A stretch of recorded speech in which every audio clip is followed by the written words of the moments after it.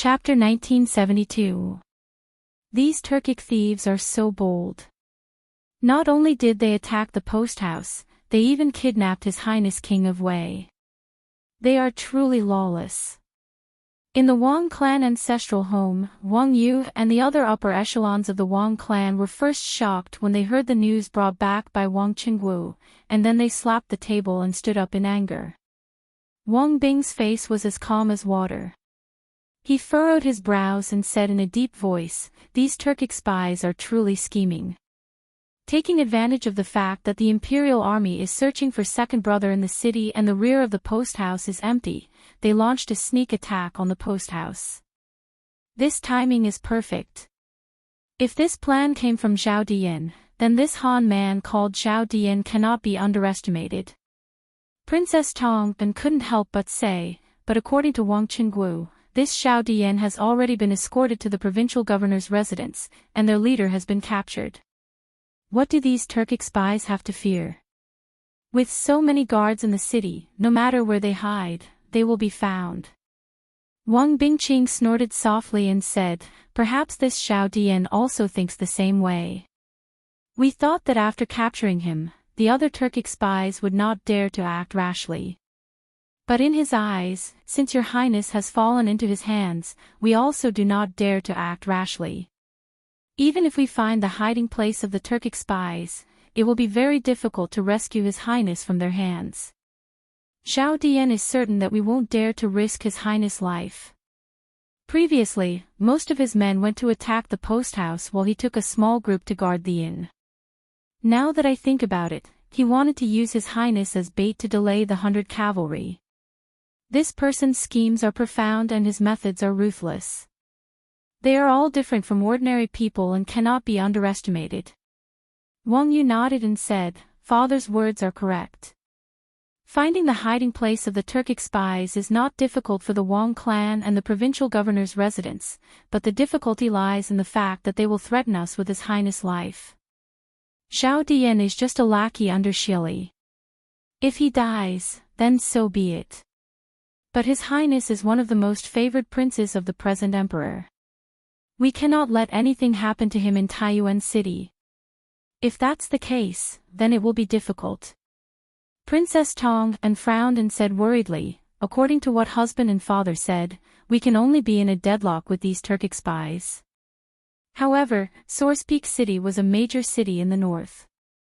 They couldn't keep the city gates sealed forever, right? The city gates would have to be reopened sooner or later.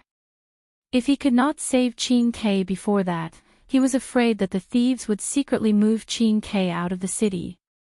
Besides, Qin Kai had never suffered much since he was young. Who knew what kind of suffering he would suffer in the hands of those bandits? What if I can't take it? At this point, Princess Tongban's expression became sorrowful and she was on the verge of tears. No matter what, she was still a member of the Tang imperial family. Normally, Li Tai would have to call her grandaunt. Although she and Li Tai had not seen each other many times, Li Tai had come to her husband's territory this time, and something had happened here. As his grandaunt, she felt uneasy. "Madam, you don't need to worry too much. This old man has heard about his highness in recent years. He was able to lead Yanhuang College's teachers and students to the north to build a telegraph relay station. This shows that he is not as delicate as you think." Seeing this, Wang Yu hurriedly comforted Princess Tongban. Then, he stood up and said, "Tonight's matter is of great importance. Whether it is for public or private reasons, the Wang clan cannot stay out of it and watch with folded arms. This old man must now make a trip to the provincial governor's residence to discuss the matter of rescuing the Prince of Wei with Provincial Governor Wang." Chapter 1973. Humph. This old man had clearly told him not to use martial arts for 7 days, but it hasn't even been a day yet. Not only did he use martial arts, but he also injured himself all over. He doesn't know how to take care of his own body. This old man will not save this kind of patient. Even if I save him, it will be in vain. Within Rejuvenation Hall, after hearing Hulangjiang's complaints and pleas, Gong Sun Liang's face darkened and he angrily rebuked. In the morning, he had made an exception for Dugu Axayan out of respect for Wang Yu, but now, Dugu Axayan had disobeyed his doctor's orders and used force on others. As a doctor, he was naturally furious. After all, no doctor liked patients who disobeyed their doctor's orders, and Gong Sun Liang was no exception. Secondly, Gong Sun Liang, who lived a very disciplined life and never stayed up late, had already fallen asleep, but he was woken up by Hu Langjiang and the others. Furthermore, Hu Langjiang wanted him to treat Dugu Axayan again, so how could he possibly give Hu Langjiang a good look? He was already being extremely courteous by not ordering his subordinates to drive Hu Langjiang's group out of the clinic. Dr. Gong Sun, there is something you do not know.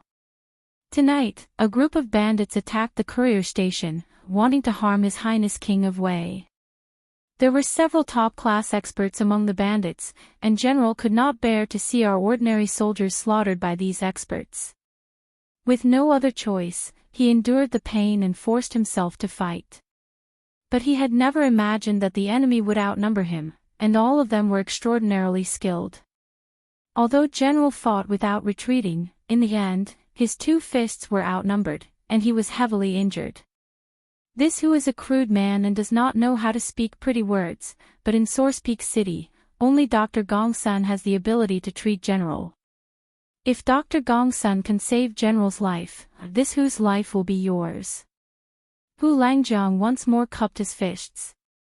Although they were completely capable of kidnapping Gong Sun Liang and taking him back to the courier station, regardless of whether Gong Sun Liang agreed or not, they would have thoroughly offended Gong Sun Liang. If that happened, Gong Sun Liang would be even less willing to treat Dugu Axayan. Thus, unless there was no other choice, Hu Langjiang did not want to use such extreme methods. Dr. Gong Sun, please treat our general. As Hu Langjiang's voice fell, the 4 Imperial Army soldiers behind him hurriedly cupped their fists to Gong Sun Liang. There was one thing that Hu Langjiang was right about. Dugu Axayan was willing to go out and fight despite his injuries because he didn't want these ordinary soldiers to be slaughtered by a top-class expert like Fang Xianyi. This was true love for the soldiers, and the Imperial Army would remember this affection deeply in their hearts. Seeing this scene, Gong Sun Liang could not help but feel a little moved. Although Dugu Axayan did not follow the doctor's advice and did not take care of himself, which made him, the doctor in charge, very angry, after listening to Hu Langjiang's words, he felt that Dugu Axayan was indeed a good man who valued loyalty, and a good general who cherished his subordinates. Just as he was about to open his mouth and make an exception for Dugu Axayan, the sound of horse hooves suddenly came from outside the clinic. Bang! Bang! Bang! Gong Sun Liang was puzzled as he wondered why his clinic was so lively tonight, with uninvited guests coming one after another. Soon after, he heard several people walking toward the front yard. Before he could have a servant go out to see what was going on, there was a knock on the door. Is Dr. Gong Sun in? This one is Wang Qingguo, and I have an important matter to discuss with you. Chapter 1974. This old Hu, why hasn't he brought Dr. Gong Sun over yet? At the same time, at the post house, Dugu Feiying was impatient as he looked at Dugu Axayan, who was lying motionless on the bed. He paced back and forth in the room and couldn't help but ask anxiously. From the contact this morning, this Dr. Gong Sun has a strange temperament. I'm afraid it won't be easy to invite him. Hu Langjiang and the others must have run into a wall in the rejuvenation hall. Iron Egg was naturally extremely anxious. Calculating the time, if nothing unexpected happened, Hu Langjiang and the others should have brought Gong Sun Liang back to the post house by now. But things did not go as planned, which meant that Hu Langjiang and the others did not have a smooth trip. Thinking of the treatment process of Dugu Axayan in the morning, Iron Egg guessed. Hearing this, Dugu Feiying's expression became even more anxious. He stood still and happened to stop in front of a table. He could not help but slam his fist on the table and say in exasperation, "This group of idiots, at a time like this, don't they know how to think of some special methods? Even if Dr. Gong's son does not want to come, we have to kidnap him. Big Brother's life is in danger, and the later we treat him, the more dangerous it will be. It was not that Dugu Feiying liked to take advantage of power and bully others, but the person lying on the bed in front of him was too important to him. He was simply too worried. Although Iron Egg understood Dugu Feiying's mood at the moment, he also understood that the method Dugu Feiying proposed was extremely unfeasible. Because treating and saving people was not like anything else. As long as Gong's son Liang was not willing to save him, even if they tied him up and put a knife to his neck, he would not do anything. Iron Egg believed that with Gong's son Liang's strange temperament, it was completely possible for him to do such a thing. General Dugu's external injuries have been treated by the military doctor. As long as he does not continue to bleed, he should be able to hold on until Dr. Gong's son arrives. General Feiying need not worry too much. After a moment of silence, Iron Egg comforted. Dugu Feiying nodded in annoyance but didn't say anything. At this time, the two of them had no other choice but to wait because Gong's son Liang was the best doctor in Source Peak City. Moreover, in Source Peak City, only Gong's son Liang could cure the poison on Xian Ye's hidden weapon. Stop! Who are you? At this moment, a shout came from the gate of the courier station. The courier station had just experienced a fierce battle. The commander was injured and unconscious, and Li Tai had also been captured. Morale was at its lowest, and the courier station was at its quietest. At the same time, the Imperial Army was at its most vigilant. Dugu Feiying and Iron Egg, who were in the room, heard the shout clearly. Dugu Feiying's face flashed with vigilance. He frowned and said to Iron Egg, "Brother Iron Egg, please take care of my big brother for me. I'll go out and take a look." Subconsciously, he thought that someone had come to sabotage the post house again. He couldn't help but wish that it was the same group of Turkic spies from before. Then, he could directly avenge Dugu Axian. No problem. General Feiying, be careful. Although Iron Egg was very curious about who had come, he understood that Dugu Axian could not be left alone. Therefore, he did not hesitate and nodded in agreement. Yes. Dugu Feiying replied with an then pushed open the door and went straight out. Chapter 1975. According to Li Tai's plan, there were 2 groups of 8 people left in Taiyuan City to gather supplies for the teachers and students on Dragon Mountain. There were 4 teachers and 4 students in the 2 groups. Of course, Iron Egg and Li Tai were not included. They were both members of the same group. After tonight's incident, Mo Chui felt that it would be safer to settle all the students of the academy in Dragon Mountain. He had gone up Dragon Mountain to take a look. The terrain there was easy to defend and hard to attack. The Imperial Guards had placed numerous open and hidden sentries on the mountain path. It was impossible for the Turkic spies to kill their way to the top of the mountain without 1,000 or 800 soldiers. In comparison, although the post house was located in a bustling city, the Imperial Army couldn't defend against the sneak attack of over 100 experts tonight. This was because the walls surrounding the post house weren't tall and couldn't stop an expert like Xian Yi. If the other party wanted to sneak in, it would be very difficult for the several hundred Imperial Army soldiers in the post house to stop them. Therefore, Mo Chui wanted to move all the students to Dragon Mountain tomorrow. Firstly, it was safer there. Secondly, the Imperial Army could arrange most of their forces on Dragon Mountain and did not have to continue to disperse their forces. As for the safety of himself and the other teachers, Mo Chui could not care less about it now. These students with unlimited potential were the future of Yanwang College and the future of the Tang Empire. He could not watch them get into trouble here. This was also what Mo Huai, Li Gang, Yen Silu, and the others had repeatedly told him before he left Dragon Mountain. No matter what, the safety of the students of the academy had to be the top priority. Since Mr. Mo has made up his mind, I will personally escort the rest of the students to Dragon Mountain tomorrow morning. Dugu Feiying looked deeply at Mo Chui. Seeing the latter's firm and resolute eyes, he paused and clasped his hands solemnly. He understood that Imo Chue had already made up his mind. There was no need for him to persuade him. It was impossible to persuade him.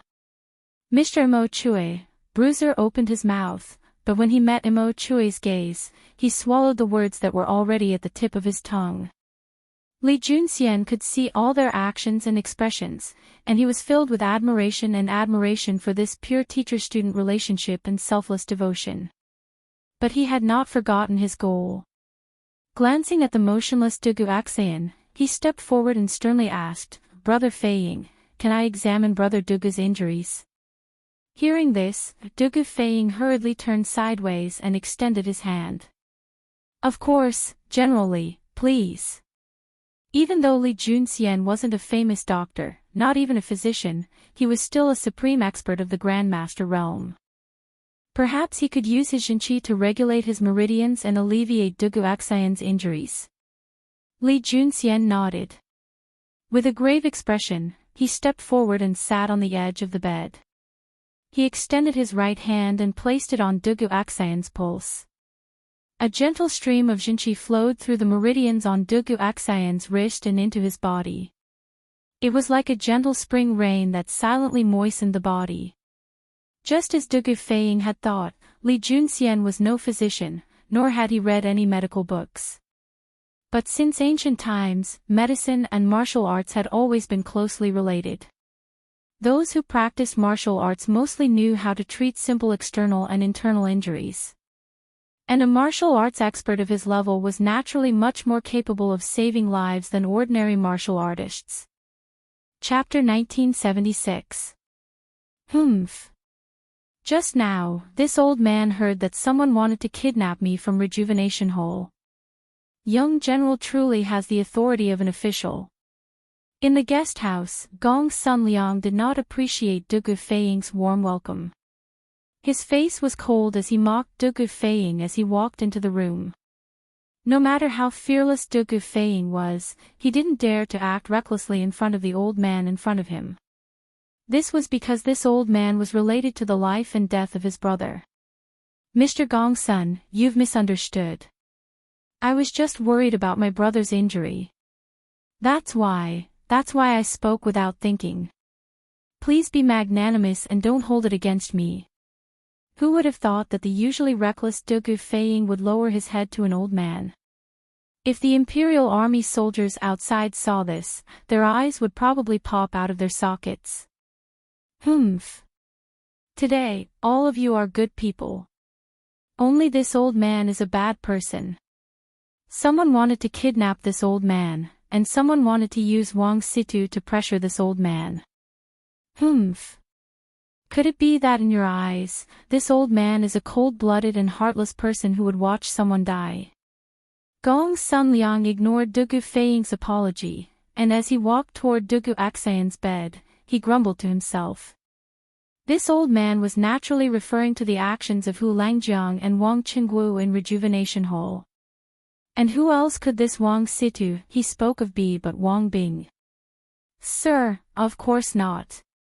Dugu Feiying instinctively wanted to say no, but fortunately, he reacted quickly and stopped the carriage. Otherwise, if he said yes, the old man might have just turned around and left. Ha! If an old man like you isn't a heartless person who would watch someone die, then no one is. Although Dugu Feiying was all smiles, he couldn't help but mentally curse.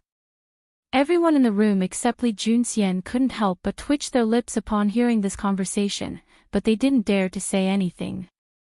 The impression that Gong Sun Liang had left on them this morning was truly too poor. Humph.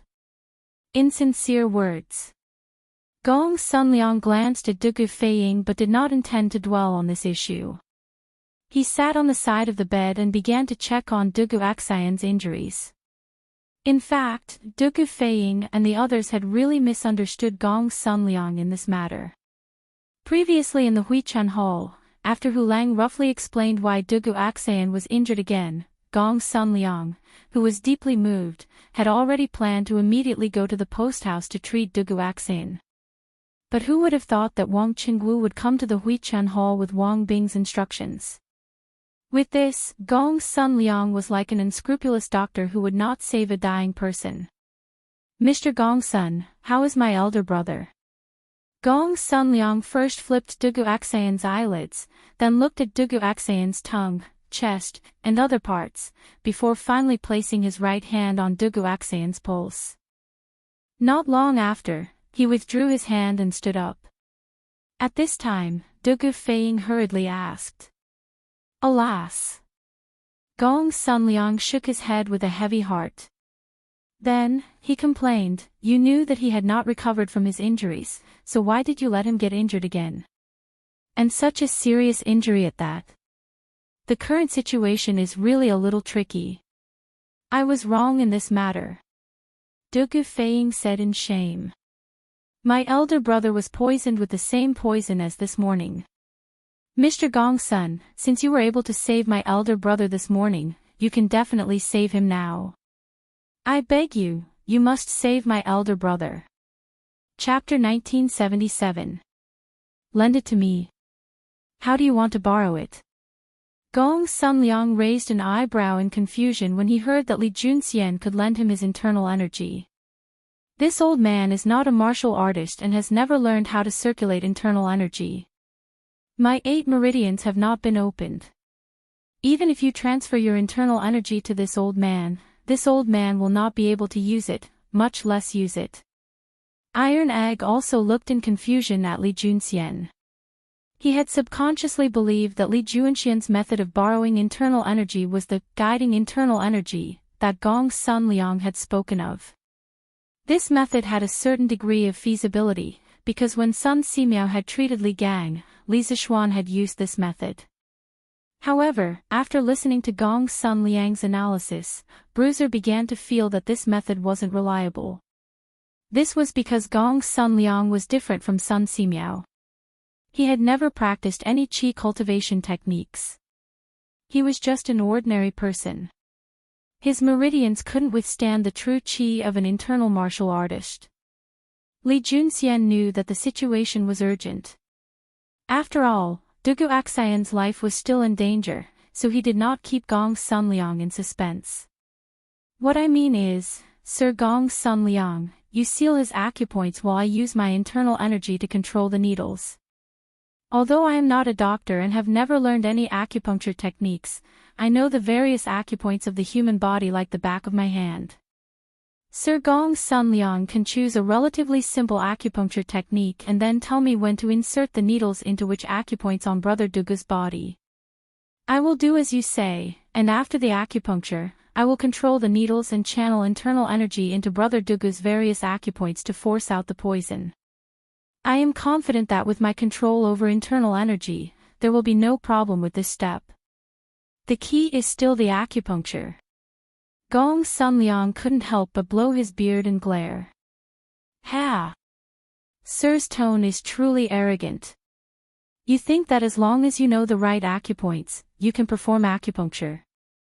Truly arrogant and ignorant. It must be understood that when a doctor performs acupuncture, the position, angle, and strength of each needle, as well as the twisting, tracing, flicking, scraping, shaking, and shaking are all extremely important. Without tens of thousands of times of practice, it is very easy to make mistakes while performing acupuncture, and this isn't even considering that Sir has never performed acupuncture before. For a doctor, a small mistake can cost the patient their life. Therefore, this old man doesn't agree with your method. The old man's words were not at all polite. After all, Li Junxian was the commander of 100 cavalry. Not only did no one in Chang'an dare to offend him, even the provincial governors of other provinces did not dare to speak rudely to him. But this Gong Sun Liang was not even willing to give him any face, leaving him with cuts and bruises all over. And this was under the condition that Gong Sun Liang had no idea who Li Junxian was. Of course, even if he had known Li Junxian's identity beforehand, he would not have shown any mercy. After all, the method Li Junxian had proposed just so happened to be within his field of expertise. He would not allow anyone to touch his bottom line in his field of expertise. The atmosphere in the room suddenly froze. Dugu Feiying gave Li Junxian an apologetic glance. After all, he was the one who had invited Gong Sun Liang, and Li Junxian had good intentions. There was no reason for him to suffer Gong Sun Liang's rebuke. Li Junxian did not notice Dugu Feiying's apologetic gaze. He stared at Gong Sun Liang and sternly said, he looked straight at Liang Liang and sternly said, when using needles, a doctor truly should be extremely careful and not make the slightest mistake. I fully agree with this. But in Brother Dugu's current situation, only by using needles to force out the poison can we save his life, and there is no time to lose. I presume that Sir Gong Sun agrees with this. Gong Sun Liang expressionlessly nodded, clearly agreeing with Li Junxian's view. Seeing this, Li Junxian continued, but the problem lies in the fact that Taiyuan City does not have a doctor who understands acupuncture and also has the energy of the inner sect. What this general said just now was merely a temporary measure. Although it is somewhat risky, I will do my best to follow Sir Gongsuan's instructions and use every needle. Moreover, there is no better method. If we leave Brother Dugu alone, he's doomed. Dugu Feiying couldn't help but deeply frown. Just as Li Junxian had said, there was no better method than this. If they didn't make a decision soon, Dugu Axian's last hope of saving him would be snuffed out. Gong Sun Liang scowled. Humph. Sophistry. Great general's suffering today is fate. This old man's needles are only used to save people, not to kill. Then will Sir Gongsun just watch as Brother Dugu is poisoned to death. At this point, Li Junxian stopped being polite and harshly said, Sir Gongsun has practiced medicine and saved countless lives over the years, earning the reverence of all the people of Taiyuan City. This general can understand why Sir Gongsun is unwilling to bear the stain of treating people to death. This general can understand, but this general cannot just watch as Brother Dugu dies. Today, as long as Brother Feiying nods his head and is willing to accept this general's treatment method, this general is willing to do everything in his power. If an accident occurs, this general will bear the crime of treating someone to death. When the time comes, if Brother Feiying wants to kill me or torture me, I, Li Junxian, will do as you please. Hearing this, Gong Sun Liang's face flushed red and he flew into a rage. This was because Li Zixuan's words had indeed hit the nail on the head. As a doctor, and the most respected doctor in Source Peak City at that, he did not want a case of someone dying from his treatment. This would not only ruin the reputation of the Rejuvenation Hall, but it would also ruin his, Gong Sun Liang's, reputation. Gong Sun Liang pointed at Li Junxian and was about to curse him when Dugu Feiying hastily said, General Li's words are too serious. We are both clear about my brother's current situation. The situation is critical and urgent. Although General Li's method is not the best method, it is indeed the best and only method at the moment. I am willing to make this decision for my brother. I hope that General Li and Mr. Gongsun can abandon the prejudice in terms of the rescue method and cooperate with each other to make full use of our strengths. Feiying is not an unreasonable person. Whether or not my brother is cured, the two of you will not need to bear any responsibility. On the contrary, the entire Dugu clan will be grateful to the two of you for saving him. I beg of you. Dugu Feiying solemnly clasped his fist at Li Junxian and Gong Sun Liang. He knew that these two had their own difficulties and positions, and he also knew that Dugu Axian's condition could not be delayed any longer. He had to treat him as soon as possible. These two people were the ones in Taiyuan City most likely to save his big brother. If Dugu Axian did not survive in the end, he would not hold a grudge against them. After all, Gong Sun Liang had just saved Dugu Axian's life this morning, and Li Junxian had ordered the soldiers to release Xian Ye's group a little more than an hour ago. This was tantamount to helping him take the blame. Thus, these two had already done him a favor, and if they were willing to work together to save Dugu Axian, it would be yet another great favor. How could Dugu Feiying repay kindness with enmity? Sensing the sincerity in Dugu Feiying's words, Gong Sunliang calmed down and gave Dugu Feiying a profound glance. Young general, are you sure? Dugu Feiying firmly nodded. I'm sure. I ask that Sir Gong Sunliang act once more. Gong Sunliang couldn't help but take in a deep breath. As if he had made an important decision, he nodded. Okay. Since that's the case, this old man will join hands with this junior. The juniors nowadays dare to charge, to act, and to take responsibility. Very good. He was naturally speaking of Li Junxian. Li Junxian's words just now had left Gong Sunliang rather shaken once he had calmed down. Sir Gong Sunliang is wise and righteous. I ask that Sir Gong Sunliang not be stingy with his instruction during the acupuncture treatment. Li Junxian clasped his fist. Gong Sunliang nodded in agreement, and then he turned to the young boy next to him and said, Xiao Bao. Take out the needles. Yes. Master. Chapter 1978. This old man will be using the Tai 5 Elements Acupuncture Technique's Yang Restoration Acupuncture Technique. This acupuncture technique is rather complicated and difficult to learn, but it is the most suitable for the great general's condition. If someone with profound internal energy performs the acupuncture, not only will it have miraculous effects on treating and expelling the poison, it will also heal a portion of the internal injuries, killing two birds with one stone. While Xiao Bao was taking out needles from his medicine box, Gong Sunliang sternly explained the situation to Li Junxian. Li Junxian couldn't help but frown. It wasn't that he wasn't confident in himself, but that he had never touched acupuncture before. From what Gong Sunliang had said, it was clear that the Tai 5 Elements needle returning to Yang acupuncture method was not some elementary acupuncture technique. For a beginner in acupuncture like him, it was rather unfriendly. If he were to stab incorrectly or use the wrong method, wouldn't he be harming Dugu Axayan's life? Tai 5 Elements Acupuncture Technique. This acupuncture technique should be very difficult, right? General Li has never used acupuncture on anyone before. Sir Gongsun, can you switch to a simpler acupuncture technique? Iron Egg couldn't help but ask. Humph. This old man already said that this is the best acupuncture technique for the great general's condition. How can I switch it out just because I want to? This is the path that General Li chose himself. You haven't even started, yet you want to shrink back. If you want to shrink back, there's still time. Gong Sunliang coldly snorted, and then he glanced at Li Junxian. Dugu Feiying had a troubled look on his face. He was worried about his big brother's safety, but he was also conflicted about who he should speak up for. But after some hesitation, he said nothing. Since he had chosen to trust Li Junxian, there was nothing else he could say. After all, Li Junxian had chosen to perform acupuncture on Dugu Axayan, taking an enormous risk.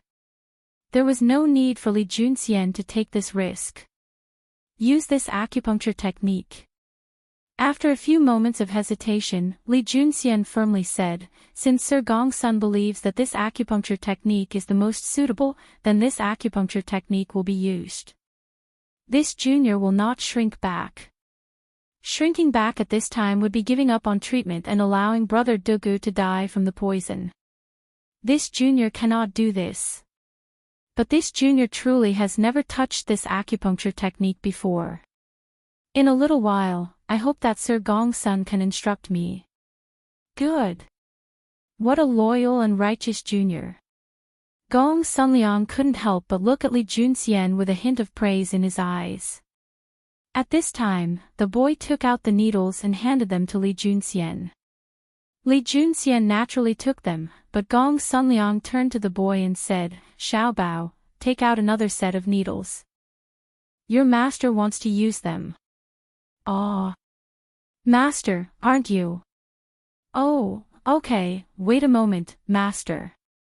When Xiao Bao heard this, he was puzzled at first, but when he met Gong Sunliang's eyes, he quickly corrected himself. Gong Sunliang nodded, then turned to Dugu Feiying, who had the same confused expression, and said, "Little General, quickly send someone to the kitchen to get a large piece of pork for this old man. This old man will need it later." Ah! Pork! Hearing this, Dugu Feiying couldn't help but be stunned. However, he quickly regained his senses and hurriedly nodded. "Good, good, good. I'll go to the kitchen and get it for you." Saying so, Dugu Feiying directly used his light movement skill and left the room. He was actually going to personally fetch the pork for Gong Sunliang. Everyone in the room was confused, except for Gong Sunliang and Li Junxian. Gong Sunliang had a confident look on his face while Li Junxian had a pensive look on his face. "Many thanks." After a few moments, Li Junxian's eyes flashed as he seemed to understand something. He clasped his fist at Gong Sunliang in gratitude. Gong Sunliang silently smiled. As he spoke, the door was pushed open from the outside. Following that, everyone saw a blurry figure rush in from outside. After the figure stood still, everyone focused their eyes and realized that it was actually Dugu Feiying who had just gone to the kitchen to get the pork. How could he be so fast? Everyone couldn't help but be alarmed. Iron Egg even suspected that Dugu Feiying hadn't gone down the stairs at all. Instead, he had jumped down the stairs, taken the pork from the kitchen, and then used lightness arts to fly back up. Otherwise, he couldn't have been so fast. This was enough to show just how anxious Dugu Feiying was to save Dugu Axan. "Sir Gong's son, do you think this piece of pork will do?" Dugu Feiying asked Gong Sunliang as he held up a piece of pork butt. Of course, it still had the skin on it. "It's fine." Gong Sunliang's lips twitched, and then he nodded and pointed at a square table. "Place it on the table." "Okay." Dugu Feiying obediently placed the pork on the table. At this time, Xiaobao handed over a second set of silver needles to Gong Sunliang. Gong Sunliang took them and walked over to the table. He glanced at Li Junxian and sternly said, "Since everything is ready, there's no time to lose. Let's begin." "Okay." Dugu Axian nodded and took the silver needles to Dugu Axian's bed. Everyone was still confused. They still didn't understand why Gong Sunliang had insisted that Dugu Feiying bring over a piece of pork. But this question didn't last for long, as Gong Sunliang quickly gave them the answer. "Since you are already familiar with the acupuncture points of the human body, this old man is not worried that you will stab the wrong place. The greatest difficulty for you will still be the acupuncture technique. This old man will now tell you the names of the acupuncture points you need to stab into in the Huanyang acupuncture technique. This old man will demonstrate the technique, angle, and strength of each acupuncture point to you on this piece of pork. You can copy it like a cat drawing a tiger. With your comprehension ability, there shouldn't be any major mistakes.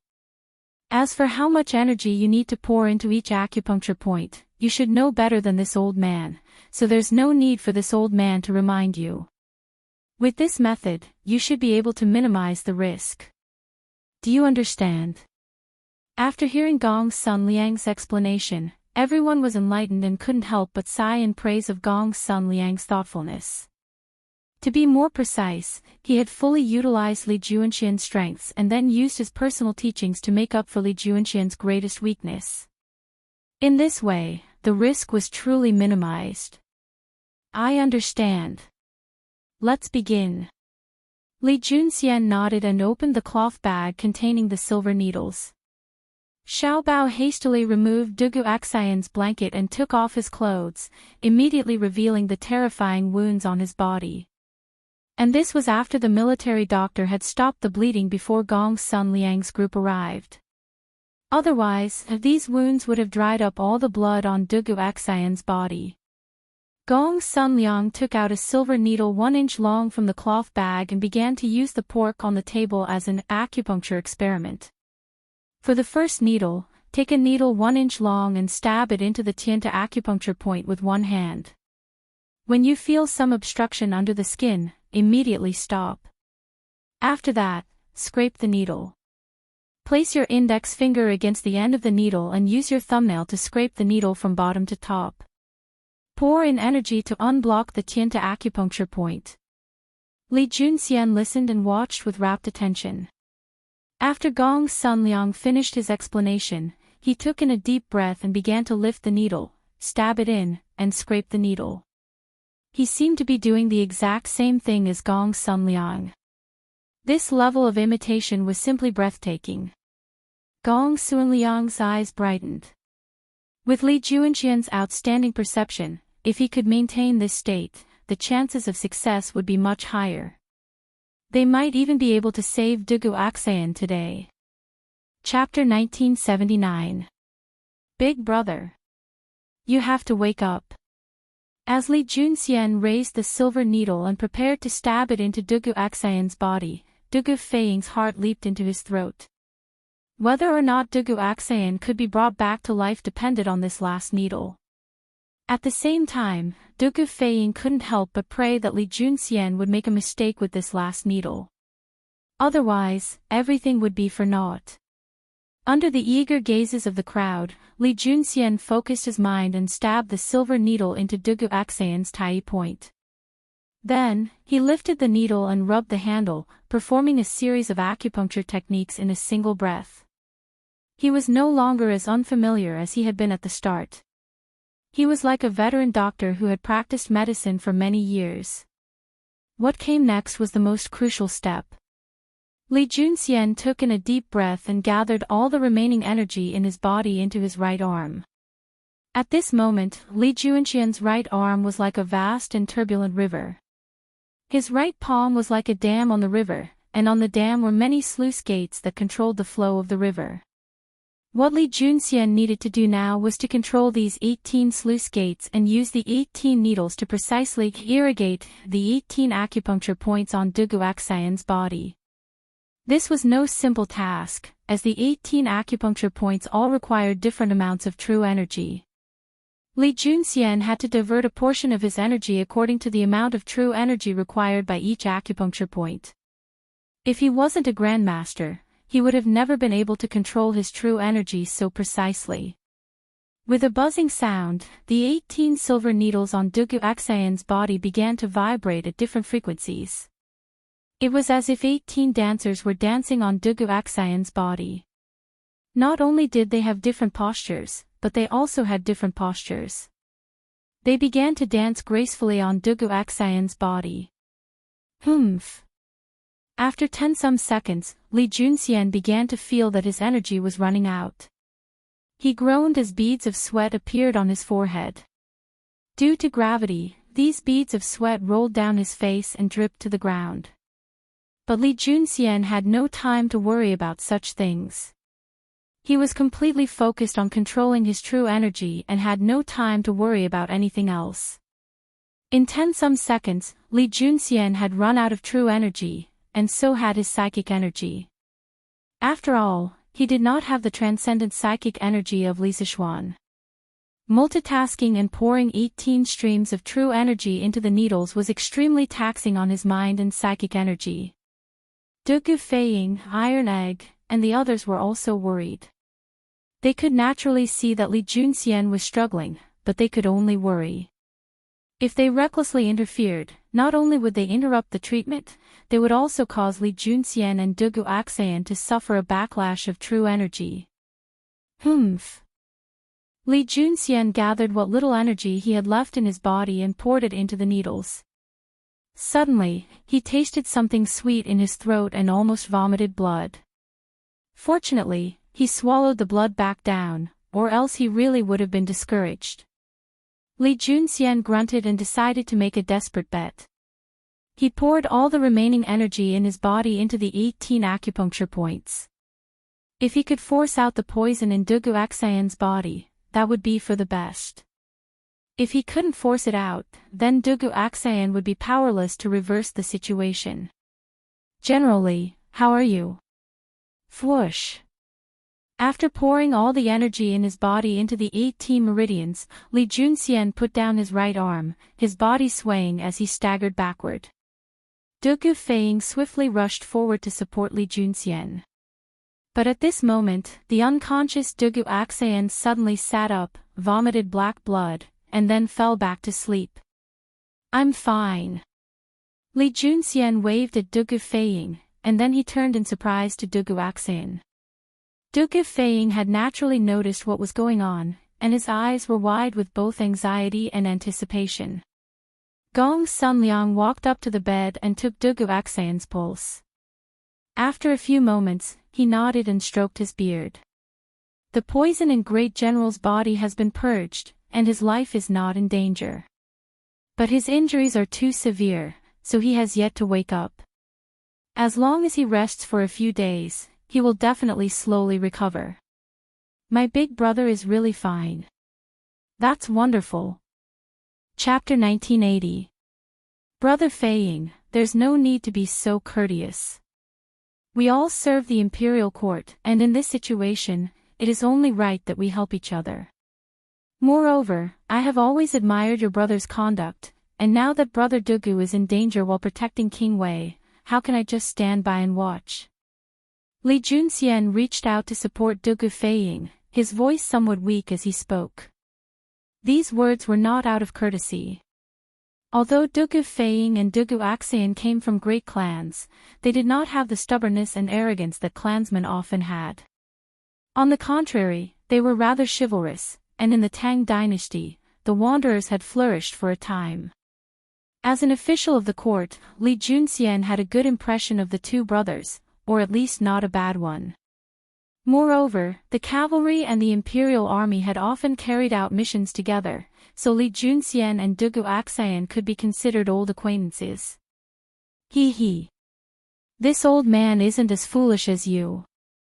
Gong Sunliang pointed at Li Junxian and chuckled, then he turned to Dugu Feiying and solemnly said, "This old man only charges a fee for treating patients, not favors.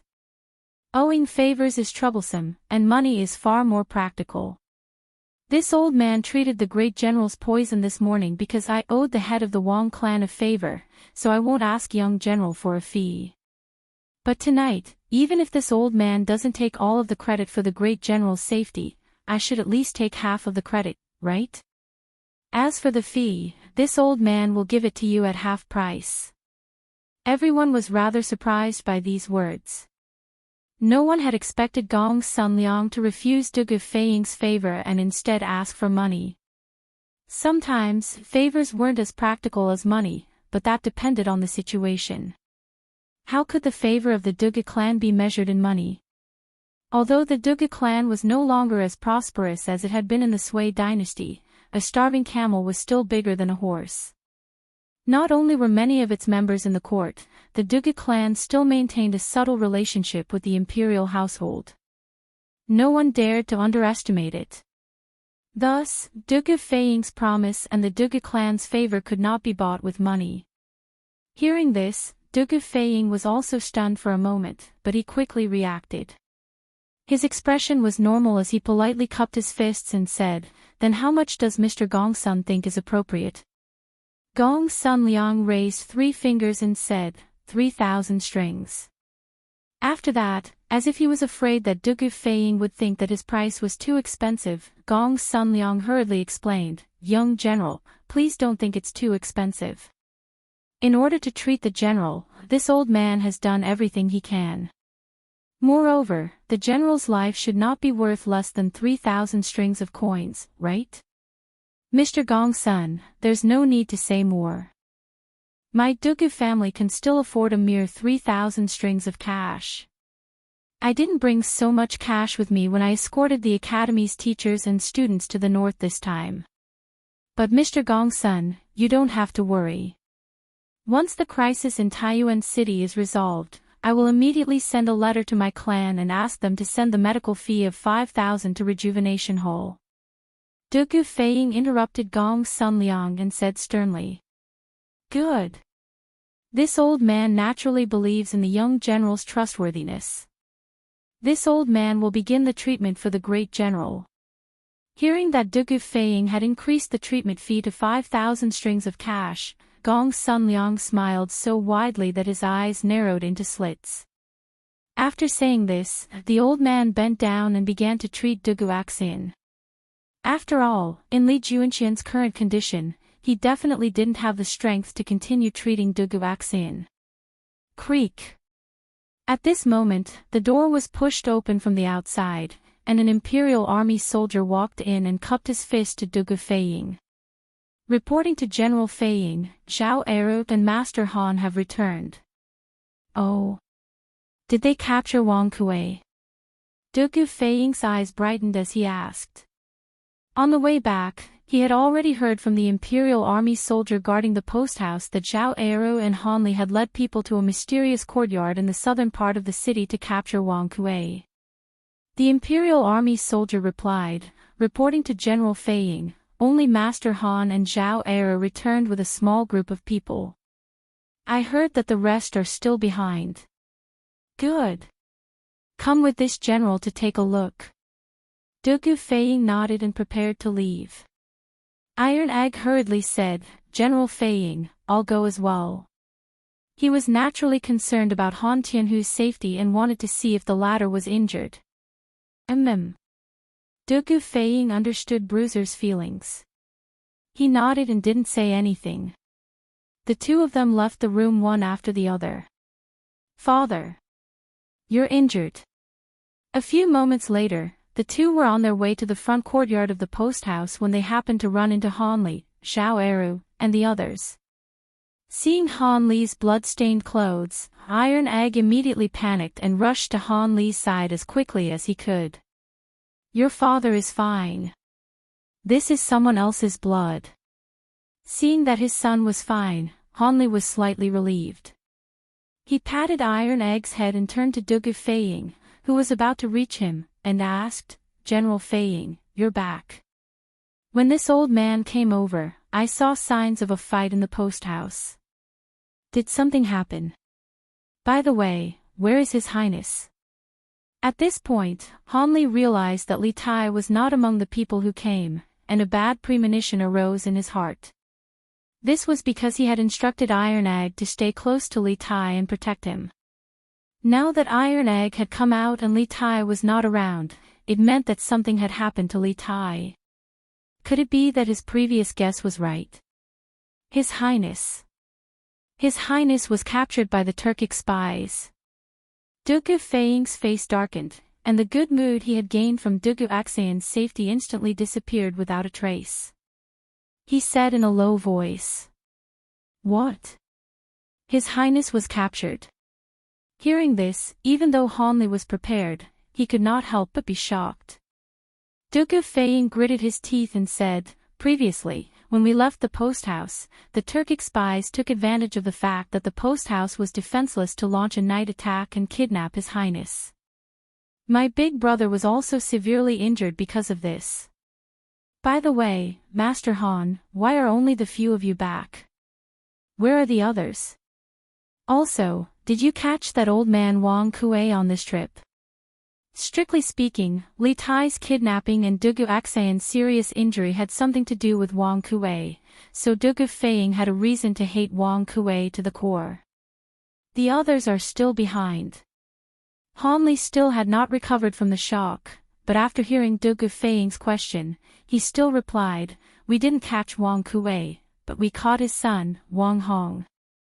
When we defeated Wang Kuei's assassins and learned that Zhao Diyan did not send anyone to inform us in advance, this old man felt that something was wrong and hurried back with a group of light cavalry.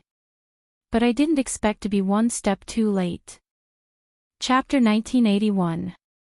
This is all my fault.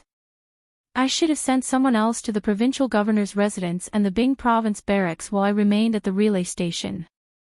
This way, the thieves wouldn't have had a chance. Dugu Feiying said in shame. After a few moments of silence, Han Lijun comforted, since it's already happened, there's no point in blaming yourself. Our first priority is to save His Highness. You said that the great general was heavily injured. Would it be convenient for this old man to visit him? Of course. Big brother is in his room. I'll take you there. Dugu Feiying hurriedly said. Commander of the 100 Cavalry, General Li, is also there. He and physician Gongsun work together to save Big Brother. Oh. Commander of the 100 Cavalry. Has the 100 Cavalry been in Taiyuan City this entire time? Han Lijing was rather surprised. Li Junxian and the others had secretly entered the city and were hiding there. Very few people knew about them, and Han Lijing had only entered the city this afternoon, so he naturally didn't know. As the two of them spoke, they were about to make their way to Yiqing Pavilion when they heard a clamor in the front yard of the relay station. An Imperial Army soldier rushed over. Reporting to General Feiying, Provincial Governor Wang and the head of the Wang clan have arrived. Provincial Governor Wang and the head of the Wang clan have arrived. Dugu Feiying and Han Lijing glanced at each other and said, they must have come because of King Wei. Let's go. Let's go and see. Han Lijing nodded and the two of them made their way to the front yard. Iron Egg hesitated for a few moments before following. In truth, he had been blaming himself this entire time, and when he saw Han Lijing, he felt an indescribable sense of guilt and self-reproach. After all, protecting Li Tai was the mission his father had given him, and now that Li Tai had been taken away, he was safe and sound, and he felt that he had once more disappointed his father. Provincial Governor Wang, Wang clan head, why have you come? Please come in. Wang Liaoyuan and Wang Yu happened to be walking in through the gates of the relay station. Dugu Feiying and Han Lijing hurriedly went up to welcome them, clasping their fists and greeting them. We're here too. This should be the father-in-law of the Marquis of Yong'an, Brother Han, right? Wang Yu responded. Just as he was about to explain the purpose of his visit, he noticed Han Lijing standing beside Dugu Feiying. His heart skipped a beat as he recalled the information he had received earlier and asked. Although he had met Li Zishuan when he went to Chang'an, he had never met Li Zishuan's father-in-law. Naturally, he didn't know Han Lijing. That's me. Thank you for your concern, Wang family head. Han Lijing cupped his fists and said politely. He knew the identity of the person in front of him. Of course, he also knew that his son-in-law had a good relationship with the Wang family. Ha! Brother Han is too polite. Wang Yu nodded. He also knew that now was not the time to reminisce, so he said, come, let's go in and discuss how to rescue His Highness. Yes. Everyone knew that the most important thing now was to save Li Tai, so they didn't say much and followed Dugu Feiying to the front hall. Feiying, how are your big brother's injuries? Before they had even taken a seat, Wang Liaoyuan couldn't help but ask. He had originally wanted to ask where Li Junxian was and how the mission was going, but he had already received news that Dugu Axayan was also injured. As the chief official of Taiyuan City, if he didn't ask now, he would appear far too unreasonable. Chapter 1982. These were the two Wang clan shadow guards that Li Junxian had sent to follow Xian Ye's group after Li Tai had fled with Xian Ye's group. He had not sent the 100 horsemen because the 100 horsemen were already very few in number. Moreover, Li Junxian had been escorting Zhao Diyan to the provincial governor's residence with Fang Gongting, so he naturally didn't want to split up his remaining strength. Moreover, Xian Ye's group had so many people that investigating where they were staying would be a piece of cake for the Wang clan shadow guards. What? These fellows still dared to stay at Tongfu Inn. Li Junxian couldn't help but blurt out in alarm after hearing the Wang clan shadow guards report. Xian Yi and the others clearly knew that the 100 cavalry had captured Zhao Diyan at Tongfu Inn, and that they were likely to be followed on their way back, but they still dared to choose Tongfu Inn as their lodging place. They really didn't know if they should be praised for their courage, or if these people didn't know the immensity of heaven and earth. Yes. We saw it with our own eyes. The Wang clan shadow guard clasped his fist and said, because we were worried that they would change their location, this subordinate came back to report. Zhao De is still keeping an eye on them near the inn. If they do anything strange, he will immediately report back to General Li. Li Junxian nodded in satisfaction. Good. The two of you have done very well. You're dismissed. The Wang clan shadow guard breathed a sigh of relief and hastily clasped his fist. Yes. This subordinate will withdraw. As a shadow guard of the Wang clan, although Wang Yu had never said a single word to him, when he heard the words "very good" from Li Junxian's mouth, he knew that he had completed his mission. He might even be rewarded when he returned to the clan. After all, anyone with a bit of intelligence could see the Wang clan's current situation. Tongfu Inn. It seems like these Turkic spies are determined to eat us. This old man suspects that they sensed that we were following them on their way back, but they still chose to stay at Tongfu Inn. They are certain that we don't dare to risk His Highness King of Wei's life, so we won't dare to do anything to them. Wang Yu frowned as he spoke. These two Wang clan shadow guards were the two Wang clan shadow guards that Li Junxian had sent after Xian Ye's group had fled with Li Tai. He had not sent the 100 cavalry because they were already very few in number. Moreover, Li Junxian and Fang Gongting had been escorting Zhao Dian to the provincial governor's residence, so Li Junxian naturally did not want to split up his remaining forces. Moreover, Xian Ye's group had many people, and investigating their base would be a piece of cake for the Wang clan's shadow guards. What? These fellows dared to stay at Tongfu Inn. Li Junxian couldn't help but be alarmed. Li Junxian couldn't help but ask. Xian Yi and the others clearly knew that the 100 cavalry had captured Zhao Dian at Tongfu Inn, and that they were likely to be followed on their way back, but they still dared to choose Tongfu Inn as their lodging place. They really didn't know if they should be praised for their courage, or if these people didn't know the immensity of heaven and earth. We saw it with our own eyes. That Wang family shadow guard cupped his fists and said, because I was worried that those people would change their lodgings, I came back alone to report. Zhao De is still keeping an eye on them near the inn. If they make any strange movements, he will immediately return to report to General Li. Li Junxian nodded in satisfaction. Good. The two of you have done very well. You're dismissed. The Wang clan shadow guard sighed in relief and hurriedly clasped his fist. Yes. This subordinate will withdraw. As a shadow guard of the Wang clan, although Wang Yu had never said a single word to him, when he heard the words "very good" from Li Junxian's mouth, he knew that he had completed his mission. He might even receive a reward when he returned to the clan. After all, anyone with a bit of intelligence could see the Wang clan's current situation. Tongfu Inn. It seems like these Turkic spies are determined to eat us. This old man suspects that they sensed our people following them on their way back, but they still chose to stay at Tongfu Inn. They are certain that we don't dare to risk His Highness King of Wei's life, so we won't dare to do anything to them. Wang Yu frowned as he spoke. Chapter 1983. In the main hall of the relay station, as Li Zixuan spoke, Iron Egg took notes on paper. He did not have Li Zixuan's monstrous psychic energy, which allowed him to translate Li Junxian's words into code while listening, so he could only obediently take notes. Although he also cultivated the Taishan Sutra, he was far from Li Zixuan's level. Moreover, Li Zixuan had transmigrated his soul, so his psychic energy was far superior to ordinary people's.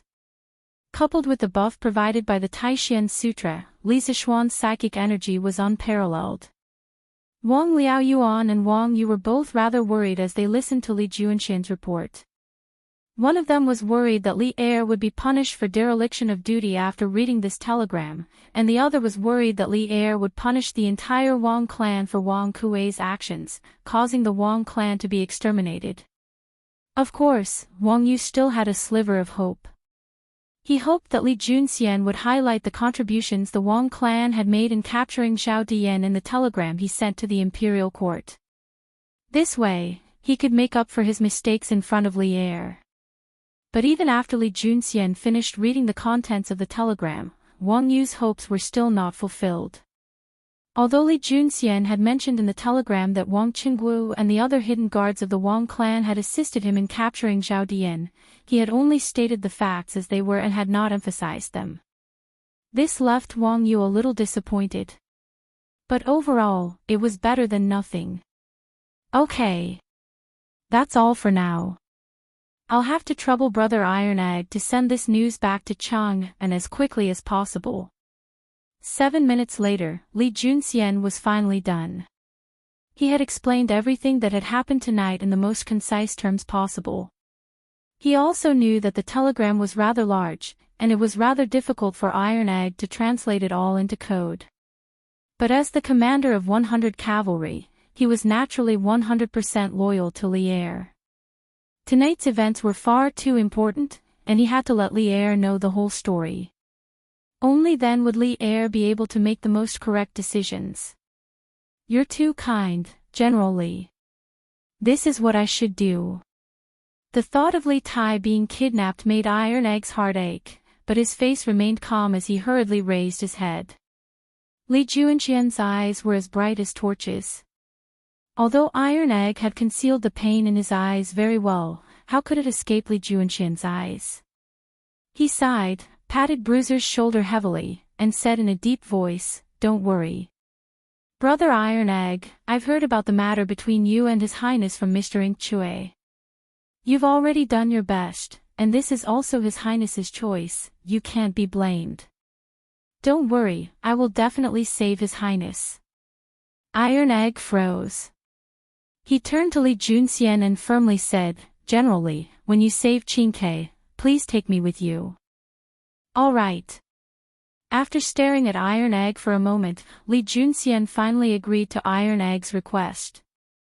Iron Egg turned around and began to translate Li Junxian's instructions into code so that he could send it back to Chang'an. At this moment, there was a rush of footsteps outside, and a few moments later, an armored soldier walked in. This was none other than Zhao Eru, who had led the army to the secret estate in the southern part of the city to capture Wang Kuei. Reporting to General Fei Ying, Provincial Governor Wang clan head, you're also here. Zhao Eru quickly walked in and was just about to report to Dugu Fei Ying when he realized that Wang Liaoyuan and Wang Yu were also present. Besides these two, there was another person in the room that he had never seen before, Li Junxian.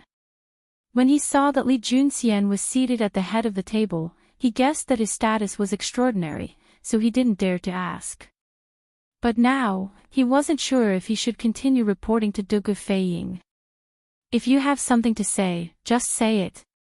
Dugu Fei Ying could see the worry in Zhao Eru's eyes and asked, "I heard from Lord Han that while you weren't able to capture Wang Kuei, you managed to capture his son, Wang Hong. Where is he? Did you bring him back?" "We brought him back. We brought him back," Zhao Eru hurriedly said. This subordinate was just about to ask General how to settle Wang Hong down. "I originally wanted to put him in prison, but this fellow thinks that the prison is too dirty and refuses to go in." "General, what do you think?" Zhao Eru awkwardly scratched his head. After all, Wang Hong was a member of the Wang clan, and Wang clan head Wang Yu was still present. There were some things that he couldn't say too harshly. Moreover, the masterminds behind the collusion with the Turkic spies were Wang Kuei and Wang Xinyuan. No one knew how much Wang Hong had participated. Dugu Fei Ying said nothing, only turned to Wang Yu. Wang Yu's face darkened as he angrily said, "My clan is unfortunate. We've made a fool of ourselves. I'll have to trouble General Fei Ying to bring him in.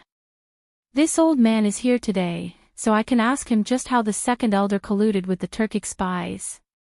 Chapter 1984. A telegram from Taiyuan.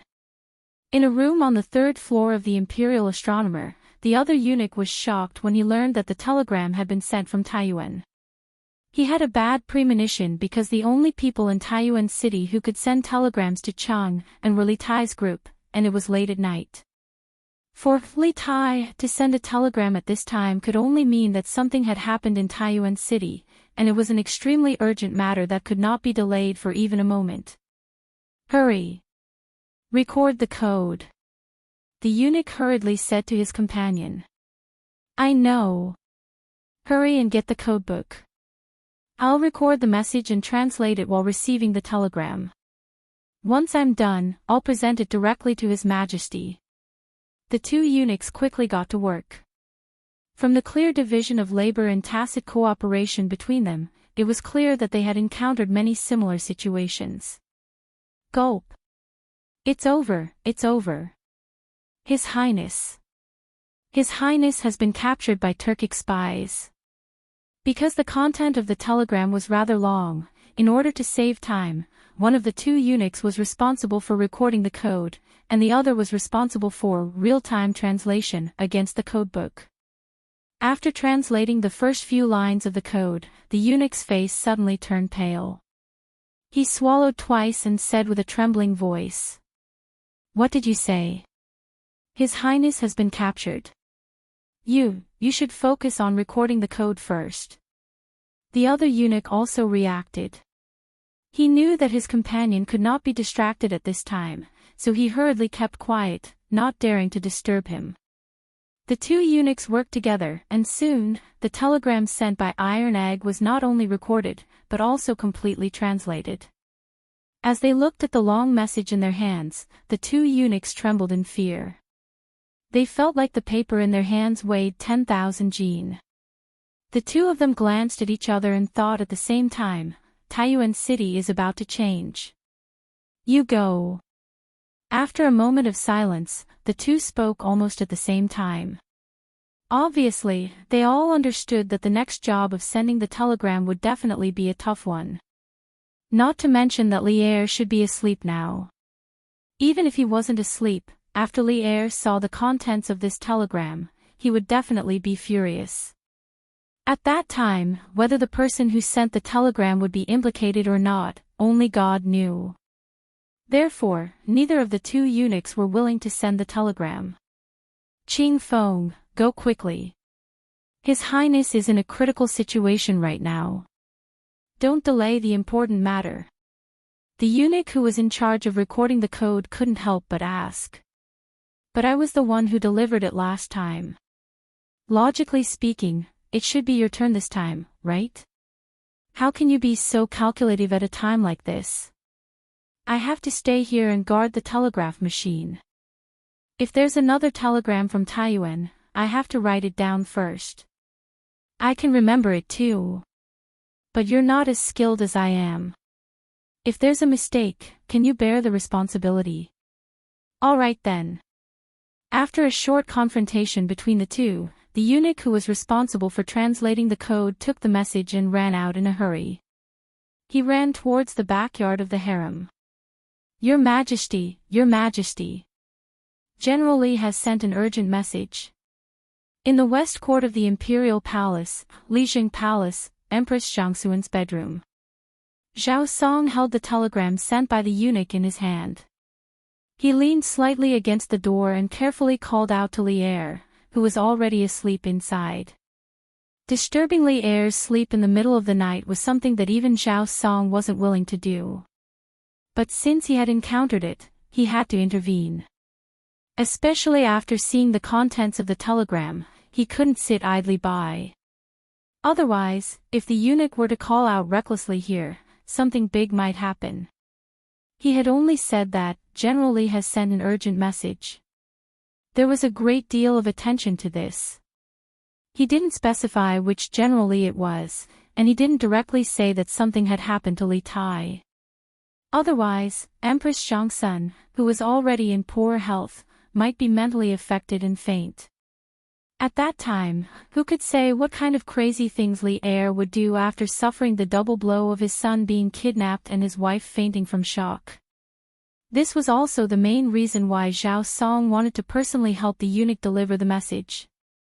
As Lier's subordinate, Zhao Song knew what Lier cared about. It could be said that Empress Zhangxun was the most important person in Lier's heart. What urgent message? In the bedroom, it was quiet for a while before Lier's voice was heard. Your Majesty, this, Xiao Song purposely paused for a while. Li Er, who was in the room, instantly woke up and returned to his senses. He coughed lightly and said, "Wait a moment, I will come out immediately. Don't disturb the Empress' rest." After saying that, there was a rustling sound in the room. Xiao Song's hearing was amazing. Even if he didn't intend to eavesdrop on the movements in the room, he could still vaguely hear whispers such as, "Don't worry," and, "Go, come back." Empress Xiangsan must have been awakened by the commotion just now, and Li Er was comforting her to sleep. After a while, the door opened. Li Er, wearing a silk shirt and a white cloak, walked out alone. "Tell me, what happened?" Li Er asked softly as he led Xiao Song forward. In fact, Li Er already had a bad premonition in his heart. He could feel this from Xiao Song stammering earlier. "Your Majesty, something happened in Taiyuan. General Li sent an urgent message saying that a group of Turkic spies attacked the post house tonight. The Imperial Army suffered heavy losses, and His Highness King Wei was kidnapped." Xiao Song looked around vigilantly, then whispered to Li Er. You said that Qin Ke was kidnapped." Hearing this, Li Er raised his eyebrows, and a dazzling light shot out from his tiger-like eyes. At the same time, he stood still, and his muscles tensed. He was like a lion about to go berserk, ready to rush out and tear his enemies and prey into pieces at any time. "Your Majesty, please calm down. This is a telegram from Commander Li from Taiyuan. It records in detail what happened before and after Her Highness was kidnapped. Your Majesty, please take a look." Xiao Song trembled. From Li Er's plain words, he could feel the endless anger in Li Er's chest. He held the telegram in his hand in his palm and handed it to Li Er. Chapter 1985. Xiao Dian, Wang Kuei. Outside Empress Xiangxuan's palace, after Li Er finished reading the telegram, the anger on his face could no longer be concealed. He tightly grasped the telegram in his hand and said word by word, "If anything happens to Qin Ke, I want their entire clan to be buried with her." In the middle of summer, Xiao Song felt the temperature of the entire courtyard drop when Li Er said this. Ever since Li Er ascended the throne, Xiao Song had never seen Li Er lose his composure like this. From this, it could be seen that Li Tai was very important in Li Er's heart. In fact, this was indeed the case. Not to mention that Li Tai had been doted on by Li Er since young. Li Zixuan had appeared out of nowhere more than a year ago. Li Tai had become Li Er's master and had begun to learn the immortal knowledge of Li Zixuan. Furthermore, he had become Li Er's most outstanding student. Li Er's love and care for Li Tai had become even greater than before. It could be said that among all the princes, Li Tai and Li Qingqian had almost the same weight in Li Er's heart. However, Li Tai had been kidnapped by Zhao Dian's men. How could Li Er not be angry? When an emperor was angry, blood would flow for 1,000 miles. What is the background of this Zhao Dian? Have you found out? Taking 2 deep breaths, Li Er finally calmed his emotions and asked in a low voice. Xiao Song cupped his hands and replied, "Your Majesty, after receiving the information from His Highness in Taiyuan City in the evening, this old servant has already sent people to investigate Zhao Dian. However, until now, we have not found any useful information." Near evening, Li Tai had sent a telegram back to Chang'an. The contents of the telegram were the secret letter that Han Lijing had brought to Taiyuan. After reading the telegram, Li Er had ordered the governor of Taiyuan to urgently inform the 4 border provinces to prepare their defenses and prevent Shili from leading soldiers into the Great Tang. At the same time, Li Er had ordered Xiao Song to investigate Zhao Dian's identity. Xiao Song naturally did his best to carry out Li Er's orders, but unfortunately, time was simply too short. Even if he mobilized all his subordinates, it was very unlikely that he would be able to find Zhao Dian's identity in such a short amount of time. Li Er couldn't help but frown, and then he said, "Issue an order for the 100 cavalry to assist you in investigating Zhao Dian's identity." Before dawn tomorrow, we want the results. The 100 Cavalry was the most elite's trump card, not just in terms of martial arts, but also in terms of intelligence. Although the 100 Cavalry commander, Li Er, was currently in Taiyuan City, the 100 Cavalry had many other capable subordinates and they had many intelligence files as more intelligence files. Having the 100 Cavalry, the 100 Cavalry had sense, Wang's scent. Hads. This old servant obeys the decree. Xiao Song's heart trembled. He knew that Li Er was truly furious, so he hurriedly clasped his hands in acknowledgement. In truth, when Li Junxian had learned of the contents of the secret letter that Han Lijing had intercepted, he had immediately sent a messenger pigeon to the 100 Cavalry Department in Chang'an, requesting their assistance in investigating Zhao Dian's identity. However, messenger pigeons could not keep up with the speed of telegrams. If the 100 Cavalry Department wanted to receive Li Junxian's message, they would have to wait until the second half of the night or until the next morning. Based on Li Junxian's telegram, Dugu Axian is heavily injured and almost dead, the Imperial Army has suffered grievous losses, and Li Junxian has emerged from the shadows into the light. The situation is extremely bad for Qin Ke and the others. Chapter 1986. Chang'an City, Black Armored Army's Camp. After inspecting the camp, Li Zishuan discussed with Sun Jiping and the other generals about the martial arts competition tomorrow. Seeing that it was getting late, Li Zishuan dismissed the meeting and asked everyone to return to their own tents to rest. Actually, Li Zishuan wasn't very confident about the martial arts competition tomorrow. According to his plan, the Wu Battalion could lose tomorrow's competition or be the last in the whole army. Because he had just taken over the daily training of the Wu Battalion. No matter how good the training method was, it couldn't cause any fundamental changes to the physique of the soldiers. But in the martial arts competition tomorrow, the soldiers of the Wu Battalion must show him some improvement. After all, they were the first battalion in the whole Black Armored Army to receive the new training method.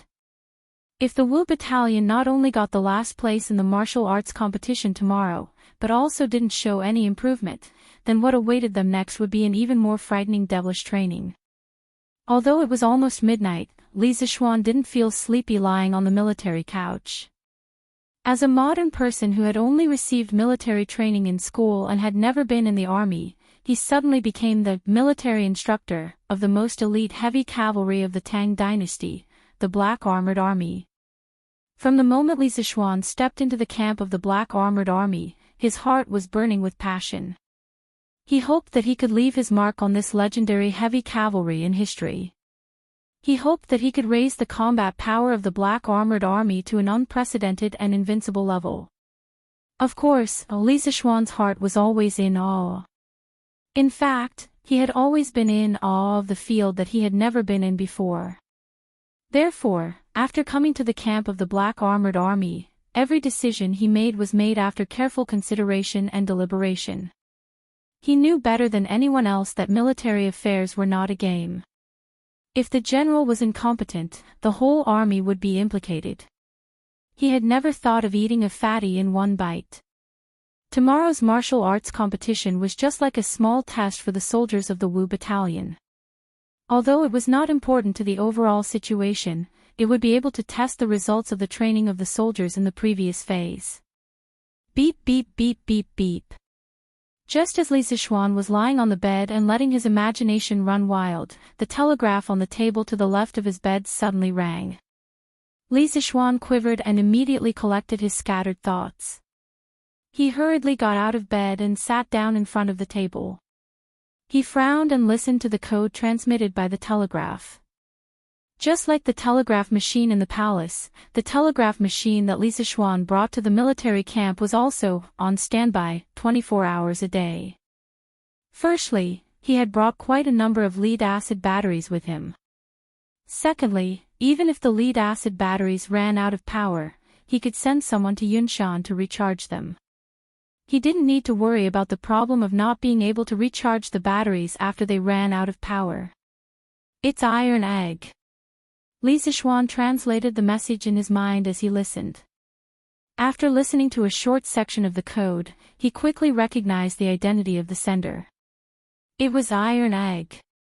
For the students of the academy who already knew how to use the telegraph, Li Zishuan created an identity code for each of them. Everyone had to send their own identity code at the beginning of the message. When the receiver on the other side of the telegraph responded and reported their identity, the body of the message could only be sent.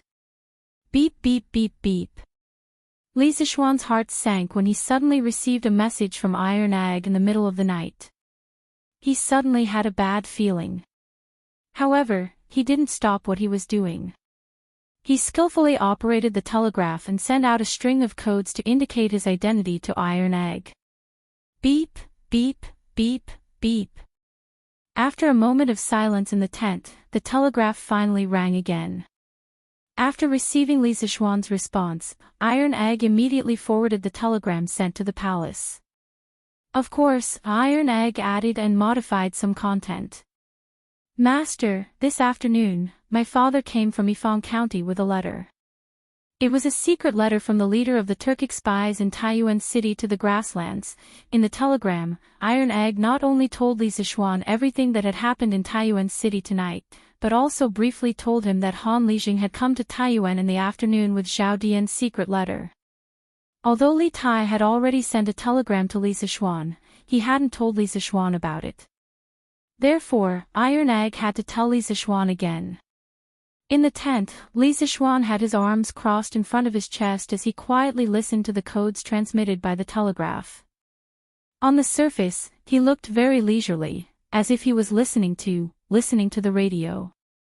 However, this wasn't the case. His brain was working rapidly. With the support of his powerful psychic power, he began to translate the codes while listening to them. Moreover, his translation speed wasn't any slower than Iron Egg's. As for Qing Chumo and Yuchi Baolin in the tent, they had already fallen asleep. After a day of arduous training, the sound from the telegraph wasn't enough to wake them up. Gradually, Li Zishuan's expression began to change. There was a group of powerful Turkic spies in Taiyuan City. They assassinated Dugu Aksayan during the day and attacked the courier station at night, directly kidnapping Li Tai. Chapter 1987. Li Zishuan did not expect that the teachers and students of the academy would encounter such a big crisis in Taiyuan City. He expected that the Turks would interfere after knowing the purpose of the academy's journey to the north. But according to his expectation, the Turks would most likely take action in Yunzhou. After all, it was at the border of the Tang Empire and the emperor was far away. But he never expected that the Turks would directly throw out the trump card in Taiyuan City. Shouldn't they first test the situation in Taiyuan City and then launch the fatal blow in Yunzhou? The series of actions of the Turk spies were not logical, but it was precisely because of this that they caught everyone off guard. However, Li Zishuan also did not expect that his father-in-law would coincidentally intercept the secret letter of the Turk spies. This was too crucial. If not for this coincidence, the situation of the academy's teachers and students would be even more passive. They did not even know who the enemy was, let alone talk about dealing with them. Of course, what Li Zishuan did not expect the most was that the leader of the Turk spies was actually Zhao Dian. Although he wasn't very familiar with history in his previous life, he had still heard of Zhao Dian. This guy was the biggest traitor in the Tang Empire. But compared to the other traitors in history, the great traitor Zhao Dian did not leave much infamy in the annals of history. On the contrary, many people of the Central Plains even had a rather good impression of him. The main reason for this was that Zhao Dian was not qualified to be a traitor. His actions in the Turks had not only failed to help the Turks, but had even helped the Great Tang. The TV series, The Rule of Xinguan, about Shili obtaining Zhao Dian was very interesting. Zhao Dian was originally the provincial governor of the Tang Empire. Li Shimin found that he was good at flattery and did not have any real talent, so he decided to let him harm the Turks. Li Shimin first removed Zhao Dian from the position of provincial governor and then let Zhao Dian follow the Tang Empire's delegation to the Turks. After Zhao Dian arrived at the Turks, His flattery made the Great Khan feel very comfortable, so he decided to put Zhao Dian in an important position. In order to let Zhao Dian serve Shili wholeheartedly, Li Shimin even sent Zhao Dian's family to the Turks. As the history books were limited, there was no record of how Shili obtained Zhao Dian. The Comprehensive Mirror for Aid of Governance, Volume 192, only recorded that Shili Khan obtained the Chinese Zhao Dian, entrusted him with the task. At the end of the Sui and the beginning of the Tang Empire, the Turks had an absolute advantage over all powers. In 615 AD, Emperor Yang of Sui, who still considered himself as an emperor, patrolled north to Yenmen. When the Turkic cavalry received the news, they took the opportunity to head south. They were like a hot knife through butter, conquering most of the areas near the gate of Yen. In a panic, Emperor Yang of Sui hid in Yenmen prefecture. The Turks sealed and surrounded. The Turkses, thus, the Turkses. The usually insufferably arrogant Emperor Yang of Sui was actually scared to the point of tears after facing the pressure of a real battle. And, this to the Yangs, the Tangs Tang, Yang, increased to the end, this. After this battle, the reputation of the Eastern Turkic Khaganate soared, and it became the hegemon of the Northeast Asian steppe. Reaching the peak, they expanded their territory from the Khitan and Shui tribes to the vast region between Tuyuhun and Gaochang in the west. The chiefs of the various tribes and the rulers of the small countries all submitted to the Turks. After the Sui dynasty was wiped out, the Turks became even more prosperous. At that time, the various warlords in the north of the Zhongyuan more or less had dealings with the Turks, amongst which included Li Yuan, who was based in Shaanxi. He even submitted to the Turks so that when he attacked Chang'an, he could borrow 500 Turk cavalry. Through this method of borrowing the tiger's might to give the opponent a great deal of psychological pressure. The power of the Eastern Turks was growing stronger by the day, and they even seemed to have the ability to threaten the Great Tang and aspire for the throne of the Central Plains. But to the Khan of the Eastern Turks, Shili, there had always been a worry in his heart. He longed for supreme authority like Li Yuan and Li Er. When the Turks started, their rule was really simple. The other nobles under the Khan also had a lot of power. In their own tribes, they kept their original laws and were not interfered with by the Khan. The emperor of the Central Plains had the right to control the life and death of his subjects, but for the Turkic Khans, this was only a dream. Hence, Shili appointed Zhao Dian, who had escaped to the grassland, to carry out a huge political reform.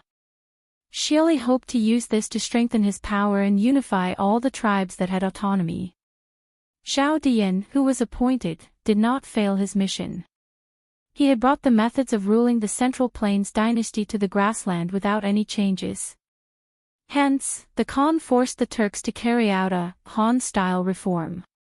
At that time, the Zhongyuan dynasty had a very advanced country management system. For example, 3 provinces and 6 departments, the prefecture and county administrative system, etc. This system was much more advanced than the Turks' administrative system. The crux of the problem was that this advanced system was suitable for China, which focused on agriculture, but not for the nomadic Turks. It was like how a strict personnel system was suitable for big companies but not for small private enterprises. Shili did not understand this theory, so he gave Zhao Dian full authority to push forward the Turks' administrative system reform. However, the Turks were used to the simple, violent, and effective administrative system. They had a lot of resistance towards Zhao Dian's reform. To push forward the reform smoothly, Zhao Dian used the power given by Shili to suppress the Turks who were against the reform. Zhao Dian's reform was pushed forward in the face of heavy resistance, causing the Turks to be unhappy with Shili. This matter was recorded in the Aid of Governance Tongjin, Volume 192. The original text was, "Virtuous words have their own power and fortune, changing the old customs much, the government decrees are cumbersome, the people are beginning to be displeased." Zhao Dian copied China's administrative method, complicating a simple problem, causing all the major Turkic tribes to complain about the Great Khan Shili. Under Zhao Dian's influence, many Turks were not willing to work for Shili. The tribes that had the conditions and the chance started to think of ways to break away from Shili's control. Some even went to the Tang dynasty. For example, the Khitan tribe leader a few months ago led his tribe to defect to the Tang dynasty. A large part of the reason was that Shili had started to become disloyal on the grassland. So, to a certain extent, even though Zhao Dian was a big trader, he was a big trader who had made great contributions to Lier. Chapter 1988. I have already predicted what would happen tonight. You should rest well and don't act rashly. I have already made arrangements for the rescue. Qin Ke will definitely be fine. Taiyuan Post Station, Front Hall.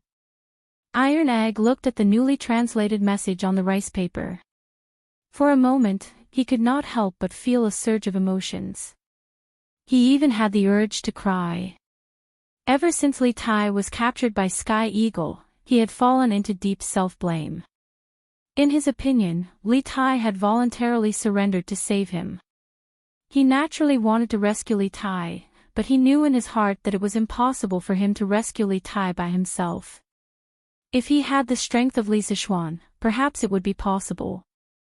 However, he was only at the Qi transformation realm.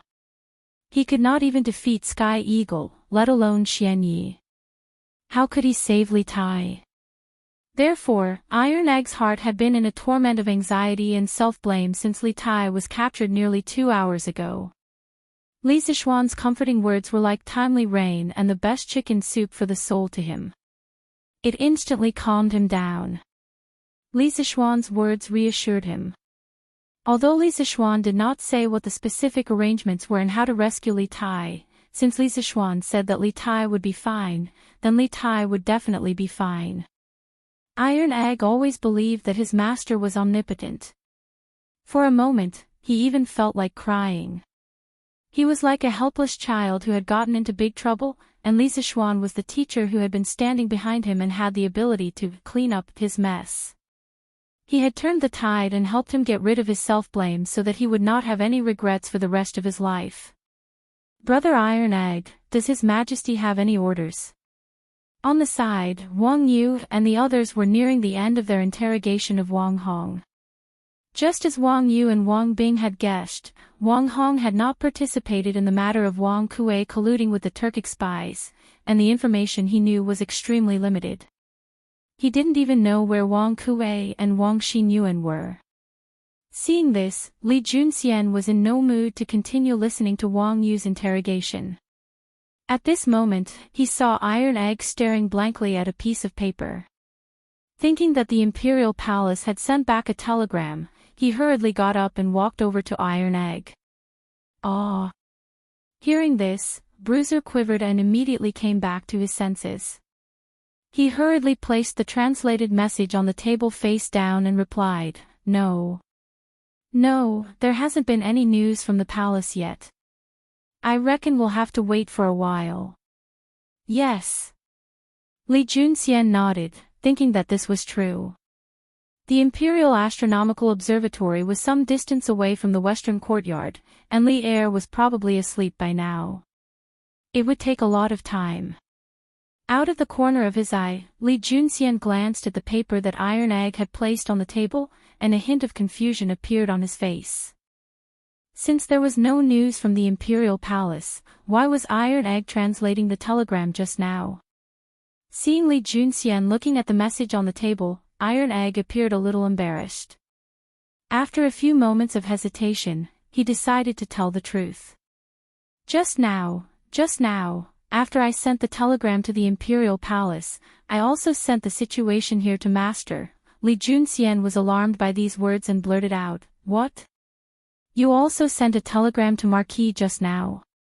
He had only asked casually, but Iron Egg mistakenly believed that Li Junxian was blaming him for acting on his own. He hurriedly explained, "I wanted to ask Master how to save Qin Ke. Master just sent this telegram. Generally, I was worried about Qingchue's situation, so I acted on my own. Even if you want to punish me, please wait until after I save Qin Ke." Chapter 1989. His Majesty has decreed that all officials and generals in Taiyuan City are under Li Junxian's control for the time being, and Li Junxian is granted the authority to act first and report later. Previous wrongs can be ignored for now, but all of you must work together to rescue King Wei and capture all the Turkic spies in Taiyuan City in one fell swoop to strengthen imperial authority. Anyone who refuses to listen, obstructs, or stubbornly resists will be executed without exception. In the front hall of the relay station, Li Junxian gripped the message that Iron Egg had just translated and solemnly read it to Wang Liaoyuan, Fang Gongting, Wang Yu, and Du Guifeiying. That beep beep beep beep was a telegram from the imperial astronomer, not from Li Zishuan. Zhao Song had embellished the contents of the telegram according to Li Er's wishes before having the minor eunuch of the imperial astronomer send it over. When Bruiser learned that this was a telegram from the palace, he immediately began to translate it. Thus, Li Junxian was now reading out the imperial decree in front of everyone. Everyone shivered at Li Junxian's words. Wang Liaoyuan and Fang Gongting glanced at each other before bowing. This subject Wang Liaoyuan, this General Fang Gongting, this General Du Guifeiying, receives the decree. Telegraph machines were no longer anything new to the Taiyuan government, especially the Bingzhou governor's residence and the subjugation residence. Wang Liaoyuan and Fang Gongting had already received several telegrams from the imperial decree, and Li Junxian's status was so special that no one believed that he would dare to falsify an imperial decree. Thus, no one dared to doubt the authenticity of this unofficial, imperial decree that had no yellow silk cloth or imperial seal. At this moment, Wang Yu was still trying to figure out the deeper meaning hidden in Li Er's imperial edict. After all, the imperial edict did not mention the Wang family from beginning to end, which made him very nervous. Moreover, he did not know if Li Er's sentence of "let bygones be bygones for the time being" included the Wang family. If it included them, then that would be for the best. If it did not, then the Wang family would most likely be doomed in the future. Seeing Wang Liaoyuan, Fang Gongting, and Du Guifeiying bow to receive the decree, Wang Yu hastily bowed and clasped his hands. This subject Wang Yu receives the decree. Although he was not a local official or general in Taiyuan, as the provincial governor of a province, he was now trapped in Taiyuan City. Therefore, he should be one of the officials and generals in Taiyuan City. Although it sounded far-fetched, it was understandable. With the Wang family's position in Taiyuan, even Wang Liaoyuan, the provincial governor of Bingzhou, could not compare to them in terms of power and influence. With the Wang clan's help, Taiyuan's Taiyuan, Li's name. Seeing this, Li Junxian put away the telegram and turned to the others. None of us wanted to see His Highness kidnapped, and all of us were responsible. But if we can safely rescue His Highness, we will make up for our mistakes. His Majesty has always been fair in his rewards and punishments. I trust that he will not only not punish us, he will even reward us. As the highest-ranking official in Taiyuan City, Wang Liaoyuan was the first to express his stance. General Li is correct. Since His Majesty has decreed, this official and all the officials and bailiffs of the provincial governor's residence will do our best to cooperate with General Li. As for the various county offices, if General Li requires their cooperation, this official will immediately send word to them. I only hope that we can quickly rescue His Highness King of Wei. Chapter 1990. The message Li Zishuan had sent to Iron Egg had not been purely to comfort Iron Egg. Although he had been in the army camp this entire time, he had been paying close attention to the situation in Taiyuan City, and he had even planted a backup plan in Taiyuan City to prevent any mishaps from befalling the students and teachers of the academy. The 32 students and teachers heading north to build the telegraph relay station were all elites of Yanhuang College, engineering talents that Li Zishuan had spent a great deal of effort to cultivate. He was more concerned about the safety of Li Tai and Iron Egg than anyone else, perhaps even more than Li Er. Li Er might only be concerned about Li Tai's safety, but Li Zishuan was concerned about all the students and teachers of the academy heading north. Although he had been unable to accompany Li Tai to the north due to military matters, how could he be at ease with letting the students of the academy go to Taiyuan?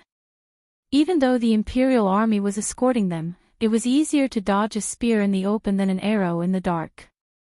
The imperial army might be able to block a spear in the open, but it was probably not very good at dealing with a sneak attack in the dark. The day Li Sichuan entered the army camp was the day that the students and teachers of the academy were heading north. For the first few days, he had been uneasy, sensing that something major was about to happen, so he had used the telegraph to send a secret telegram to Cloud Mountain.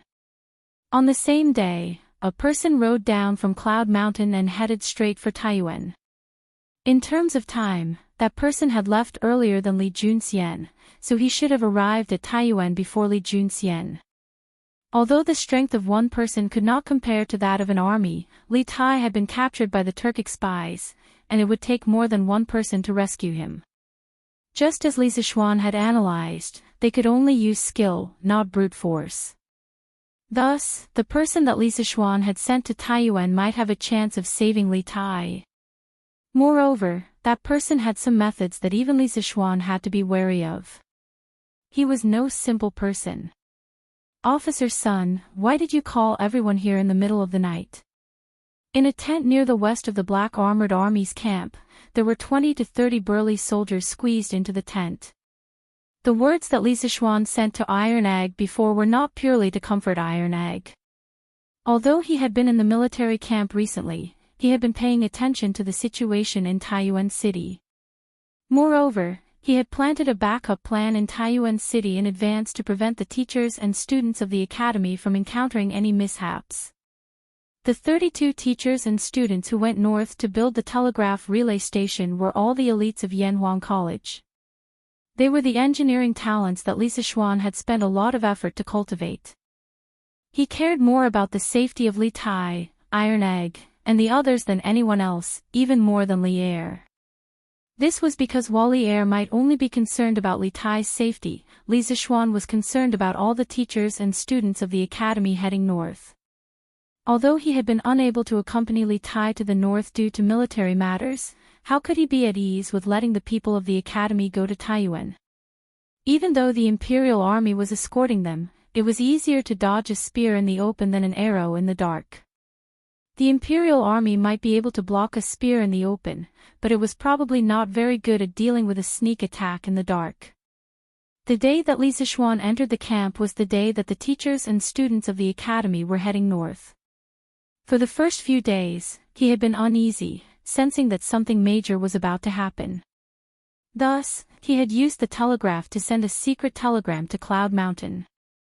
On the same day, a person rode down from Cloud Mountain and headed straight for Taiyuan. In terms of time, that person had left earlier than Li Junxian, so he should have arrived at Taiyuan before Li Junxian. Although the strength of a single person could not compare to that of an entire army, Li Tai had been captured by the Turkic spies. Relying on numbers alone was not enough to save him. Just as Li Sichuan had analyzed, they could only use ingenuity, not brute force.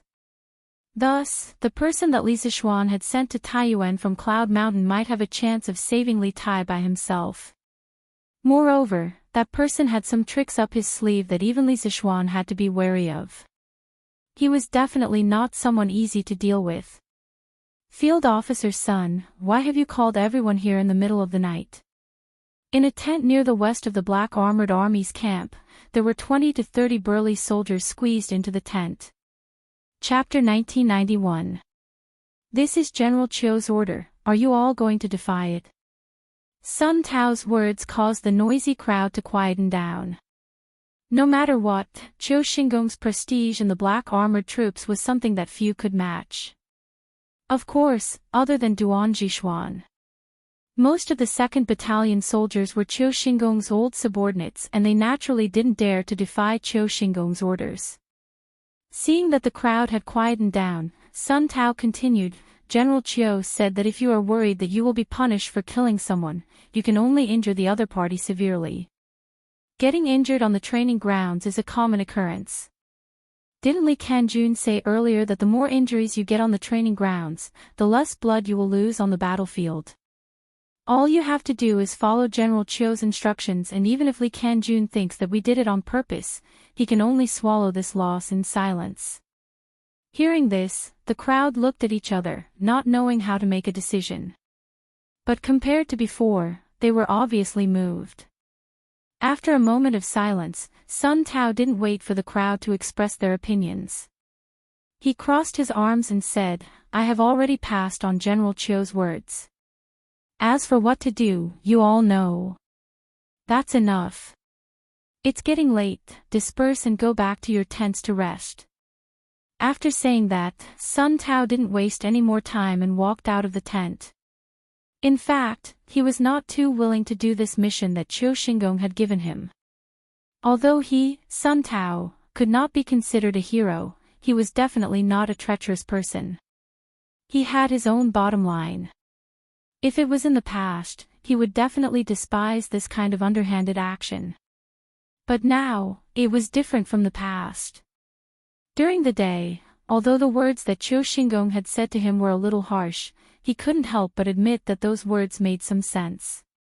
If the 2nd Battalion really lost the competition 2 days later, then Qiu Xingong would completely withdraw from the black armored troops at center of power. Once Qiu Xingong withdrew to the second line, his situation and future would be worrying. Firstly, Qiu Xingong's withdrawal meant that Li Zixuan would take over. When that time came, the 2nd Battalion would most likely fall into Li Zixuan's control.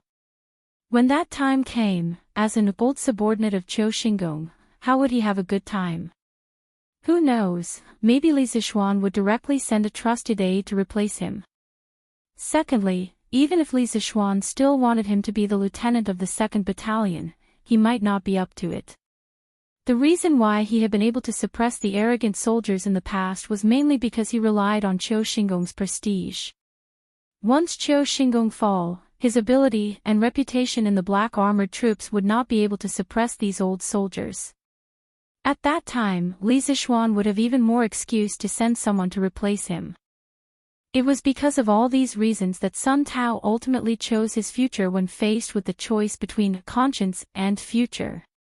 The night was as cold as water. Even though it was the end of the 7th month, it was already late at night. A gust of cold wind blew and Sun Tao could clearly feel the chill. He couldn't help but tighten the cloak on his body and turn back to look at the tent. Seeing his subordinates coming out of the tent one after another, he couldn't help but feel a tinge of worry. Because from tonight's incident, he could see that Qiu Xingong's prestige in the hearts of the soldiers was not as good as before. If it was in the past, the soldiers would have obeyed Qiu Xingong's orders without any hesitation. But today, 1,000 li dike would collapse because of an ant's nest. Sun Tao didn't know when the rift between Qiu Xingong and the lower-ranked soldiers started, nor did he know how long Qiu Xingong's prestige in the hearts of the soldiers would last. But he felt that what he had done today was just drinking poison to quench his thirst. Even if he used this method to win the competition, Qiu Xingong and he wouldn't go far. Because if he did too many dirty deeds, his reputation would be tarnished and his prestige would slowly decline. The army was different from the officialdom. Here, strength and military achievements spoke louder than words. Treacherous and cunning people would definitely not go far in the army. Chapter 1992. Sky Eagle was only at the peak of qi condensation, so his hearing naturally couldn't compare to the Grandmaster Xian Ye's. Moreover, they had been so focused on fleeing with Li Tai that all he could hear was the clattering of hooves and footsteps. He had no time to notice if anyone was following them. If he had known that someone was following them, he would have turned around and killed that person. Moreover, he wouldn't have chosen to stay at Tongfu Inn, because that was where Li Junxian had captured Zhao Dian. You can kill the people they sent to follow us on the surface, but what about the people hiding in the shadows? How could you kill them all? Xian Yi indifferently glanced at Sky Eagle and callously said, "Don't forget that we're in Taiyuan City. Don't forget that we are in Taiyuan City right now. Even if we are not staying in this inn, as long as we are in the city, no matter where we are, it is impossible to hide from the eyes of the Wang family and the authorities." Rather than wasting our energy by hiding here and there, it's better to settle down at Tongfu Inn. In any case, with King Wei in our hands, the authorities won't dare to make any strange moves. Moreover, this place is very close to the southern gate. Once the reinforcements sent by the Koghan arrive, we can immediately seize the gate and work together with the reinforcements from the inside.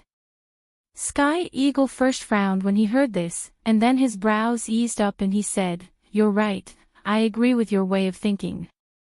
But before the reinforcements arrive, we must guard against the Great Tang authorities trying to secretly rescue their King Wei." Xian Yi nodded. Correct. Moreover, I feel that it's a dark and windy night, so they might try to make a move. Thus, we need to have people stand guard around the inn to prevent them from attacking while we're sleeping. I'll personally take care of this matter. You should take him back to his room and keep an eye on him. Sky Eagle said indifferently. Then, he turned to look at Li Tai. That gaze was as if he was looking at a peerless beauty, causing Li Tai to have goosebumps. Fortunately, Sky Eagle quickly withdrew his gaze. Otherwise, Li Tai would definitely start cursing. A moment later, Sky Eagle led several dozen experts out of the inn. Li Tai guessed that they should have gone to set up defenses outside the inn. He could not help but feel a little disappointed. Aren't these Turk spies' vigilance a little too high? When he had first been captured, he had hoped that Li Junxian and the others would be able to save him tonight, but after hearing Xian Yi and Tianing's plan, he immediately felt that his chances of being saved tonight were very slim. Let's go.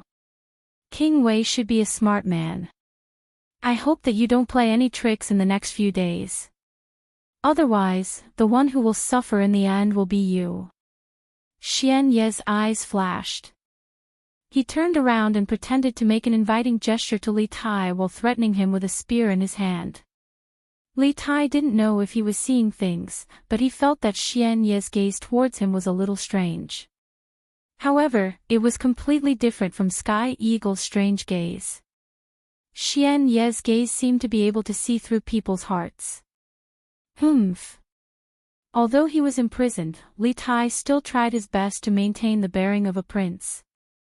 He didn't lose his head out of fear, nor did he kneel and beg the enemy for mercy. In the face of Xian Ye's threats, he didn't say anything and directly snorted coldly before walking up to the second floor. Chapter 1993. Taiyuan, Tongfu Inn, Heavenly Guest Room. Li Tai's face was filled with arrogance and disdain, as if he did not care about the reinforcements Xian Yi spoke of. Of course, this was also in line with his status. In the eyes of outsiders, he was a prince who had been in the palace for a long time and knew nothing about war or the dangers of the world. Moreover, Taiyuan City had many soldiers and provisions, so Li Tai did indeed have the right to be arrogant. Humph. It seems that King Wei is very confident in Taiyuan City's defenses. Xian Yi coldly snorted, but he inwardly breathed a sigh of relief. At first, he had thought that Li Tai had learned of Zhao Dian's plan in advance. If that was the case, then the chances of their operation failing were extremely high. This was because once Li Tai learned that they had reinforcements, he had very likely informed the various local authorities to tighten their defenses. Thus, the reinforcements sent by Xieli would find it very difficult to smoothly infiltrate the Great Tang. Without reinforcements, they would not be able to escape danger. Now that he saw Li Tai's normal reaction, Xian Yi felt that he had been overthinking things. Indeed, Zhao Dian's letter requesting reinforcements from the steppe had been sent by carrier pigeon to Taiyuan City. Only he, Tianning, and a few others knew of the contents of the letter. How could Li Tai have known of it in advance? Of course. If you know what's good for you, you should abandon the darkness and seek the light as soon as possible. Release this king, and perhaps this king will plead with Imperial Father to spare your lives. Li Tai raised his chin and displayed a haughty attitude. He understood in his heart that the more arrogant and profligate he acted at this moment, the less suspicious Xian Yi would be. Conversely, the more profound and wise he acted, the more suspicious Xian Yi would be, and his life would be in greater danger. Arrogance and conceit were not difficult for Li Tai to put on a show. It could be said that he was completely acting himself. Before he had taken Li Zixuan as his master, Li Tai had always been arrogant and conceited in front of others, not knowing what humility and profound were. Now, he was just picking up the arrogance that he had thrown away. There was no trace of acting, so Xian Yi firmly believed him. Xian Ye's eyes flashed slightly. He paused for a moment and sneered, "Humph. Until the end, no one knows who will emerge victorious. For now, King Wei should worry about yourself." Li Tai curled his lips. He didn't seem to care about Xian Ye's threat at all. He yawned and said lazily, "Ah. You don't dare to kill me now, so what's there to worry about? Quickly get someone to bring a basin of water. This prince wants to wash up and sleep." After saying that, he was about to lie on his back on the bed when he suddenly thought of something. He hurriedly propped himself up with his hands and said to Xian Yi, "Oh, right. I forgot to tell you, this prince is not used to sleeping in the same bed as others, so you should sleep in the outer room tonight." Tongfu In's heavenly guest room was not only luxurious, but the room was also rather spacious. It was divided into an inner room and an outer room. The outer room was usually for the servants and maids of the guests. When Li Tai said this sentence, his heart was actually in a mess. He was already mentally prepared to be reprimanded or rejected, but to his surprise, Xian Yi only frowned after hearing this. He didn't show any anger or reprimand. Instead, he said coldly, "I'm afraid that you won't be able to reprimand me." He said coldly, "No need. I'll just sit there and sleep tonight. Don't think of playing any tricks. Your every move cannot be hidden from me." As he spoke, he used his finger to point in the direction of the table and chair not far from the bed. Obviously, he didn't want to make things too awkward with Li Tai right now, nor did he want to let Li Tai sleep alone in a room. He might as well just sit next to Li Tai and sleep, preventing Li Tai from running away at night. Chapter 1994. Humph. It's best if you don't ask what you shouldn't ask. For some things, the more you know, the shorter you'll live. Xian Yi was silent for a few moments before coldly replying to Li Tai's question. In the darkness, Li Tai pursed his lips, but he was not someone who liked to give up so easily. After a while, he gathered his courage and continued. "Ha! Even if you don't say it, this prince can still make a rough guess." Xian Yi said nothing. Firstly, he had not taken Li Tai's words to heart. He and Li Tai had never met before, so how could Li Tai know of his past and difficulties? In truth, he was already rather annoyed with Li Tai. He had never imagined that a dignified prince like Li Tai would be such a chatterbox, and even in such a perilous situation, he was still able to display his nature as a chatterbox. Li Tai had no idea what Xian Yi was truly thinking, and he certainly didn't know that Xian Yi's attitude toward him had quietly changed. He continued to analyze his own thoughts. In this prince's view, you joining the Turks and working for Shili definitely isn't for money. This is because an expert like you doesn't need to go to the Turks to earn money. You can just join any noble clan in the Central Plains and obtain a fortune that you won't be able to spend your entire life. You also aren't doing it for a high post or a generous salary, because everyone knows that it's impossible for a Han to become a high-ranking official on the steppe. If you wanted to become an official, you could have stayed in the Central Plains and joined the army. With your abilities, it wouldn't have been difficult for you to make some military achievements. Moreover, the Great Tang was founded on martial arts. You could have relied on military achievements to enter the court and become an official.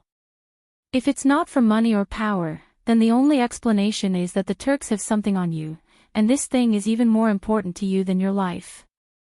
It's so important that you have no choice but to abandon your ancestors and serve the Turks wholeheartedly. Swoosh. In the darkness, Xian Ye's expression abruptly changed. He abruptly turned his head and his eagle-like eyes landed on Li Tai. At the same time, a cold aura suddenly erupted from his body. Li Tai, who was lying on his side on the bed, suddenly felt as if he had fallen into an ice cave. It was clearly summer, but Li Tai felt as if his blood was about to freeze. Killing intent. This was the killing intent that Xian Yi unintentionally released when he lost control of his emotions. As an assassin, Xian Yi had killed many people over the years. Even if he inadvertently released a trace of killing intent, it wasn't something Li Tai could withstand. Gradually, Li Tai felt that his body couldn't move, and even breathing became difficult. Just as he was about to suffocate, Xian Yi's mind finally returned to normal, and he withdrew the trace of killing intent that had been released because he had lost control. Shut up if you don't want to die. As I said before, the more you know about some things, the shorter your life will be. Although he had retracted his killing intent, Xian Yi's gaze was still as cold as ever. However, due to the dim lighting in the room, Li Tai couldn't see his cold gaze. However, Li Tai could feel the anger and killing intent in Xian Yi's voice. But Li Tai wasn't frightened by Xian Yi. On the contrary, Xian Yi's overreaction just now proved that his guess was correct. This made things much easier. To him, Xian Yi had been invulnerable before, but now that he had seen through Xian Yi's weakness, he had a chance to understand him better. It would be best if he could persuade him to join his side. Chapter 1995. No one spoke to him, and no one was willing to listen to him. Li Tai quietly lay on his bed, his thoughts running wild. Soon, he was overcome by drowsiness and fell asleep. After all, he had truly been busy the entire day. During the day, he had been busy constructing the telegraph relay station, and at night, he had gone through a deadly adventure. But this had been hard on Xian Yi. He had already been asleep, but Li Tai's words had left his mind in complete disarray, making it impossible for him to sleep. Although Li Tai's words were all based on analysis and conjecture, without any real evidence, some of them had struck at Xian Yi's heart. The room returned to silence once more, and only the sound of Li Tai's breathing could be faintly heard. Xian Yi leaned back on the chair and was lost in thought. Now, so long as he closed his eyes, Li Tai's words would resound by his ears. Especially the last sentence, "If you can be a man, who would be willing to be a dog?" It gave Xian Yi the greatest impact and the deepest feeling he had. After a while, the flustered Xian Yi stood up and walked out of the room. In any case, he wouldn't be able to sleep for a while, so he wanted to go out and see how Tianning was doing with the defenses around the inn. As for Li Tai, he wasn't worried that the little fatty would sneak away. Tonight would be a sleepless night for the majority of them. After all, they had just kidnapped the great Tang's king of Wei, and the authorities would definitely do everything in their power to rescue Li Tai. Thus, Dongfu Inn needed to be heavily fortified to prevent the authorities from sneaking in at night. But Xian Yi and Tianning had not expected Li Tai's counterintuitive logic. The authorities and the Bingzhou barracks would not send anyone to Dongfu Inn to rescue Li Tai. On the contrary, they had all gone to bed. The next day, the officials had rested for the entire night and were in good spirits. On the other hand, the Turkic spies had been on high alert for the entire night and could be said to be completely exhausted. In this way, Li Juanxian's men would have a better chance of rescuing Li Tai. In truth, not everyone in Taiyuan Courier Station was asleep. Iron Egg stood alone in the corridor of Iching Pavilion, his eyes gloomy as he looked toward the southeast. Dongfu Inn was in that direction. The night was as cold as water. Tai Dan was only wearing a single piece of clothing, but he did not feel cold at all. At some point, a tall middle-aged man had walked up behind him. Seeing Tai Dan's bleak and lethargic figure, he slowly walked forward and placed his hand on Tai Dan's shoulder. He asked in a low voice, "What happened?" "Foul brat. Are you still upset about His Highness' capture?" "Father." It was Han Lijing. When Tai Dan heard the voice, he quickly turned to look at Han Lijing. Then, he paused and asked instead of answering, "Father, you've been working hard for a day. Why don't you rest early?" "Ha! Foul, brat. How could your father be so delicate? Back then. Ha, forget it. I won't talk to you about these things. I presume that you've already grown tired of hearing them." Han Lijing jokingly scolded and was about to tell Iron Egg about his heroic deeds, but when he saw that Iron Egg was in low spirits, he knew that now was not the time to chat. He sighed and changed the topic. "Ha! This old man was worried that you would do something foolish and run off to the Turk's lair to rescue His Highness. So I looked everywhere for you, but I couldn't find you. In the end, you were hiding here and slacking off." Han Lijing had already heard about the details of Li Tai's kidnapping from Duke of Feiying and the others. Although Iron Egg seemed fine on the surface, no one knew him better than his father. Han Lijing knew that Iron Egg must be full of self-blame. Earlier in the front hall of the courier station, Li Junxian had asked everyone to rest well tonight and save Li Tai tomorrow. At that time, Han Lijing had caught a glimpse of Iron Egg clenching his fists and his eyes flashing with eagerness. At that time, he had been worried that Iron Egg would act on his own at night and sneak into the Turk's lair alone to rescue Li Tai. Thus, Han Lijing had been keeping an eye on Iron Egg. Tonight, he had been staying in the same room as Iron Egg. He had only gone out to fetch a basin of water, but when he returned, the Iron Egg had disappeared. Han Lijing immediately panicked. He left the room and searched for Iron Egg all over the courier station, but he couldn't find him. In the end, he went to the top floor of Iching Pavilion, but to his surprise, the Iron Egg was here.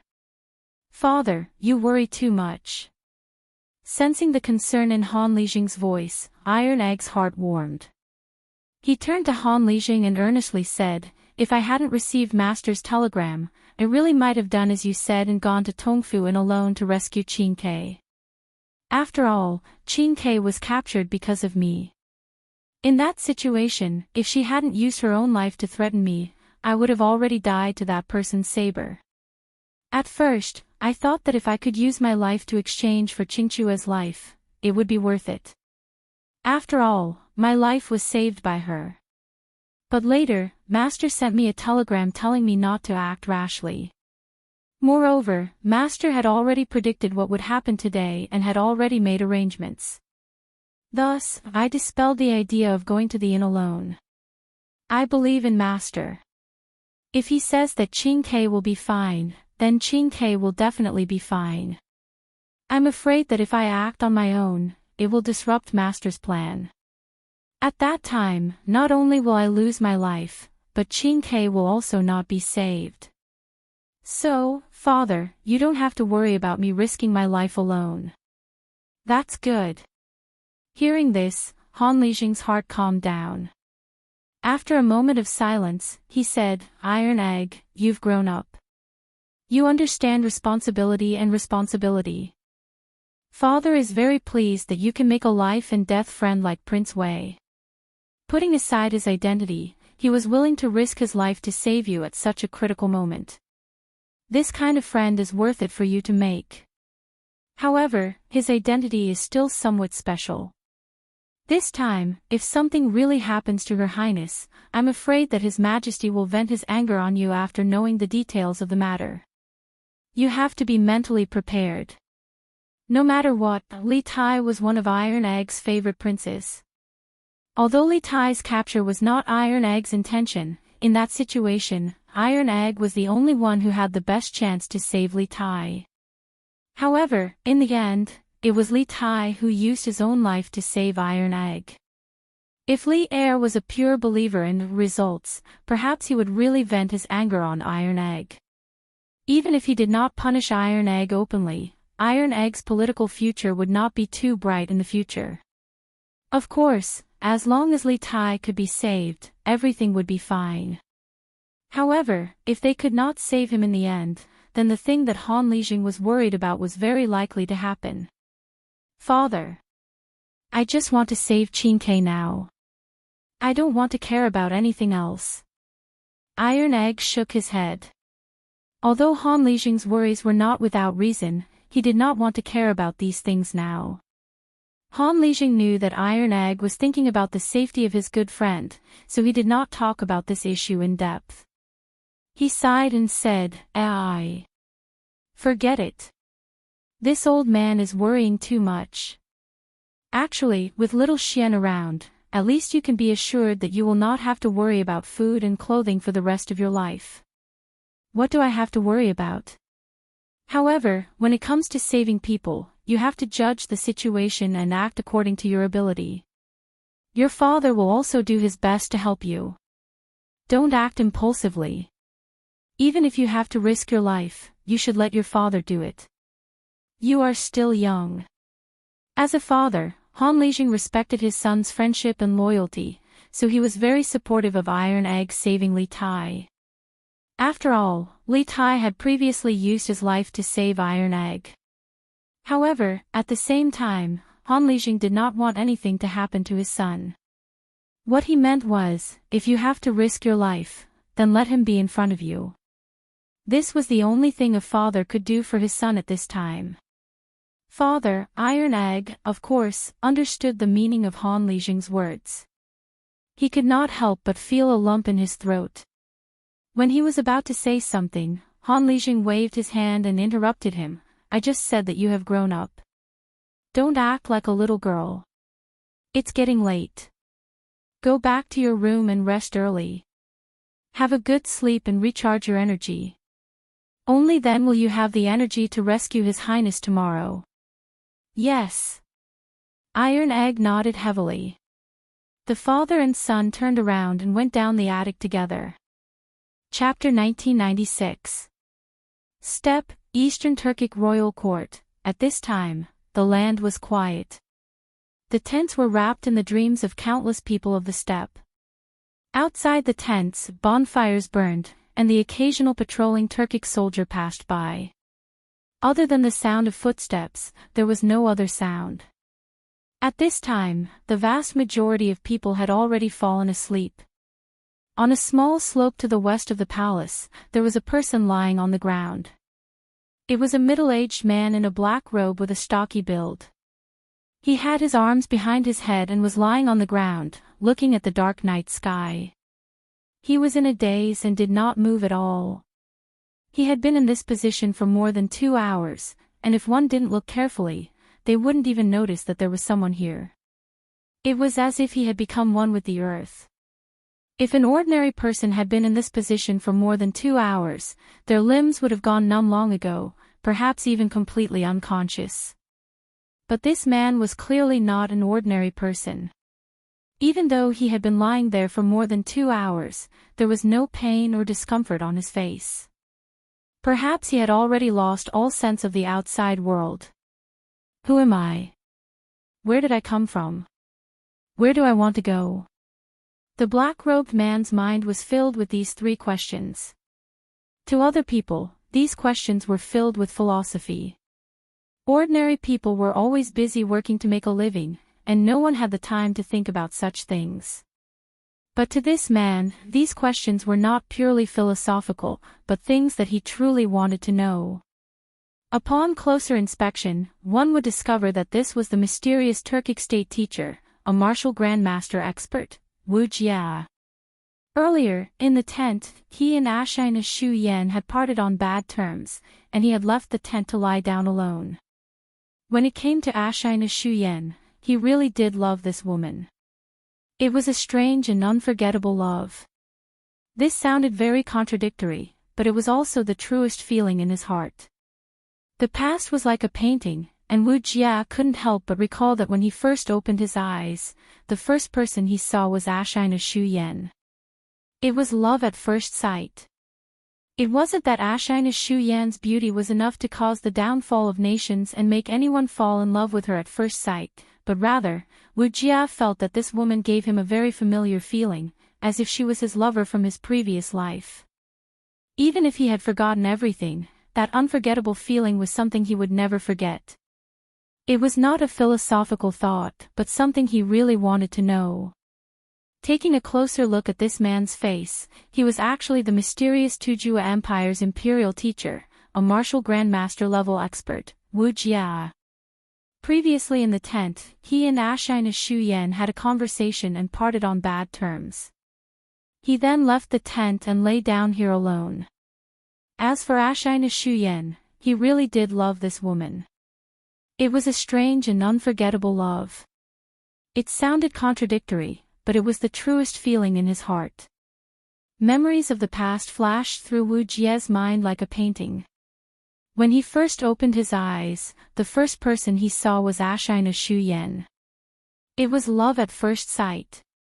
It wasn't that Ashina Shuyan's beauty was enough to cause the downfall of nations and make anyone fall in love with her at first sight, but rather, Wu Jia felt that this woman gave him a very familiar feeling, as if she was his lover from his previous life.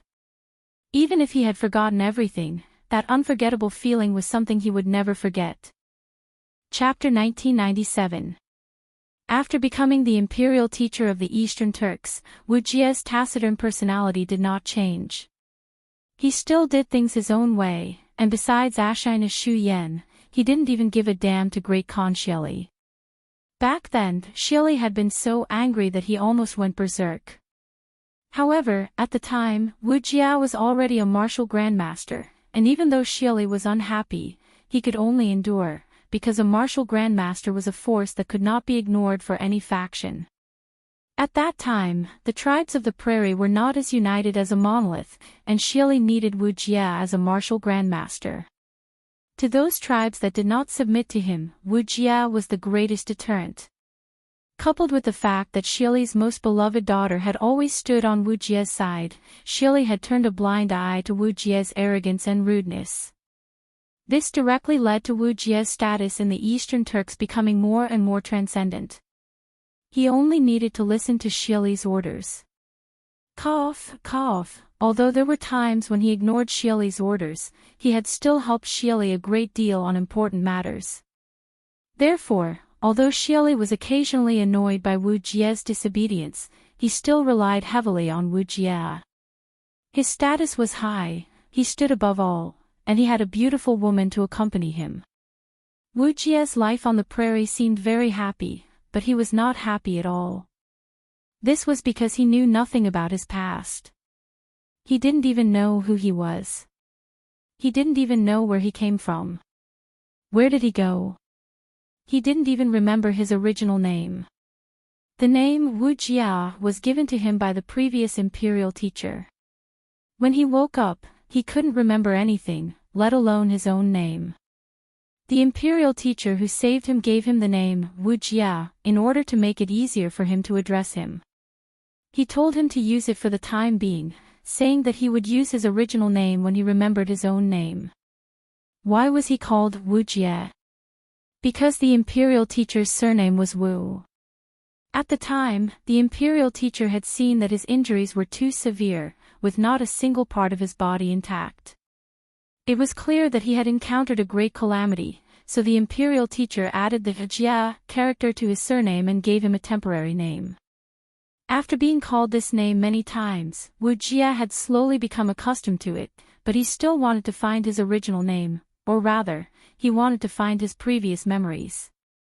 He had asked Ashina Shuyan more than once about his past, but Ashina Shuyan insisted that she didn't know him before and that it was the old imperial teacher who picked him up when he was out traveling.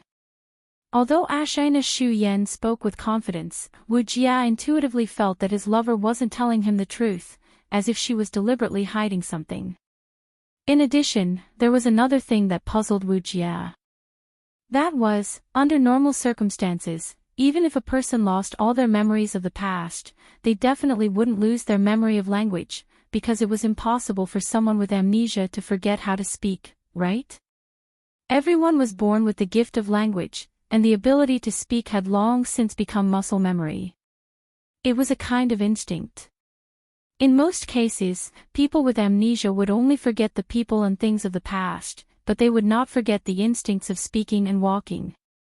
Wu Jia also didn't forget how to speak, but the crux of the problem was that not only did he not forget, but he also knew how to speak two languages, Turkic and Chinese. A person's language skill was an instinct, and it wasn't something that could be forgotten, but at the same time, this kind of instinct didn't come out of nowhere. Wu Jia being able to speak two languages at the same time could only mean one thing, and that was, before he lost his memory, he already knew both Turkic and Chinese. This made Wu Jia even more puzzled about his previous identity.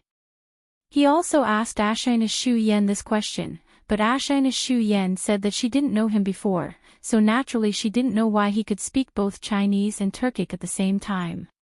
Moreover, there were many people who could speak both Turkic and Chinese at the same time, so it wasn't surprising at all.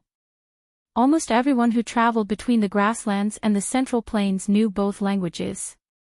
Although Ashina Shu Yan's words made sense, Wu Jia still felt that something was wrong, but because of his deep feelings for Ashina Shu Yan, he finally buried these doubts in the bottom of his heart.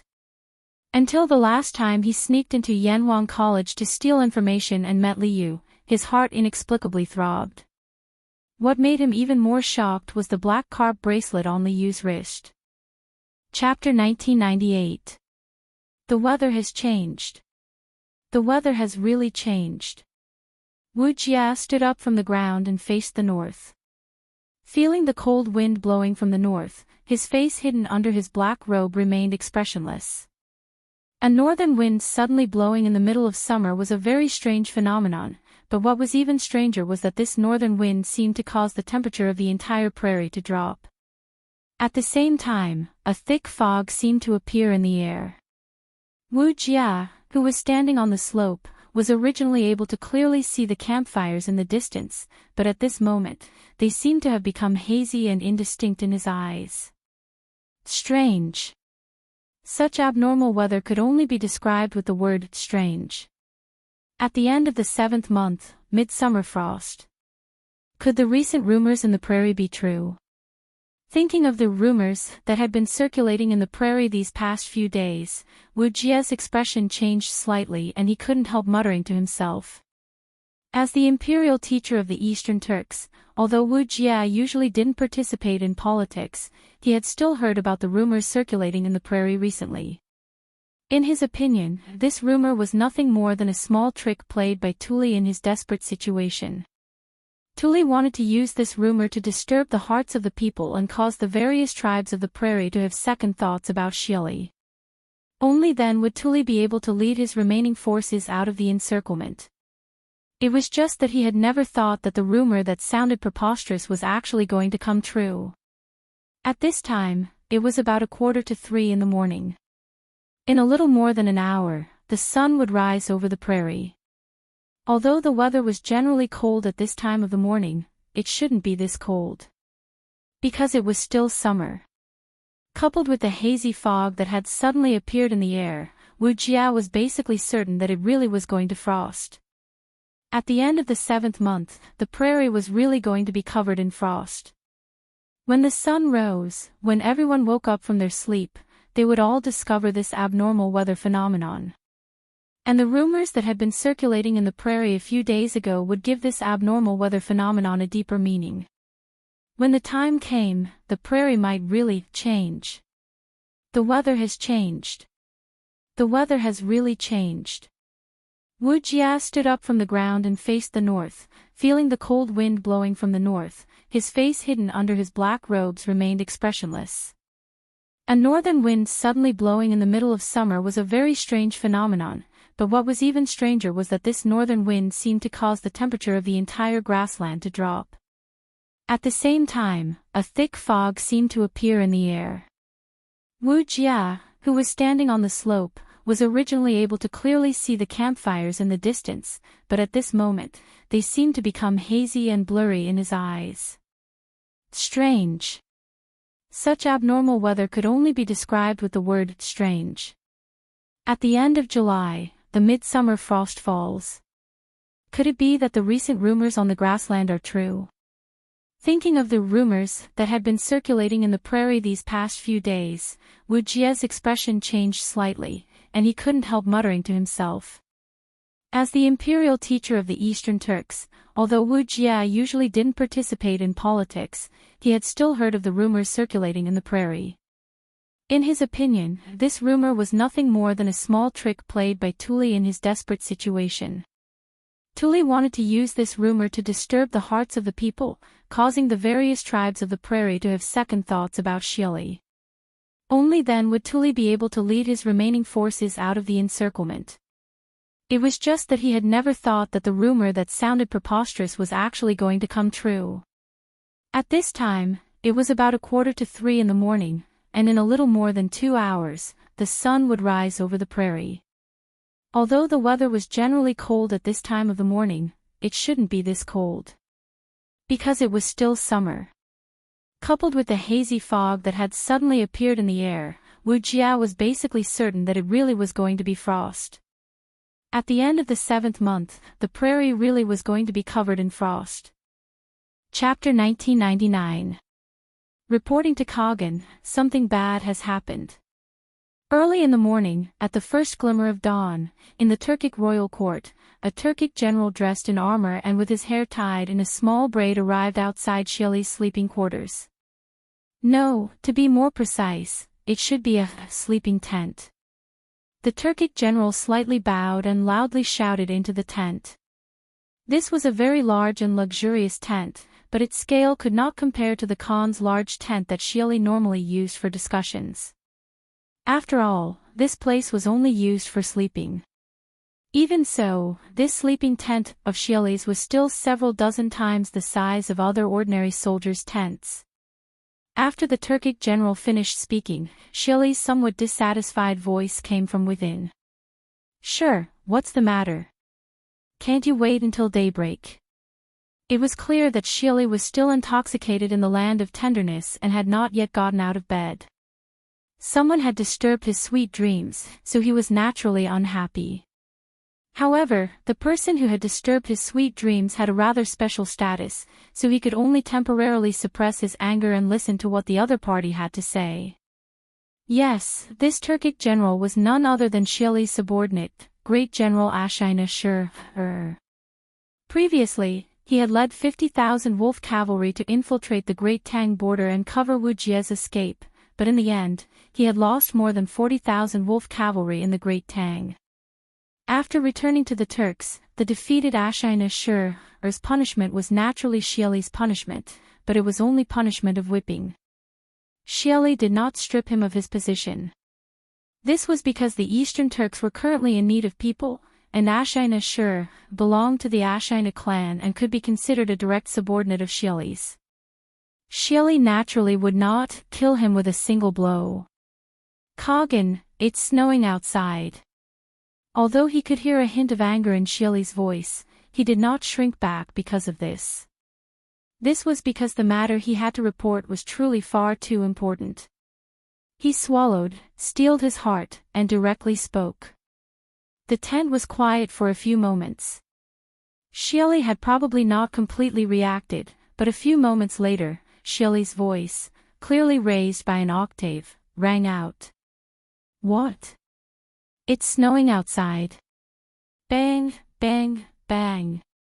Before Xieli's voice had even faded, Ashina Shirchu, who was standing outside the tent, heard a burst of hurried footsteps from inside the tent. Moreover, the sound was getting closer and closer. The next moment, the tent's curtain was pulled open from the inside. Xieli actually walked out barefoot, wearing only a single close-fitting garment. However, as soon as he stepped out of the tent, he felt a bone-piercing chill invade his body. He couldn't help but shiver. However, at this moment, he already couldn't care about the coldness on his body. Because what he saw from outside the tent, the entire grassland was covered in a layer of white frost. If not for the fact that the coldness coming from his body was so real, Xieli would have suspected that this was not reality, but a dream. It was only the end of July. How could there be frost on the grassland? Thinking of that rumor that was widely spread on the prairie earlier, Xieli's old face turned pale in an instant. At the same time, his heart also became completely cold. Could there really be such a thing as the wrath of longevity heaven? This situation, this scene, this abnormal heavenly phenomenon, Shilly himself even somewhat believed that the rumor was true. However, he was still a Turkic Khagan who had experienced countless storms in his life. He quickly calmed down and shook his head. With a resolute gaze, he said, "No. This Khagan does not believe it." Chapter 2000. Duke. Good news. Good news. It's frosty outside. As the saying goes, some people are happy while others are sad. In Tuli's camp on the southeast side of the grassland, Yuminghu opened the curtain and walked in quickly. He said excitedly to Tang Jian, who was still lying on the bed. A quarter of an hour ago, he couldn't hold back the urge to pee, so he got up from the bed and prepared to go outside the tent to solve the problem. Unexpectedly, as soon as he stepped out of the tent, he saw that the grassland outside was covered with a layer of white frost, and the air was filled with white fog. Yuminghu was shocked at first, then ecstatic. Because of this, he didn't even have time to pee. He rushed into Tang Jian's tent as fast as he could, wanting to tell Tang Jian the good news as soon as possible. "What did you say?" "It's frosty outside." In fact, Tang Jian had already woken up the moment Yuminghu opened the curtain. In the grassland, life and death were unpredictable. He didn't dare to sleep deeply these days because he was afraid that if he slept too deeply, he wouldn't be able to react in time if something happened. Now that he heard Yuminghu say that it was frosty outside, Tang Jian, who had just woken up, got up from the bed excitedly. The thin blanket covering him also slipped off. Tang Jian, who was only wearing a single layer of clothing, immediately felt a chill in the air. He couldn't help but shiver and quickly covered himself with the thin blanket again. No wonder. No wonder it was so cold last night. I thought it was raining outside. Ha ha ha. It's good that it's frosty. It's good that it's frosty. His Majesty really didn't deceive me. As he spoke, Tang Jian couldn't help but laugh proudly. At this moment, he finally didn't have to worry about the safety of this group of people. Today's frost had fundamentally reversed their situation on the grassland. The overall situation was set. Now, the overall situation was really set. This frost had verified that the rumor circulating in the grassland was correct. Therefore, the people on the grassland would also believe that it was because Shili's misconduct that caused the everlasting heaven to be angry, so it sent down the frost. The next one to have a headache should be Shili, not Tuli. Duke. Good news. Good news. It's frosty outside. As the saying goes, some families are happy while others are sad. Yuminghu opened the curtain of Tuli's tent on the southeast side of the prairie and walked in quickly. He said excitedly to Tang Jian, who was still lying on the bed. A quarter of an hour ago, he couldn't hold back the urge to pee, so he got up from the bed and prepared to go outside the tent to relieve himself. But unexpectedly, as soon as he stepped out of the tent, he saw that the grass outside was covered in a layer of white frost, and the air was filled with white fog. Yuminghu was shocked at first. Duke. Good news. Good news. It's snowing outside. As the saying goes, some families are happy while others are sad. Yuminghu opened the curtain of Tuli's tent on the southeast side of the prairie and walked in quickly. He said excitedly to Tang Jian, who was still lying on the bed. A quarter of an hour ago, he couldn't hold back the urge to pee, so he got up from the bed and prepared to go outside the tent to relieve himself. But unexpectedly, as soon as he stepped out of the tent, he saw that the grass outside was covered in a layer of white frost, and the air was filled with white fog. Yuminghu was shocked at first, but then he became ecstatic. Because of this guy didn't even have time to pee, and directly rushed into the tent where Tang Jian was at with the fastest speed. He wanted to tell Tang Jian this amazing good news as soon as possible. "What did you say?" It's snowing outside. In fact, the moment Yu Minghu opened the curtain of the tent, Tang Jian had already woken up. Being in the prairie, life and death were unpredictable, so he didn't dare to sleep deeply these days. He was afraid that if he slept too deeply, he wouldn't be able to react in time if something happened. Now that he heard Yu Minghu say that it was snowing outside, Tang Jian, who had just woken up, got up from the bed excitedly. The thin blanket covering him also slipped off. Tang Jian, who was only wearing a single layer of clothing, immediately felt a chill in the air. He couldn't help but shiver, and quickly covered himself with the thin blanket again. No wonder. No wonder it was so cold last night. This old man thought that it was raining outside. Ha ha ha. It's good that it's snowing. It's good that it's snowing. His Majesty really didn't deceive me. As he spoke, Tang Jian couldn't help but laugh loudly. At this moment, he finally didn't have to worry about the safety of this group of people. Today's frost had fundamentally reversed their situation on the prairie. The outcome was decided. Now, the real outcome was decided. This frost had verified that the rumor circulating in the prairie recently was correct. Therefore, the people on the prairie would also believe that it was because Xieli's misconduct that caused the everlasting heaven to be angry, so it sent down the frost. The next one who should have a headache should be Xieli, not Tuli. Chapter 2001. Mother. Mother. It's snowing. It's snowing outside. What? It's snowing. How is that possible? Father, it's snowing outside. What? It's snowing outside. It's snowing in July. Is the rumor true? It's Tingri Heaven's punishment. Tingri Heaven, calm down. Tingri Heaven, calm down. Unlike usual, the tranquil grasslands were bustling with noise and excitement early in the morning. The herdsmen who had woken up early came out of their tents and saw a vast expanse of whiteness outside their tents. When they thought of the rumors that had been circulating in the grasslands a few days ago, the entire grasslands were in an uproar. Wutuo family, the chief has ordered you to go to the tribe's main tent immediately for a meeting. No mistakes. Chisuo family, the chief has ordered you to go to the tribe's main tent immediately for a meeting. No mistakes. At the same time, after discovering the abnormal weather today, the leaders of each tribe instantly realized that the frost was likely to cause a huge change in the current situation of the grassland. Therefore, they hurriedly sent people to inform each family in the tribe to come to the tribe's main tent for a meeting to decide the future direction of the tribe.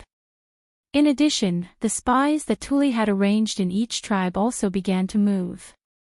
Xieli's misconduct has angered Tingri Heaven. At the end of July, the sky is snowing. If he continues to be the great Khan of the grassland, Tingri Heaven is bound to be angry again. This time it's only snowing. Who knows what will happen next time? We can't let Xieli continue to be the great Khan. That's right. The great Khan has disobeyed Tingri Heaven. If he continues to be the great Khan, Tingri Heaven will be angry and the people of the grassland will never have a day of peace.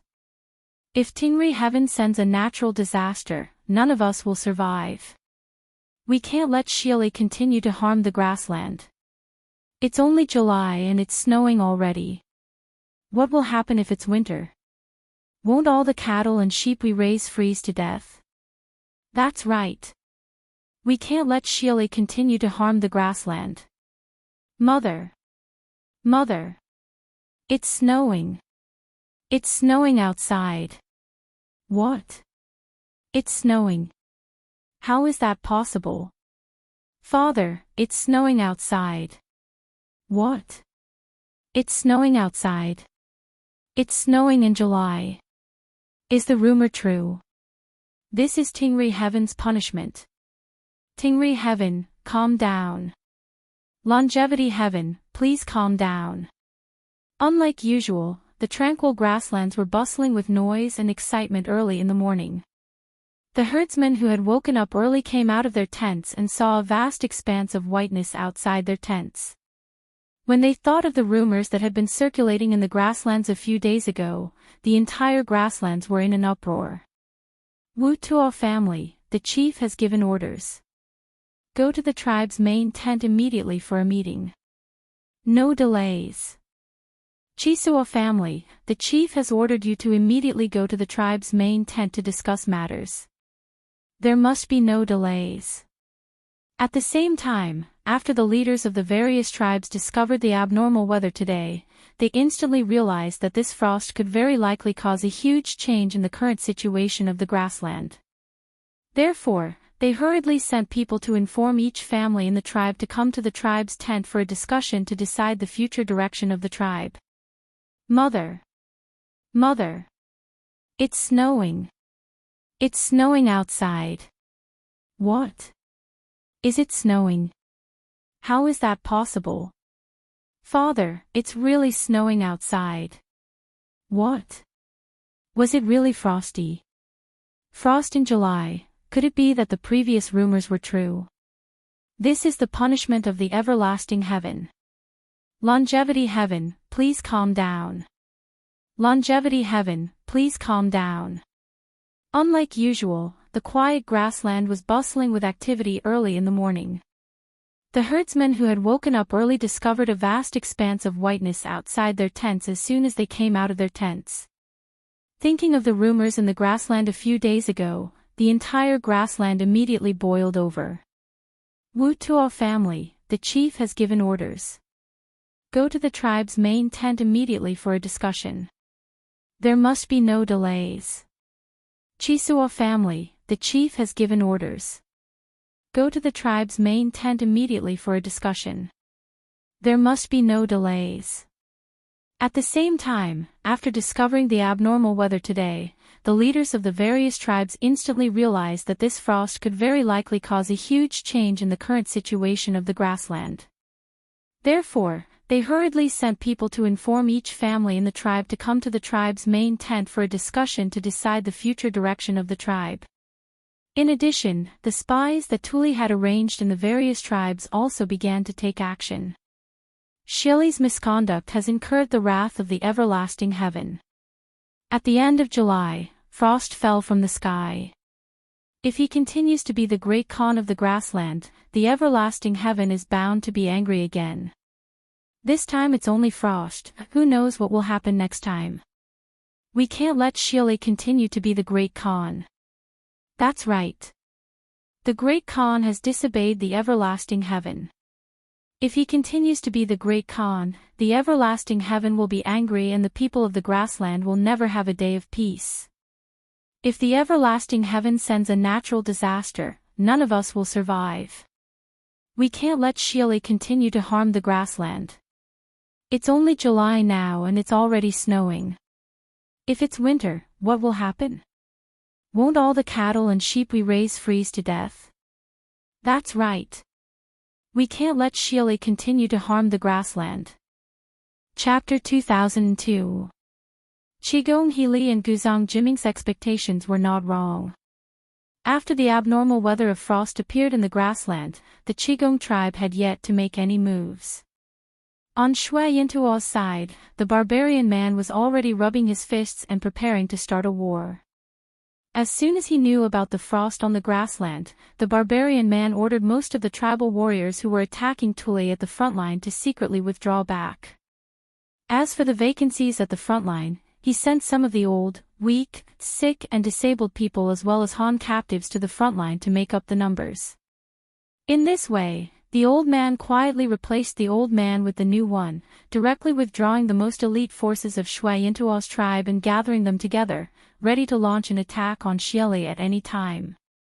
At the same time, the barbarian man also secretly sent people to the Qigong tribe, the Ba Yega tribe, the Hueha tribe, the Puga tribe, the Tongluo tribe and more than 10 other tribes to send letters, inviting the tribal leaders to discuss a meeting at Shui Yintuo's tribe at noon today. On the surface, it was to discuss the war against Tuli's tribe, but in fact, his real purpose was clear to everyone. He wanted to take advantage of this heaven-sent opportunity to unite all the heroes of the grassland to challenge Shili's position as the Great Khan. His wild ambition was as clear as day. At this time, all the tribes on the grassland were already in a state of panic. The people all saw this morning's frost as a heavenly punishment from Tingri heaven. They were also worried that if Shili continued to be the Great Khan, Tingri heaven would send an even more severe heavenly punishment to the grassland. Therefore, the voices of overthrowing Shili could be said to be incessant in the grassland tribes. The royal court. Shili had long expected this and had already noticed some small movements between the various tribes. After finishing his conversation with Ashina Shu Yan in the morning, Shili immediately sent 2,000 wolf cavalry south to pursue Wu Jia.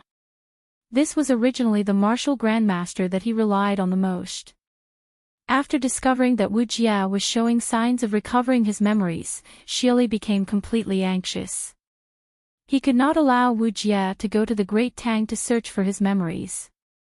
If this chess piece was unwilling to continue listening to him, then he had to destroy him. Otherwise, his chess piece would very likely become Li Er's capable general. But now that the midsummer frost had descended and the prophecy had come true, the grasslands were in the midst of an eventful period, and it was very likely that the grasslands would descend into chaos as a result.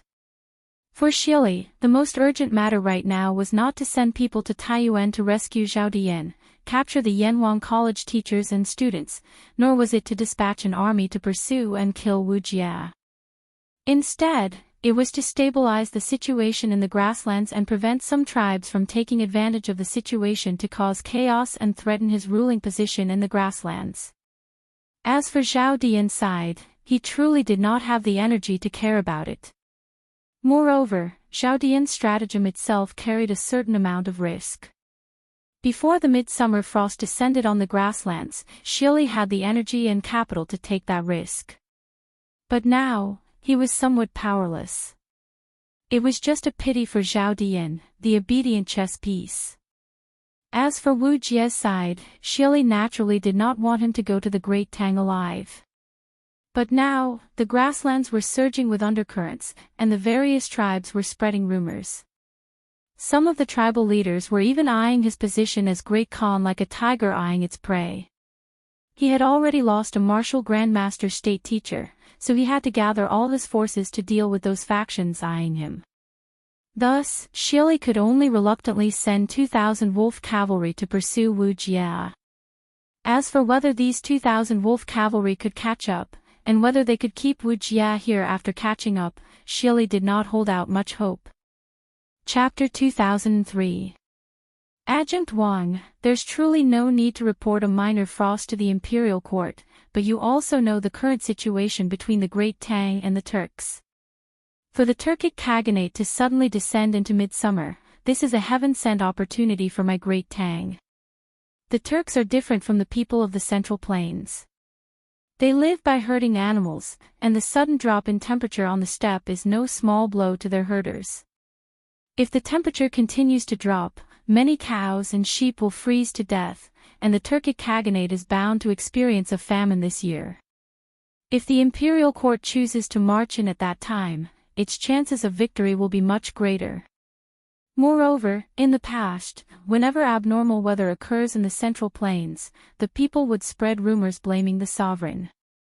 In the 6th month of this year, if not for His Imperial Majesty's proper treatment of the locusts and the Marquis of Yangon leading the Sky Pheasant Brigade to the northern provinces, similar rumors would have arisen among the people. At that time, His Imperial Majesty might have been forced to issue a decree condemning himself. Now that the Turks are experiencing a frost in midsummer, the imperial court can also send spies into the steppe to incite the people and blame the abnormal weather on their Great Khan Shili. This way, the Turks will inevitably fall into internal strife, and the imperial court will have an easier time attacking the steppe.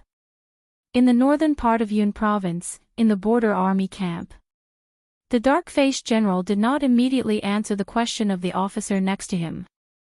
After a few moments of hesitation, he led the officer out of the drilling ground while slowly analyzing the situation. It wasn't hard to tell from the dark-faced general's words that he knew nothing about Li Urshian's plan to send Tang Jian into the steppe. But to everyone's surprise, one of the plans he had analyzed was actually in line with the division plan Li Zishuan had proposed to Li Urshian. In this aspect, he and Li Zishuan truly were great minds think alike.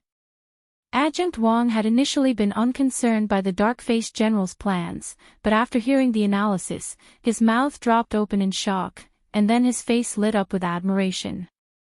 General Su truly has great foresight. You were able to see so many opportunities from a single abnormal phenomenon. No wonder Duke Wei sent Your Excellency here. With Your Excellency in Cloud Province, the Turkic Khagan will feel like he's sitting on a bed of needles. General Su. The black-faced general's surname was Su, and his given name was Lai. His courtesy name was Fang, and his courtesy name was Fang. Although in the history books of later generations, he was a famous general of the Tang Empire who destroyed 3 kingdoms and captured their masters alive. But now, he was just an unknown general in the army.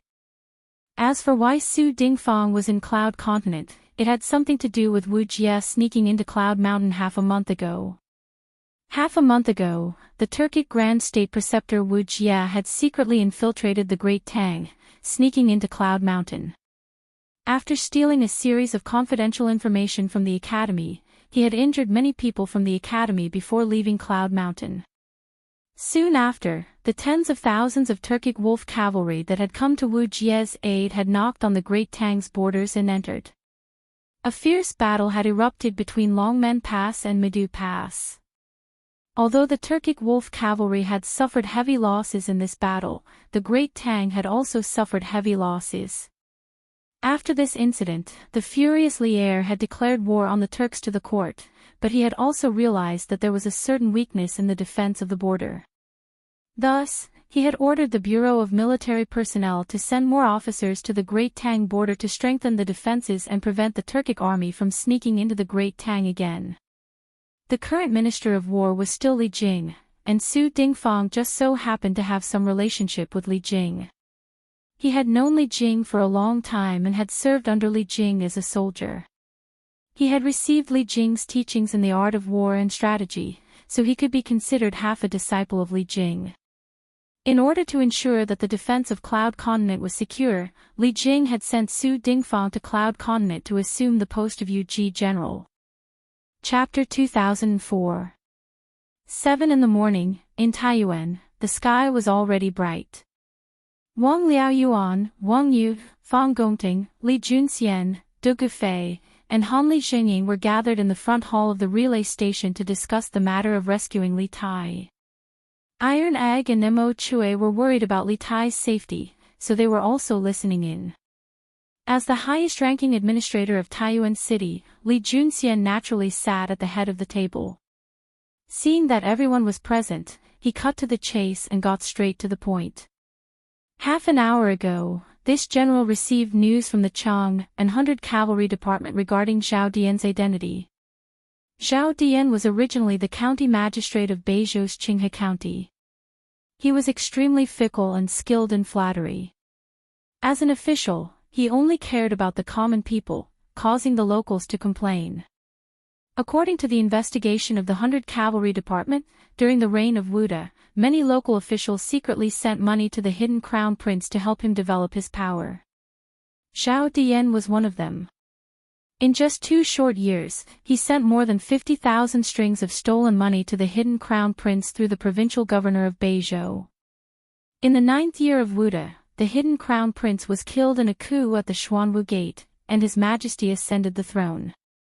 Zhao Dian was worried that His Majesty would settle accounts with him, so he left Beizhou and went to the steppe to seek refuge with Xieli. Although this person was good at bootlicking and flattering, he also had some real ability. After escaping to the grassland, Zhao Dian very quickly obtained Xieli's appreciation. Moreover, with Xieli's support, Zhao Dian began to reform the official system on the grassland. Moreover, he himself was also in charge of a mysterious army, a team of experts selected from the Han captives and formed from them. This general speculates that this army under Zhao Dian's command should be the group that attacked the relay station last night. In recent years, Zhao Dian has very likely used their identities as Han to plant them in various provinces of the Great Tang to gather intelligence.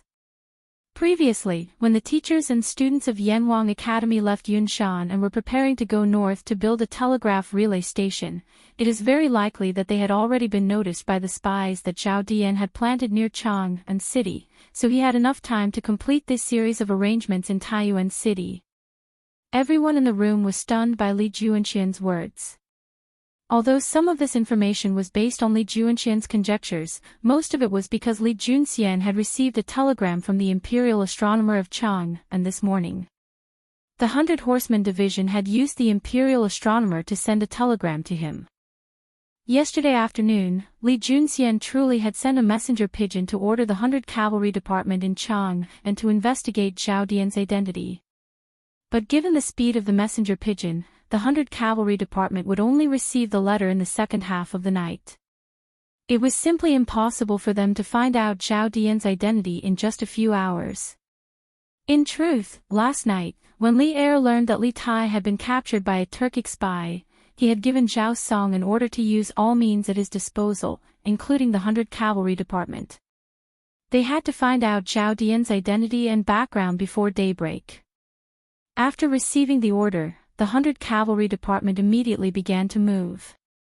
After spending the night reading through countless files, they finally found some information on Zhao Dian. Zhao Song brought this information to Li Er and had a junior eunuch from the Imperial Astronomer help the 100 Cavalry Department send a copy of Zhao Dian's information to Li Junxian so that he could rescue Li Tai. This Zhao Dian used to be a local official of my Great Tang, but now he's willing to be the running dog of the Turks. Truly abominable. Dugu Feiying angrily waved his fist as he viciously spat. Chapter 2005. That's good. In the front hall of the relay station, Li Junxian nodded in agreement. Army Attaché Fang and the majority of his subordinates will be responsible for the security of Taiyuan City. Governor Wang and the bailiffs of Taiyuan City will be responsible for the security of the city. Until His Highness is rescued, the gates of Taiyuan City will remain closed. While the gates are closed, the lives of the common people will be somewhat affected, but given the rations stored in Taiyuan City, their food and drink shouldn't be affected. In the next few days, everyone must ensure that the city does not fall into chaos. If there is a shortage of supplies in the city, you can send someone out to purchase supplies and transport them back to the city to provide for the daily needs of the common people. This lowly official, this general, will go. Wang Liaoyuan and Fang Gongting bowed and accepted the order. One of them was in charge of Taiyuan City's government affairs while the other was in charge of its military affairs. Now that the situation was urgent, they could finally work together. Seeing that Wang Liaoyuan and Fang Gongting had their own missions, Dugu Feiying eagerly looked at Li Junxian, clearly hoping that Li Junxian would quickly assign him a mission. Li Junxian did not disappoint him, turning to Wang Chong. Feiying, the Imperial Army's primary mission for the next few days is to protect the students and teachers of Yanhuang College. Although the Turkic spies have kidnapped His Highness, there's a high chance that they've come for the students and teachers of Yanhuang College. The construction of the telegraph relay station in Taiyuan City is bad news for the Turks, so they'll definitely do everything they can to obstruct, destroy, and even kidnap the students and teachers of the college. We have to be on guard against this. We can't let the Turkic spies take any more hostages. Okay, but, is that all? Dugu Feiying nodded, but when Li Junxian seemed to have nothing else to say, he couldn't help but say in dissatisfaction, "Generally, the Turkic spies almost took my big brother's life. I must participate in this operation to rescue King Wei." Li Junxian thought about it, but in the end, he did not refuse Dugu Feiying's request. He nodded and said, "Fine. But no mistakes can be allowed in the process of rescuing His Highness. You must obey orders and not act impulsively or emotionally.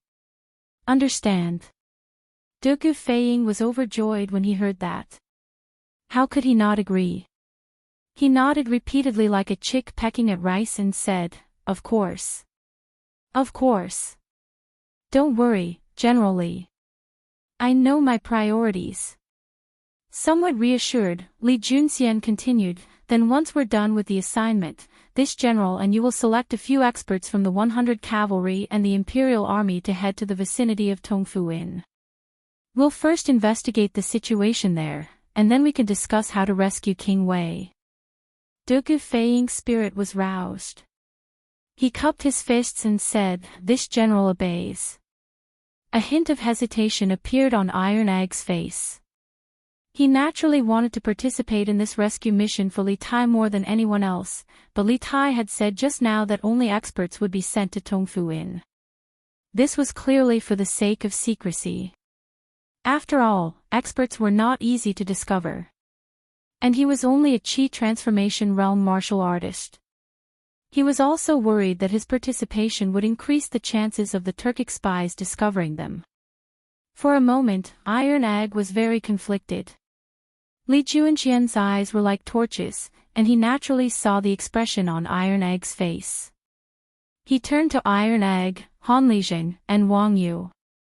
"Master Han, Iron Egg, and Wang Qingwu of the Wang clan also need to participate in this rescue mission. The Turkic spies are holding His Highness hostage, so we cannot use our army to attack them directly. We can only use a small number of experts to attack them from the shadows. It would be best if we could sneak into the place where His Highness is being held, but if we can't, we can only slowly wait for the enemy to reveal a flaw. We can't be too hasty and make them desperate enough to threaten His Highness's life." It was clear that Li Junxian was well aware that this rescue mission for Li Tai was not a guarantee of success just because they had tens of thousands of soldiers. The enemy had Li Tai as a hostage, and they could take Li Tai's life at any time. In these circumstances, they could not use their army to surround and attack. Their only chance was to use a few martial arts experts to sneak in or find an opportunity. Although Han Lijing had an internal injury on his leg, he was still as strong as a grandmaster. Iron Egg was a little weaker, but he was younger, smaller, and more agile. Moreover, he was not easy to discover. As for Wang Qingwu, he was even stronger than Li Junxian. Thus, the three of them naturally had the right to participate in this rescue mission. Han Lijing and Iron Egg were invigorated and hastily clasped their fists. "This one will go." Wang Yu excitedly clasped his hands and said, "Everyone in the Wang clan will follow General Li's orders. In a little while, Qingwu will come to receive General Li's orders." For Wang Yu, it would be best if the Wang clan could play a part in this rescue mission for Li Tai. Let alone Wang Qingwu, even if Li Junxian wanted to mobilize all the Wang clan's shadow guards, he wouldn't even bat an eye. He would even be more than happy to do so. After all, the Wang clan needed to use action to atone for its crimes, to show its loyalty to Li Heir. Li Junxian nodded and sternly said, "Okay. Since you all know your mission, let's begin." "Yes." Chapter 2006. On Li Junxian's side, his men began to split up according to their assigned missions, and within Taiyuan City, there was a restless force stirring in the shadows. The Great Tang authorities are going too far. First, they accused Brother Chang and of colluding with the Turks, and then they sealed up Brother Chang and's ironware shop. Then, Brother Chang and was publicly assassinated while escorted by the Wang clan guards. Humph. In my view, the Taiyuan authorities are colluding with the Wang clan and want to use this chance to seize Brother Chang and's ironware shop. In the western part of Taiyuan City, Jining Square, the Kong residence. In a secret underground room, Kong Chu and several middle-aged men in luxurious robes were seated around a round table, furiously denouncing the atrocities of the Taiyuan authorities. Who doesn't know that the weapons forged by Brother Chang and's ironware shop are the best in the world? Before this, the Wang clan had always coveted Brother Chang and's ironware shop, and the Wang clan was inextricably linked to this incident. The Wong clan of Taiyuan is a 1,000-year-old clan of the Central Plains, and the local authorities have always taken good care of it. Thus, the provincial governor's office covered up the Wong clan's crimes and didn't allow this old man to participate in this investigation. Even more hateful is that they even sealed off Taiyuan City. This old man applied to return to the Kong Kingdom and inform Brother Chang An's family of Brother Chang An's death, but Provincial Governor Wang didn't allow it. Poor Brother Chang An has always been a righteous man, but now, not only has he died for no reason, he has to suffer such injustice. This truly pains this old man's heart. Kong Chu was filled with righteous indignation and grief, and he couldn't help but dance with joy as he spoke. Everyone fell silent. After a long while, a stout middle-aged man dressed in luxurious purple robes clasped his hands and said, "We heard of Brother Chang An's death. We heard about Brother Chang An's matter yesterday, but at that time, Source Peak City was under martial law and it was inconvenient for us to go out. We never thought that Brother Kong Chu would run around alone for Brother Chang An. This brother is truly ashamed." When the rest of the people heard this, they followed the purple-clothed man and cupped their hands, expressing the same feeling. Kong Chu hurriedly waved his hands and said, "The Taiyuan authorities went too far in this matter. What does Brother Chang An have to do with all of you? Everyone, please don't blame yourself." The man's name was Shunzhan, and he came from the kingdom of the 9 Zhawu clan. On Li Juanqian's side, his men began to split up according to their assigned missions, and within Taiyuan City, there was a restless force stirring. The Great Tang's officials have gone too far. First, they accused Brother Chang An of colluding with the Turks. Then, they closed down Brother Chang An's ironware shop.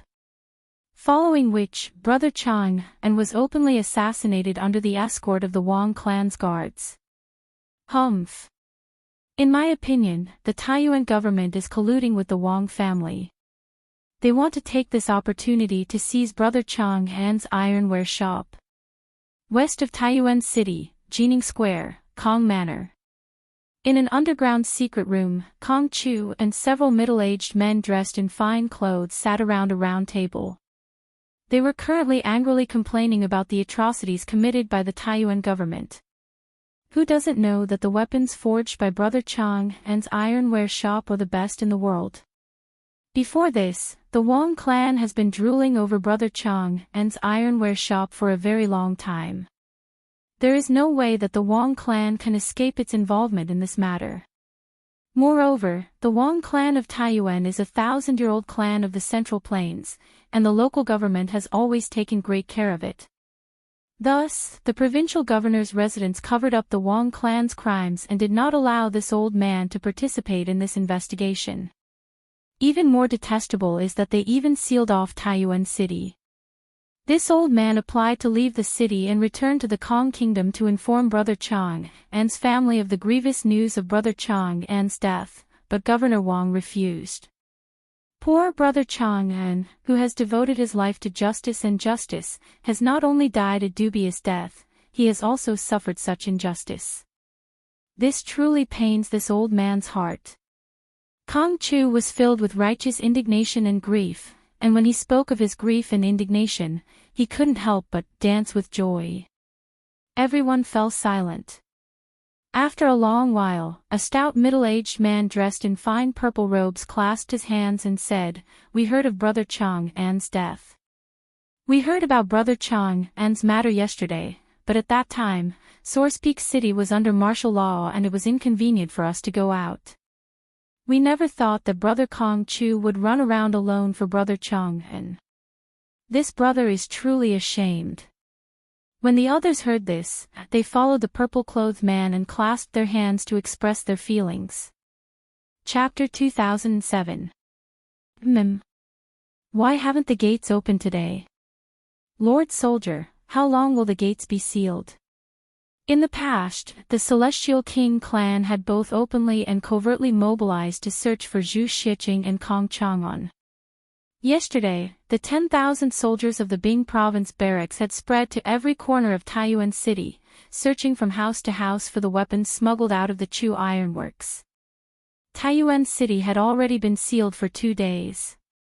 The citizens went from their initial fear to accepting reality and slowly calming down. However, today was already the 3rd day and there were still Bing province barracks soldiers everywhere in the city. The 4 city gates were still sealed. Some of the citizens could no longer remain calm. They woke up very early and went to the city gates to ask the general guarding the city gates. On the orders of Army Attaché Fong and Governor Wang, the gates are sealed and the Turkic spies hidden in Taiyuan City are to be captured.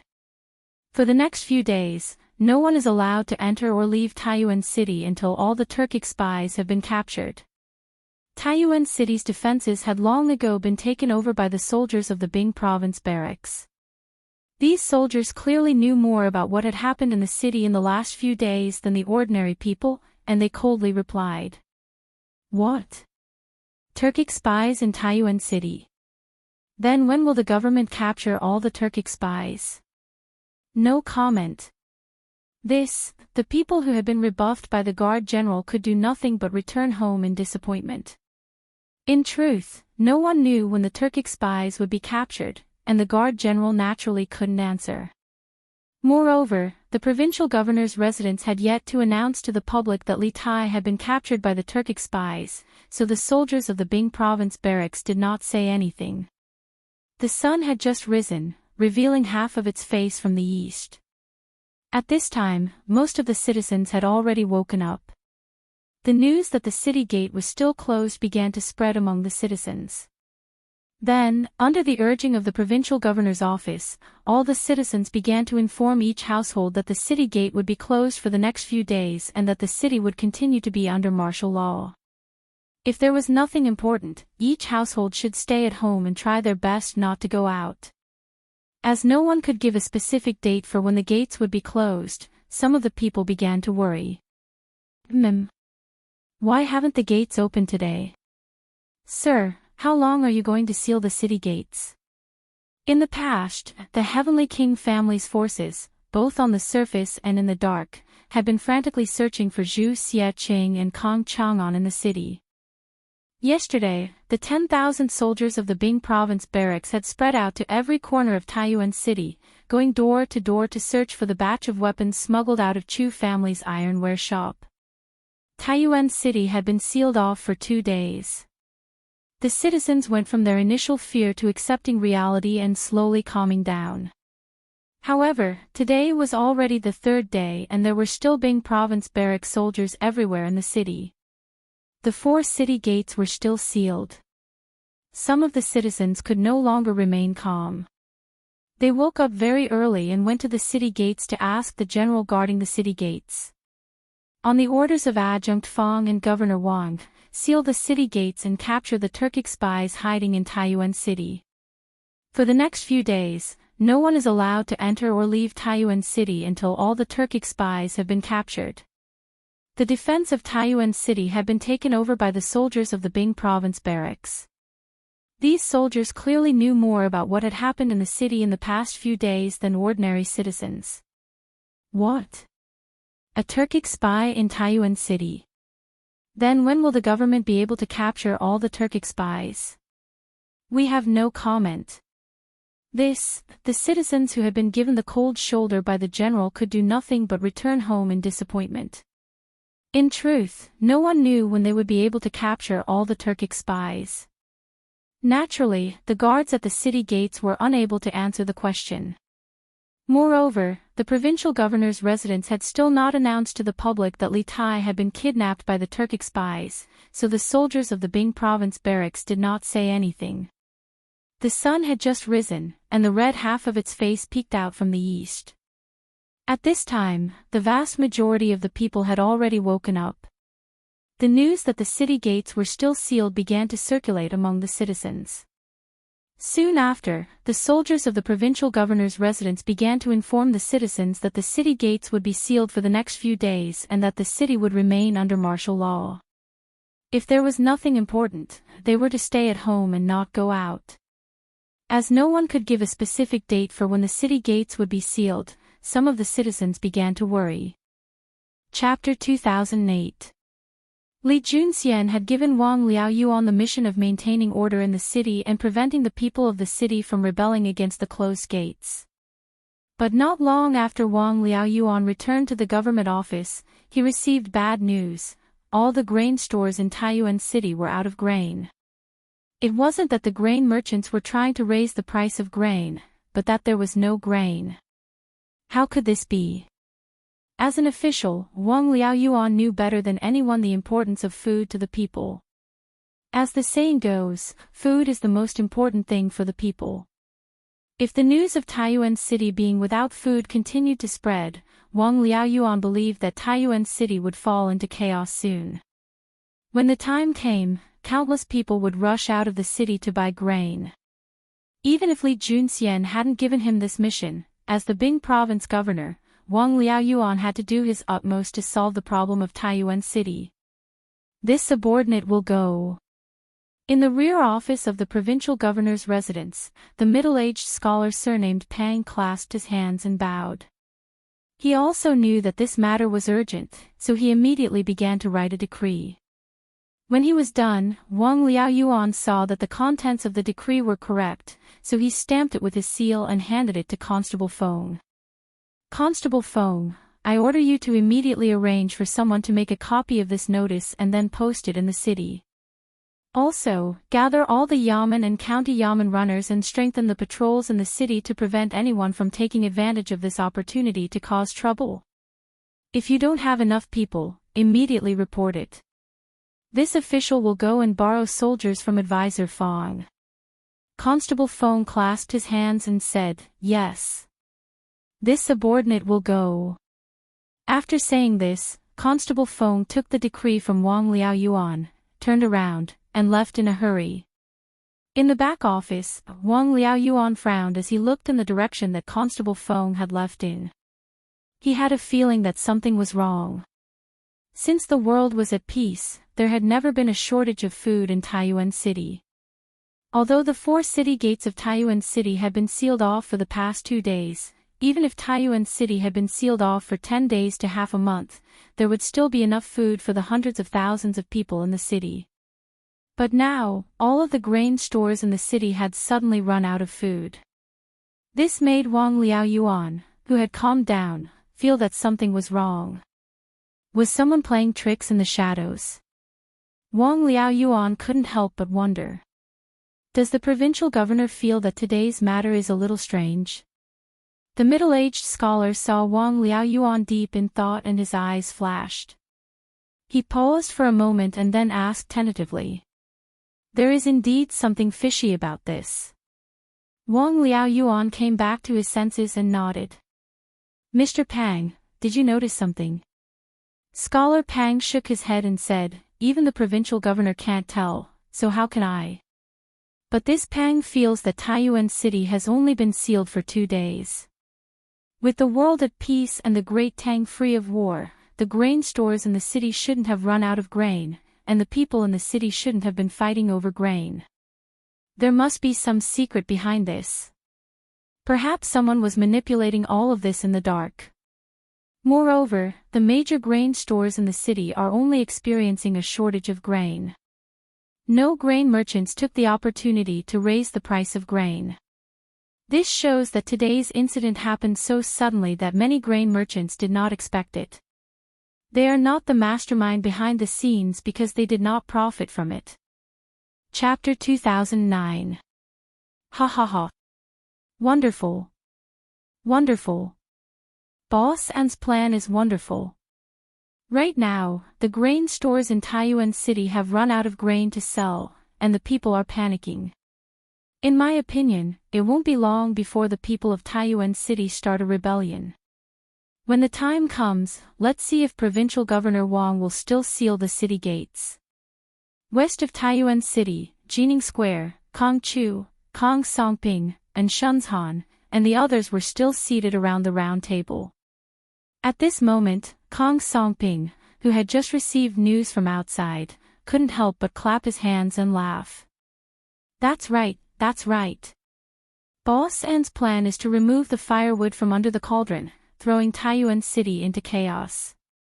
You've helped Brother Chang and vent his anger. Boss An is truly experienced and resourceful. I'd like to see how the Taiyuan government can continue to be arrogant. As soon as Kong Songping's voice fell, a few people immediately sent flattering words to Enchanting. The atmosphere in the secret room was peaceful, and the dark clouds that had hung over everyone's head seemed to have dissipated. The sky was clear after the storm. But Enchanting himself did not seem happy that his plan had worked. His face was expressionless, as if he was pondering something. Kong Chu was a meticulous person who was best at reading people's expressions. Seeing this, he couldn't help but ask, "Brotherin, now that the Taiyuan provincial governor's mansion is in chaos, and we've helped Brother Chang and vent his anger, why don't you seem happy?" After hearing Kong Chu's words, everyone quieted down and turned their eyes to Enchanting. Enchanting came back to his senses and calmly said, "I advise you not to be overly optimistic. This humble one advises everyone not to be too optimistic. No matter what, Taiyuan City is the largest city in the north of the Great Tang. Even if we mobilize our men and empty out all the grain stores in the city, it's still wishful thinking to think that we can defeat the Taiyuan provincial governor's residence. Everyone, don't forget that there are still official warehouses in Taiyuan City. Based on what I know, Taiyuan's official warehouses contain no less than 10,000 share of grain. With so much grain, the government is completely capable of calming the people in a short time." And Xuanshan's words were like a basin of cold water, instantly calming everyone down. Kong Songping anxiously said, "Right. There are still official warehouses in Taiyuan City. If Governor Wang takes out the grain from the official storehouse and sells it to the common people, what should we do? Ha ha ha. Wonderful. Wonderful." Boss An's plan was brilliant. Right now, the grain stores in Source Peak City have run out of grain to sell. The common people are in a state of panic. In my opinion, it won't be long before the common people of Source Peak City rebel. At that time, let's see if that provincial governor Wang will still seal the city gates. In the western part of Taiyuan City, Jining Square, in the underground chamber of Kong Chu's residence, Kong Chu, Kong Songping, and Shunzhan, and the others were still sitting around the round table. At this time, Kong Songping, who had just received the news from outside, couldn't help but clap his hands and laugh. That's right. Boss An has taken drastic measures to deal with the root of the problem, causing Source Peak City to instantly fall into chaos. It can be considered as helping Brother Chang and vent his anger. Boss An is truly knowledgeable and resourceful. Let's see how the Taiyuan government can continue to be arrogant now. As soon as Kong Songping's voice fell, a few people immediately sent flattering words to Enchanting. The atmosphere in the secret chamber was peaceful. The dark clouds that had previously shrouded everyone's head seemed to have dissipated, and the sky was clear after the rain. On the other hand, Enchanting himself didn't reveal any joy because his plan had worked. He was expressionless, as if he was pondering something. Chapter 2010. There are guards on the east, south, west, and north sides of the inn. There are 10 guards near the main entrance on the south side, and 3 to 5 guards on the east, west, and north sides. Of course, this is just the defensive strength on the surface. The enemy has also set up many hidden sentries. As I saw just now, there were hidden sentries on the banyan trees on the southwest side of the inn and on the piles of wood on the northwest side. In a corner tower on the southern walls of Taiyuan City, Li Junxian put down his binoculars and looked at Tongfu into the north of the tower. He turned to Wang Qingguo, Han Lijing, Bruiser, and Du Gufeiying. Tongfu Inn is currently heavily guarded, and it wouldn't be an exaggeration to call it airtight. It's almost impossible to sneak in, unless we can instantly take care of all the sentries outside. Otherwise, the moment the Turkic spies in the inn notice anything strange, they'll immediately attack your highness. Yes, Li Juanxian's group had come to scout the area. They wanted to observe the defenses of Tongfu Inn so that they could come up with a plan to rescue Li Tai. For the sake of not alerting the enemy, Li Juanxian's group did not openly approach Tongfu Inn. Instead, they chose a tower in the southern part of Taiyuan City. This place was around 1 li away from Tongfu Inn, making it difficult for them to be discovered. Moreover, this place was on higher ground, making it easier for them to observe the situation around Tongfu Inn. Of course, this was all thanks to the military binoculars Li Junxian had brought from Chang'an. After hearing Li Junxian's explanation of Tongfu Inn's defenses, everyone couldn't help but deeply frown. Dugu Feiying couldn't help but ask, these fellows are rather cautious. Then what should we do now? We can't just stand here and watch, can we? Li Junxian shook his head, his brow furrowed. He didn't have a good idea of how to deal with the Turkic spies' hole-in-the-wall defense strategy. Most importantly, the enemy had Li Tai as a hostage, so they had nothing to fear. If they wanted to rescue Li Tai, they had to do it secretly and without anyone noticing. The atmosphere in the room froze for a moment. Iron Egg's mind began to whirl. Suddenly, a thought occurred to him, and he couldn't help but ask, besides the Turkic spy and Azure Sparrow, is there anyone else in Tongfu Inn? For example, the original tenants or servants of the inn. Li Junxian didn't know why Iron Egg asked this question, but he still replied, no. According to our intelligence, after the Yangtze Turk spies chose to settle down in Tongfu Inn last night, they chased out all the staff and guests of the inn. In the process, several guests were injured or killed. There are people guarding the east, south, west, and north sides of the inn. There are a total of 10 people guarding the south main entrance, and 3 to 5 people guarding the east, west, and north sides. Of course, this is just the defensive strength on the surface. The enemy has also set up many hidden sentries. I just saw that there were hidden sentries on the banyan tree to the southwest and on the pile of firewood to the northwest of the inn. In a corner tower on the southern wall of Taiyuan City, Li Junxian put down his binoculars and looked at Tongfu Inn to the north of the tower. He turned to Wang Qingguo, Han Lijing, Bruiser, and Dugu Feiying. Tongfu Inn is currently heavily guarded, and it wouldn't be an exaggeration to call it airtight. It's almost impossible to sneak in, unless we can instantly eliminate all the sentries outside. Otherwise, the moment the Turkic spies in the inn notice anything strange, they'll immediately attack your highness. Yes, Li Juanxian's group had come to scout the area. They wanted to observe the current situation of Tongfu Inn so that they could formulate a plan to rescue Li Tai. Chapter 2011. Ha! That is indeed the case. On the southern walls of Taiyuan City, Li Junxian used his binoculars to see that the Turkic spies who had just emerged from Tongfu Inn were all exhausted, and some of them were even yawning as they walked. A hint of joy appeared on his face. It seems like this general's predictions were correct. Last night, these Turkic spies were worried that we would try to rescue His Highness, so they remained vigilant the entire night. It seems like they didn't get much sleep last night. Today, the leader of the Turkic spies learned his lesson and began to have his men work in shifts. But the Turkic spies who came out to take over the shift didn't sleep well last night. They probably won't be able to last until the afternoon. Then should we move out in the afternoon? Iron Egg's eyes brightened, and he couldn't help but eagerly ask. Although there were several dozen Turkic spies in Tongfu Inn, Iron Egg was extremely confident in the strength of his side. After all, they had 2 Grandmaster level experts, and both of them were at the middle Grandmaster level. If they took advantage of this moment of exhaustion to launch a surprise attack, they really did have a chance of breaking into the inn and rescuing Li Tai. Dugu Feiying and Wang Qingguo's eyes brightened as they turned to Li Junxian. No. The chances of success are too low. Li Junxian's eyes dimmed, his brow furrowed as he mentally calculated.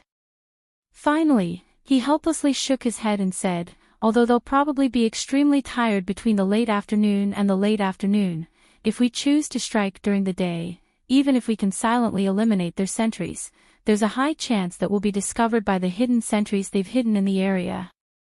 If we're discovered, all our efforts will be for naught, and the Turkic spies will be on high alert. We won't have a chance to rescue His Highness. In truth, Li Juanxian's worries were not without reason. Attacking during the day was different from attacking at night, and there was a major disadvantage to attacking during the day. If there was a flaw in any part of the plan, it would be very easy for the enemy to notice. This was unless they could simultaneously eliminate all of the Turkic spies' sentries outside the inn. But Li Junxian and the others were still present. Ha! That truly is the case. On the southern walls of Taiyuan City, Li Junxian used his binoculars to see that the Turkic spies who had just emerged from Tongfu Inn were all exhausted, and some of them were even yawning as they walked. A hint of joy flashed across his face. It seems like this general's predictions were correct. Last night, these Turkic spies were worried that we would try to rescue His Highness, so they remained vigilant. It seems like they didn't sleep last night. Today, the leader of the Turkic spies learned his lesson and began to have his men take turns to work. However, the Turkic spies who came out to take over the shift didn't sleep well last night. I reckon that they won't be able to last until the afternoon. Then, should we take action in the afternoon? Hearing this, Bruiser's eyes lit up, and he could not help but feel excited. Although there were hundreds of Turkic spies in the Tongfu Inn, Tai Dan was very confident in the strength of his side. After all, they had two masters at the Grand Master middle stage. If they took advantage of the enemy's exhaustion and negligence, they would attack them. Chapter 2012. TSK. What are you being so cocky for? Let's see how arrogant you can be after I'm rescued. Within the Tongfu Inn, Li Tai cast a disdainful glance at Xian Ye's back as he muttered in a low voice. Of course, words were words, but filling one's stomach was still the most important. Li Tai went downstairs with a full stomach and arrived at the hall on the first floor. He saw that the table in the middle of the hall had already been set up. Li Tai went up to take a look. There were 3 dishes and 1 soup. Although he didn't know how it tasted, it looked quite sumptuous. At that moment, Li Tai did not stand on ceremony.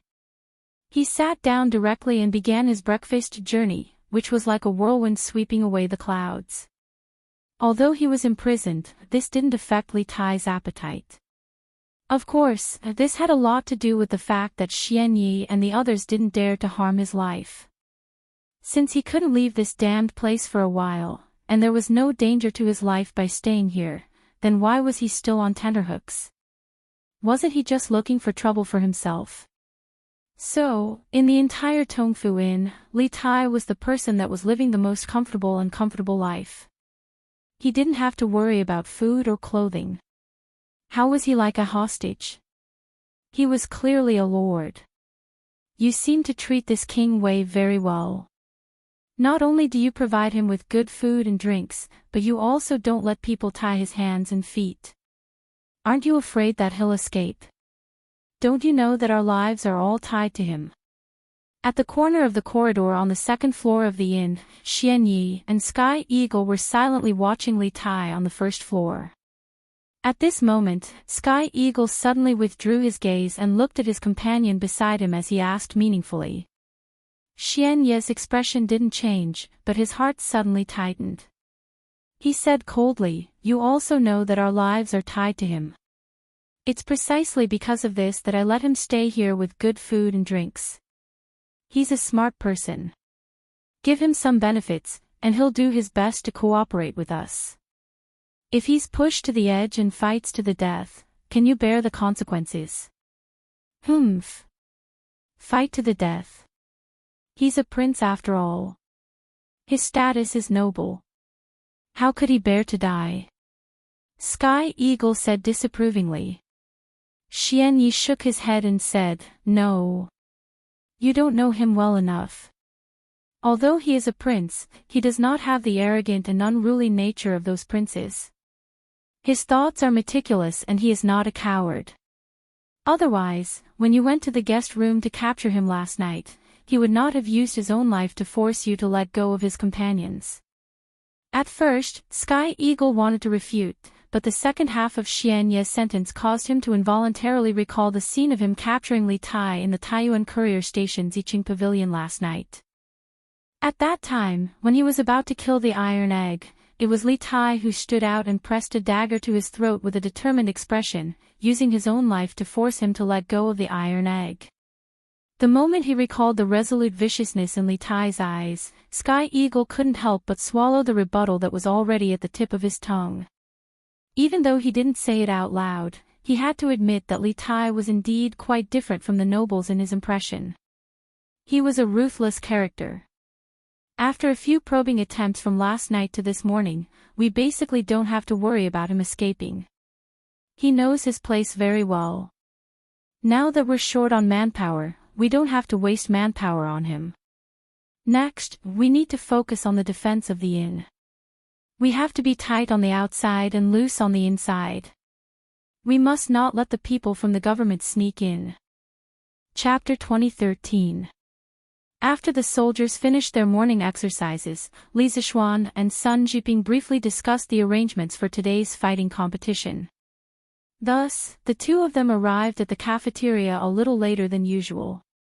The two of them found a line with fewer people and started lining up. In response to the soldiers' enthusiastic greetings, Li Zishuan and Sun Jiping nodded in response. The soldiers were tactful enough to not ask Li Zishuan to cut in line. After this period of interaction, they already knew Li Zishuan's temperament: no special treatment, strict adherence to the rules. But at this moment, in front of the line to Li Zishuan's right, a discordant voice sounded. "Hey! Little Xian! Come quick! Cut in! Cut in behind me!" It was Qing Chumo. After the morning exercises, Li Zishuan and Sun Jiping had something to discuss. He and Yuqi Baolin, on the other hand, ran to the cafeteria as fast as they could as usual. That was why he was able to line up at the front of the line. But this idiot's words were too King ambiguous, wasn't it? Scram! Hearing this, Li Zishuan's face instantly darkened. He glared fiercely at Qing Chumo and blurted out, "Scram! If you don't want to cut in, then don't cut in. Why are you scolding me?" Qing Chumo, who was standing in front of the line, was instantly dumbfounded. Speaking of which, he had good intentions. Why was Li Zishuan so angry? Qing Chumo couldn't figure it out no matter how hard he thought about it. He could only mumble to himself before turning his head away from Li Zishuan. Normally, he would treat Li Zishuan as his brother and would occasionally bicker with him. If this was any other day, he would definitely roll up his sleeves and fight with Li Zishuan for 300 rounds. Even though he could not win, but now, they were in the military camp and Li Zishuan was leading the soldiers. Qing Chumo understood that he could not bicker with Li Zishuan like he usually did. This was because it would hurt Li Zishuan's prestige in the Black Armored Army. "Chonyo, did you forget that the Yamacho never cut in line? No matter if it's in the academy or the military camp." Yuqi Baolin, who was standing behind Qing Chumo, could not help but remind him. Speaking of which, Qing Chumo was really sincere. Previously, when he asked Li Zishuan to cut in line, he actually asked Li Zishuan to cut in line behind him, which was in front of Yuqi Baolin. Luckily, it was Yuqi Baolin who was standing behind him. If it was someone with a bad temper, they might have cut him. Of course I know. I'm just thinking that we are not considered outsiders, right? Xiao Xian is not cutting in line. He's asking us to help him line up. Qing Chumo's eyes widened as he tried to justify himself. Sun Jiping actually did not get Li Zishuan's anger. He only looked at Li Zishuan curiously. Seeing that Li Zishuan had no intention of explaining, he shifted his gaze away and began to think about the martial arts competition later. Officer Li, previously we heard from the brothers in the A battalion that the Emperor might come to the military camp to watch today's martial arts competition. Is it true? A rough-looking soldier standing 2 to 3 steps in front of Li Zishuan turned around and asked Li Zishuan. This person was the leader of the E battalion, Wang Rong. Ding Dali, who helped Zhang Kongnian incite the soldiers to mutiny, was a soldier under his command. As soon as he finished speaking, the soldiers nearby all turned around and cast their gazes on Li Zishuan. Their eyes were filled with eagerness. Chapter 2014. Li Zishuan's guess was correct. At this moment, Li Er was indeed having a headache over how to rescue Li Tai. Moreover, apart from this matter, there was another matter that gave him an even bigger headache, and that was the inquiry from Empress Zhongsun. It was said that a woman's intuition was the most accurate. This saying was true for Empress Zhongsun. Last night, there had been an urgent report from Taiyuan, saying that Li Tai had been kidnapped by a Turkic spy. Zhao Song had knocked on the door of Li Er and Empress Zhangxuan's bedroom in fear and trepidation. It was only after Li Er had left that Zhao Song informed Li Er of this news. Although Empress Zhangsun didn't hear anything from beginning to end, her intuition told her that something urgent and important must have happened. Otherwise, Zhao Song wouldn't have disturbed Li Er's rest so late at night. When Li Er returned to his bedroom, Empress Zhangsun couldn't help but ask Li Er why Zhao Song was looking for him. Li Er casually made up a lie, saying that someone in the army was causing trouble. Then, he used the excuse of being sleepy and fell asleep quickly. Although Empress Zhangsun didn't really believe Li Er's reason, she didn't continue to ask after considering that Li Er had been busy with state affairs during the day and was indeed very tired. However, her mood was very perturbed. Finally, it was daybreak. It was almost time for the morning court. Empress Zhangsun quickly woke Li Er up and continued to ask about last night's matter. Li Er suddenly had a headache. If he told the truth, it would definitely make Empress Zhangsun heartbroken and worried all day long. However, if he didn't say it, he couldn't make up a reason that Empress Zhangsun could trust in such a short time. It was strange. In front of others, Li Er could easily lie with his eyes open. However, in front of Empress Zhangsun, it was difficult for him to lie flawlessly. This was because Empress Zhangsun knew him too well. Many times, even if he didn't say anything, Empress Zhangsun could guess a thing or two from his expression or the emotions hidden in his eyes.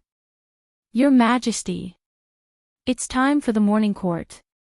The officials are already waiting outside Taiji Palace. Just as Li Er and Empress Zhangsun were in a silent confrontation, Zhao Song's voice came from outside the bedroom. Li Er could not help but heave a sigh of relief in his heart. At this moment, Empress Zhangsun had already helped him put on his clothes. Li Er turned around and gently hugged Zhangsun, then said softly, "Guanyin maid, don't worry. Something did happen last night, but you have to believe us will definitely resolve it. We will go to the morning court first. After the morning court, if you still want to know, we will tell you." Empress Zhangsun leaned on Li Er's broad chest and felt the sincerity in his words. She couldn't help but feel her heart soften. She thought that she had pushed him too far. There were some things that he didn't tell her. It should be for her own good. Why did she have to push him step by step? Yes. Your Majesty, please go to the morning court. Empress Zhangsun took a step back and took the initiative to leave Li Er's embrace. The expression on her face also changed from the original worry to the present, pretending to be relaxed. All right. Li Er glanced at Empress Zhangsun, then turned and left. After exiting Lijing Palace, Li Er boarded the carriage and led Zhao Song straight to Taiji Palace. Halfway there, Li Er suddenly asked Zhao Song, "What about the thing I asked you to investigate last night?" Chapter 2015. During the morning court session, Li Er did not bring up the matter of Li Tai's capture in front of all the officials. On one hand, he felt that this was a family matter, and there was no need to bring it up in a court session. On the other hand, he had already done all he could with regards to Li Tai's capture. Whether or not he could save Li Tai now depended entirely on Li Juanxian's own abilities. Even if he told the officials, it wouldn't be of much help to the final outcome of the matter. The main topic of today's morning court session was the issue of the 150,000 soldiers entering the capital for training. The 8,000-some elite soldiers selected by the subjugation constabulary of the 12 prefectures, including Shang, Pu, Ning, Liang, Qi, and Qing, have already arrived outside Chang and set up camp around Niushou Mountain. The camp in the southern part of the city is estimated to be completed in another 2 days. When the time comes, these soldiers will all be able to move into the camp. As for the other prefectures and counties further away from Chang'an, the elite soldiers selected by the subjugation constabulary are also on their way and will arrive in a few days. Minister of War Li Jing was currently in Taiji Palace reporting to Li Er on the progress of the 150,000 soldiers entering the capital. The Flaming Yellow Chamber of Commerce's fundraising conference in Lantian County had been a great success, raising a total of 428,500 strings of cash for the imperial court. With this money, the Bureau of Revenue could finally relax and work with the Bureau of Works to recruit laborers and craftsmen, working day and night to build a camp for the 150,000 soldiers about to enter the capital. Their progress was nearly twice as fast as before. I'll have to trouble Apothecary to settle these soldiers. Hearing this, Li Er nodded expressionlessly and said, since the soldiers from all over the world have arrived in Chang'an, the ones who arrive first should be trained first. The war between the Tang Empire and the Turks will only start earlier than we expected.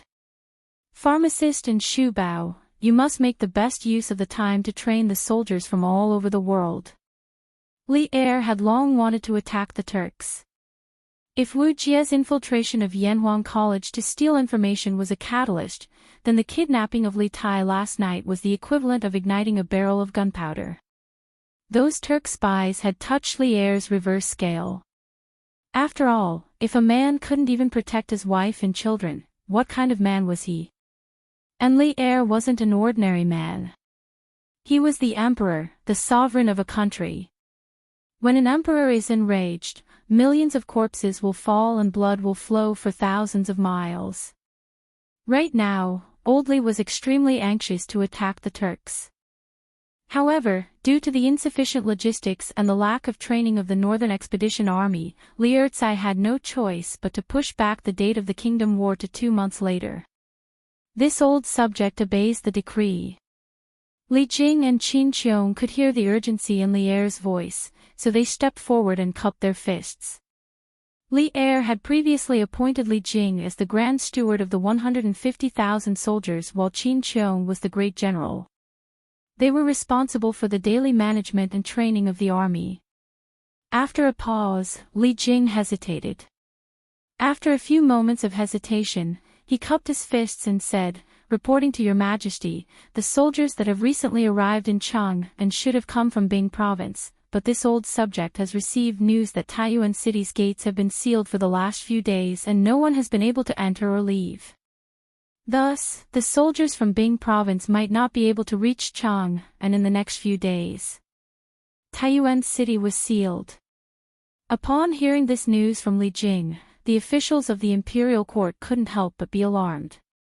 Only now did they recall that Li Jing had said that there were no soldiers from Bing Province among the 12 provinces that had arrived outside Chang'an.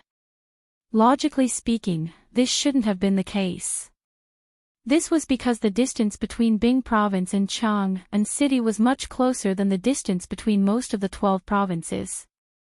Now that they heard Li Jing say that Taiyuan City was sealed, they were all stunned.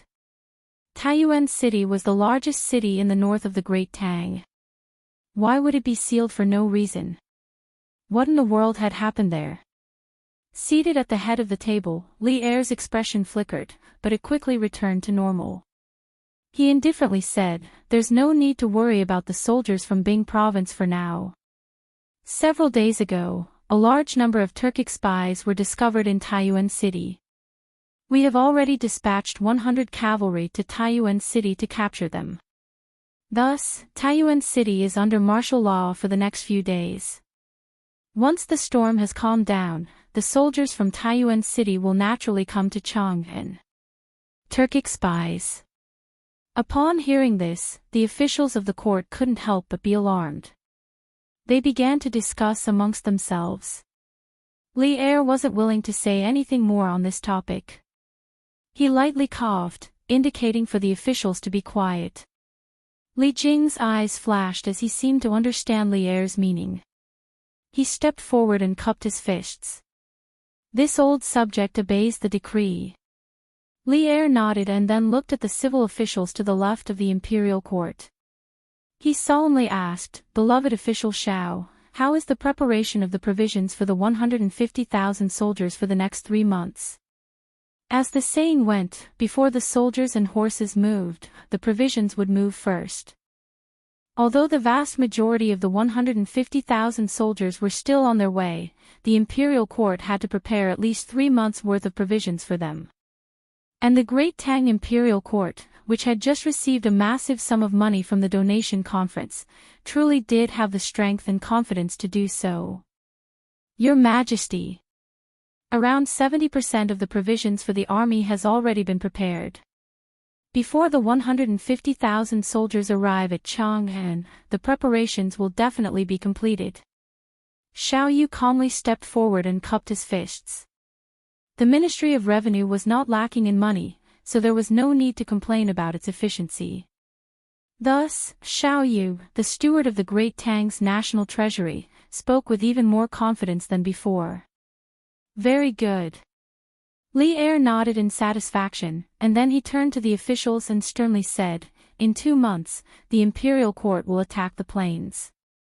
At that time, not only will the 300,000 soldiers from the various camps in the capital be the main force, the elite soldiers from the various provinces of the Great Tang will also be the main force of the northern expedition." Previously, there was a saying in the Datong Daily that we thought was very good. The rise and fall of the country is the responsibility of the people.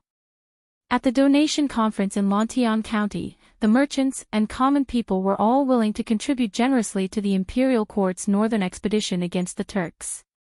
All of you have read the books of the sages, are part of the court, and receive the salary of the country. All of you should spare no effort in preparing for the imperial court's northern expedition. In these 2 months, we hope that all the officials of the 6 ministries of the imperial court will be able to put aside all their selfish thoughts and focus on preparing for the northern expedition. We hope that the strength of the 450,000 soldiers in the northern expedition will rise to another level in 2 months. In this war, we can only win, not lose.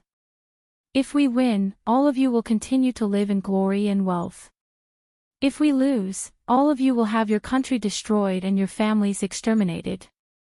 As soon as the words, "the country is destroyed and the family is destroyed," came out, the atmosphere in the hall suddenly became a little tense. Li Er did not deliberately shout, but every word he said was sonorous and powerful, echoing in every corner of the hall. All the officials in the hall were moved, and all the officials bowed in unison. This subject obeys the decree. We will spare no effort in preparing for the Turks. Chapter 2016. Because the 6 ministries of the court had been busy preparing for the 150,000 troops that were about to enter the capital, the morning court session had ended early. The end of the morning court session was good news for Li Er in the past because he could finally free himself from the busy government affairs and rest for a while. But today, Li Er, who had finished the morning court session, didn't know where to go. There was a woman waiting for him in the imperial harem. It wasn't that he didn't want to see that woman. On the contrary, that woman was the love of his life. He just didn't want to face her today as some of her questions were difficult for him to answer. But he couldn't just stay in Taiji Palace like this. That woman would definitely come looking for him once she knew that the morning court session had ended. Where should he go then? This sounded a little funny. The dignified son of heaven actually had a time when he didn't know where his place was. It was truly inconceivable. Your Majesty, the Black Armored Army's camp is holding a martial arts competition today. You previously told General Duan that you would be going back to observe. Do you want to go today? Just as Li Er was feeling conflicted, Xiao Song came up to him and whispered to him. Li Er, who was in a dilemma, was suddenly energized. He sat up straight and looked at Xiao Song. Without hesitation, he replied, I'm going. Since I've promised Minister Duan, I'll definitely go. You'll come with me too. As for the Empress, send someone to inform her so that she won't worry about me. Then, Li Er stood up and prepared to leave the palace. He seemed to be more anxious than anyone else to leave the palace, leaving behind a stunned Xiao Song. What a joke. He was just thinking about how to temporarily avoid Empress Zhongsun. Now that he was about to doze off, someone sent him a pillow. Going to the Black Armored Army's camp to observe the martial arts competition was such a dignified excuse. How could he not use it? As for why he emphasized that Xiao Song should go with him, it was mainly because Xiao Song was one of the key informants who knew about Li Tai's capture. If he stayed in the palace, Empress Zhongsun might interrogate him. Although Xiao Song had always been loyal, he would definitely be put in a difficult position when faced with Empress Zhongsun's interrogation. A moment later, Li Er, dressed in casual clothes, left the palace with Xiao Song and a dozen or so guards. They were dressed lightly. On Empress Zhongsun's side, ever since Li Er had left for morning court, she had been waiting for Li Er to come over after court ended. At this time, a palace maid came to report that Taiji Palace's court had ended. Empress Zhongsun couldn't help but let out a sigh of relief. She secretly thought that when Li Er came over, she would definitely ask him about last night's matter. She was not an aggressive woman, especially when she was in the harem. She knew how to be a wife better than anyone else. Most of the time, if Li Er was unwilling to say something, she would never ask. But this time was different. She had a premonition that Xiao Song had come looking for Li Tai last night because something had happened to Li Tai in Taiyuan. Although it was just a vague intuition, she had to get to the bottom of this since it concerned her son's safety. Empress Zhongsun sat quietly in the side hall of the Lijing Palace. Her mood was not calm at all. A quarter of an hour passed, but she still did not see Li Er's figure. At this time, she could not sit still. Could it be that Li Er had directly gone to the Suite du Hall to read memorials after the morning court session? Chapter 2017. On the Black Armored Army drill ground, on the stage. Duan Jishuan's words had set the tone for today's fighting competition, and that was to stop when it was appropriate. No one was to intentionally injure or even kill their opponents. This was to prevent some people from using this opportunity to seek revenge. Now that the war between the Tang Empire and the Turks was imminent, Duan Jishuan would not allow the Black Armored Army to suffer unnecessary losses before they even entered the battlefield. Yes. The generals below the stage responded in unison. Among the ranks of the 2nd Battalion, dozens of soldiers couldn't help but have a slight change in expression. Their faces were filled with conflict and hesitation. Qiu Xingong, who was standing behind Duan Jishuan, had an indescribable look in his eyes. However, because he was standing at the back and was quite far away from Li Zishuan, no one noticed the abnormality in this old fellow's eyes. Regarding the rules of the fighting competition, all of you should have already heard of them. I won't repeat them. Today's fighting competition will be hosted by Li Kanjun. Now, the fighting competition officially begins. Duan Jishuan looked at the time and didn't waste any more words. He immediately announced the start of the fighting competition and handed over the hosting rights to Li Zishuan. After all, this fighting competition was something that Li Zishuan came up with. The rules were also set by Li Zishuan. For Li Zishuan to be the host was the most suitable. After Duan Jishuan finished speaking, he turned around and walked towards the back of the stage. Li Zishuan went to the position where Duan Jishuan was standing just now. Looking down at the neat formation of the 5 battalions, Li Zixuan took a deep breath and said, according to the rules of the fighting competition, each battalion will nominate 20 experts to form teams of 5. Each team will be divided into 4 teams, and each team member will choose a team leader. There are a total of 20 teams from the 5 battalions of the Black Armored Army. The fighting competition will follow a step-by-step elimination system. There will be a total of 3 rounds, the preliminary round, the knockout round and the final round. The team leader will draw lots to decide the opponent of each team. Every round will be a best of 5. The winner will advance and the loser will be eliminated. In order to save time, the preliminary and knockout rounds of the fighting tournament will be held in 5 different locations at the same time. These 5 locations are where our 5 battalions usually train on the drill grounds. There will be 5 referees at the 5 locations to record the results of the matches. The final round will be held at the stage and the final winner will be the champion of the fighting competition. Li Zixuan, Duan Zixuan, and Qiu Xingong had already discussed the rules of the Black Armored Army's fighting competition. Furthermore, the commanders of the various battalions had already informed their subordinates of the rules. On the Black Armor military drill ground, on the platform, Duan Zixuan's words set the tone for today's fighting competition. No one was allowed to intentionally injure or kill their opponents. This was to prevent some people from taking the opportunity to seek revenge. Now that the war between Tang and the Turks was imminent, Duan Zixuan would not allow the Black Armored Army to suffer unnecessary losses before they even entered the battlefield. Yes. The generals below the stage replied in unison. Now that the war between Tang and the Turks was imminent, Duan Zixuan would not allow the Black Armored Army to suffer unnecessary losses before they even entered the battlefield. Yes. The generals below the stage replied in unison. Now that the war between Tang and the Turks was imminent, Duan Zixuan would not allow the Black Armored Army to suffer unnecessary losses before they even entered the battlefield. Yes. The generals below the stage replied in unison. Chapter 2018. According to the rules of the martial arts tournament, each battalion had to send out 20 experts, which was equivalent to 4 small teams. These 4 teams would draw lots to determine their opponents in the preliminary round or the knockout round. Now was the preliminary round, and there were a total of 20 participating teams. Because the competition was using a single elimination system, Li Zixuan only allowed Team 1 and Team 2 of each battalion to come up and draw lots. The numbers of Team 3 and Team 4 of each battalion were written on the lots in the drawing tube.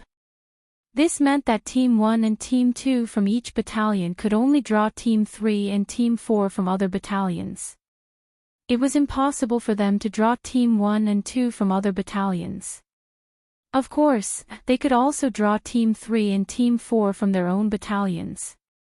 In this way, there would only be a total of 10 matches in the preliminary round. According to a total of 5 competition venues, each venue would only have 2 matches. The winner would advance while the loser would be directly eliminated. This greatly reduced the competition time. After all, the main focus of the various battalions was to intensify their training and prepare for the Turkic War. Li Zixuan and Duan Zixuan couldn't allow the martial arts tournament to take up too much of their training time.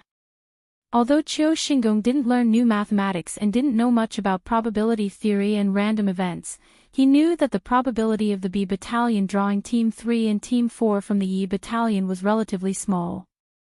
From a probability perspective, the probability of the B battalion drawing Team 3 and Team 4 from the E battalion was only 1 in 5.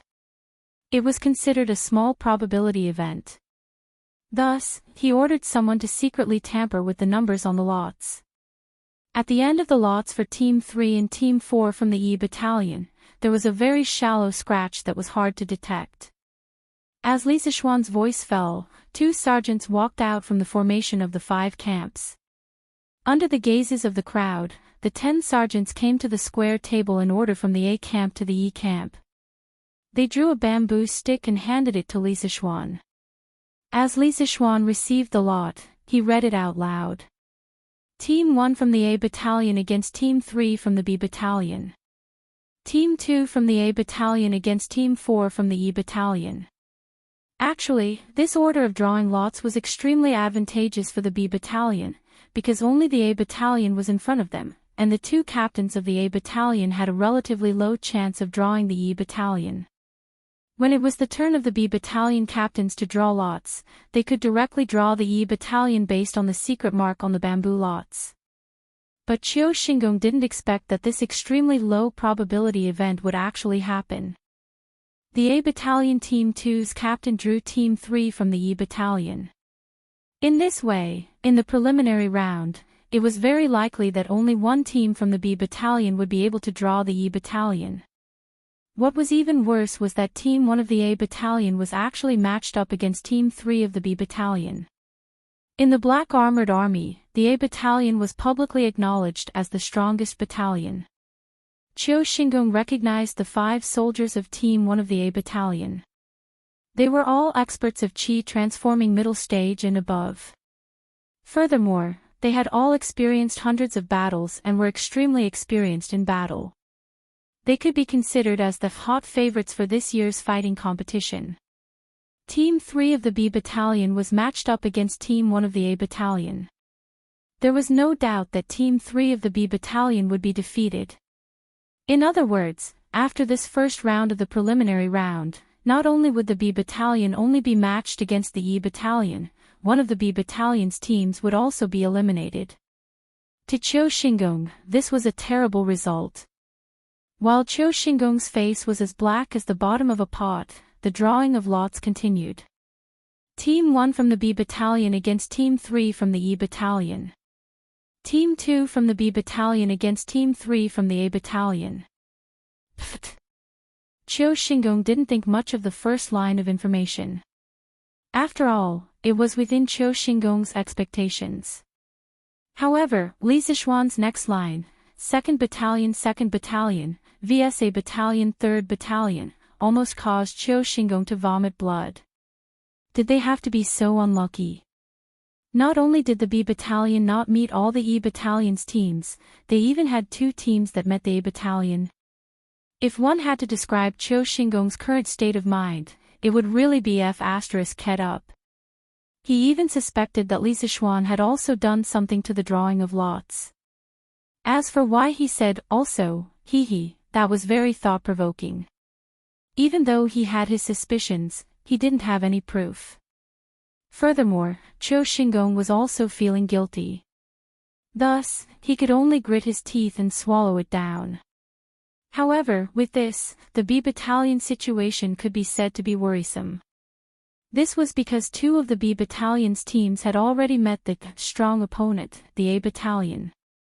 Even though the A Battalion's 3rd team wasn't as strong as the A Battalion's 1st team, it was still a tough opponent. If the B Battalion's 1st team were to go up against it, it was hard to say who would win. Qiu Xingong, who had thought that everything was ready and that there would be a good opening, never expected that there would be such a bloody opening. After the first round of the preliminary round, it was very likely that 2 of the B Battalion's 4 teams would be eliminated directly. Moreover, it was very likely that they would only meet 1 team from the E Battalion. Chapter 2019. Following Li Zixuan's command, the preliminary round of the Black Armored Army's first combat competition officially began. The soldiers of each battalion returned to their usual training positions and formed a large circle. The empty space in the center of the circle was equivalent to a temporary arena for sparring. Bao Lin, Wang Rong, let's go. Let's go and meet our brothers from the 3rd Battalion. Qing Chimo chuckled as he patted the shoulders of Yuqi Bao Lin, Wang Rong and the others. As Qi Transformation Realm martial artists, although Qing Chimo and Yuqi Bao Lin had just joined the 3rd Battalion, their strength was still there for all to see. Therefore, they successfully passed the selection and became the members of the 1st Battalion of the 5th Battalion. Although the rules of the fighting tournament did not explicitly state that each battalion had to place their strongest contestants in Team 1 or Team 2, but between the various battalions, they had already formed a kind of tacit understanding. Roughly speaking, within the main battalion, Team 1 was the strongest, Team 2 was second, and Team 3 and Team 4 were ranked behind in that order. The reason for this tacit understanding was closely related to the rules of the combat competition. According to the rules of the competition, in the preliminary round, each battalion's 1st and 2nd battalions would select their own 3rd and 4th battalions as their opponents. The 1st and 2nd battalions of the other battalions would be the strongest team in the other battalions. If you placed your strongest team in the 3rd or 4th battalion, then wouldn't you have to go head-to-head with your opponents in the preliminary round? Even if you won in the clash, your contestants would be greatly exhausted and would most likely affect the next round of the competition. But if they lost in the clash, then wouldn't their strongest, seeded team be eliminated in the preliminary round? Therefore, in order to let their own battalions go further, each battalion tacitly placed their strongest contestants in the 1st and 2nd battalions. On the side of the Wu battalion, the members of Team 1 were Shenmu, Qing Chumo, Yuchi Baolin, Wang Rong, and Xiao Ming. The team leader was Shenmu. Other than Qing Chumo and Yuchi Baolin, the other 3 were all mid-level generals of the Wu battalion.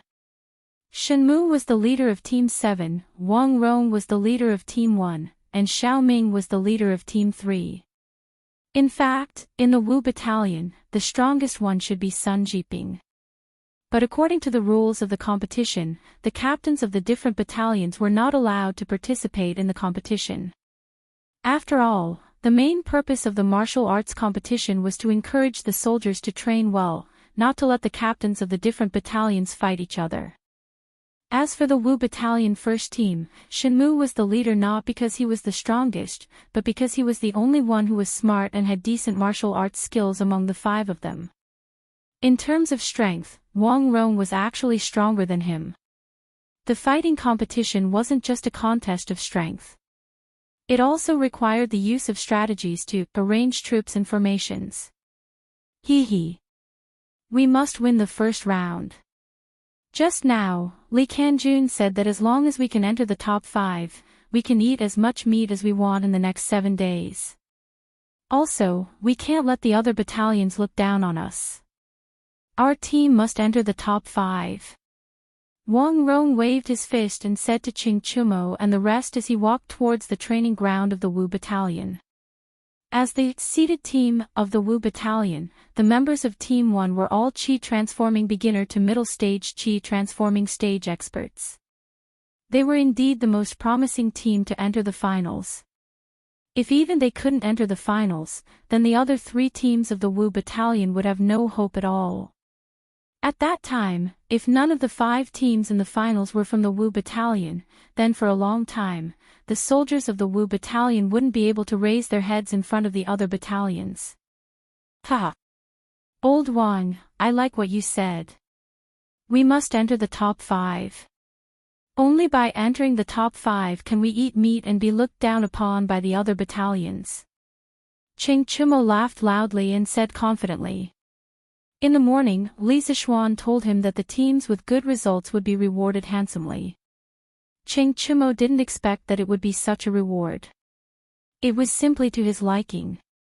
With this, how could he not give his all in the following matches? Yes. We must enter the top 5. Yuchi Baolin followed closely behind and said with a determined face. To these 2, the reward of unlimited meat was what attracted them the most. In order to be able to eat their fill in the military camp, they would give their all and defeat all the opponents in front of them. While they were talking, they had already arrived at the usual training location of the Wu battalion on the drill ground. Standing beside Wang Rong was a 30-year-old soldier with a white face and no beard. At this moment, he was analyzing the situation with a calm face. He calmly analyzed, the members of the 4th team of the Wu battalion are Xiangpeng, Wan Tao, Lu Bin, Zhang Dazhuang, and Ran Xiaodong. Other than their leader Xiangpeng, who is in the middle stage of the Qi transforming stage, the rest of them are like us, new recruits who have just joined the Black Armored Army. Furthermore, they are all below the initial stage of the chi transforming stage. Therefore, we have a high chance of winning the first match. Later on, we will be on our home ground. According to the rules of the competition, we have to send out a person in the first round. I want Chumo to go first. As long as the opponent doesn't send out Xiangping first, I believe Chumo will be able to help us win the first round. If the opponent is Xiangping first, I suggest Chumo to admit defeat and preserve his strength. We will definitely be able to win the next 3 rounds. This person was Shenmu, the leader of the 7th team of the Wu Battalion. He was also the leader of Qing Chumo and the others in this year's combat competition. Although Shenmu's martial strength was only in the early stage of the chi transforming stage, he was a steady person who was good at strategizing. Therefore, Sun Jiping not only put him in the first team, but also made him the leader of the first team. Coincidentally, before coming to the Black Armored Army, Shenmu used to be an adjutant of the 3rd Battalion of the Right Guards. He was well versed in both the pen and the sword, and was highly regarded by Old Qing. Now that he had left the Right Guards, Shenmu didn't expect that he would become a comrade in the same battalion as his old superior's son. Because of this relationship, Qing Chumo didn't have the slightest bit of courtesy towards Shenmu. Hearing what Shenmu said, he glared at him and scolded angrily, "Fuck. Shenmu, what the hell are you saying? Why do I have to admit defeat when I meet Xiangping? So what if his cultivation level is higher than mine? So what if he has a higher cultivation level? So what if he can win?" When Xiao Xian was still in the Qi transforming stage, didn't he also beat up that Snake King from the 7 Cultivators sect until he was looking for his teeth on the ground? I will be the first to go up.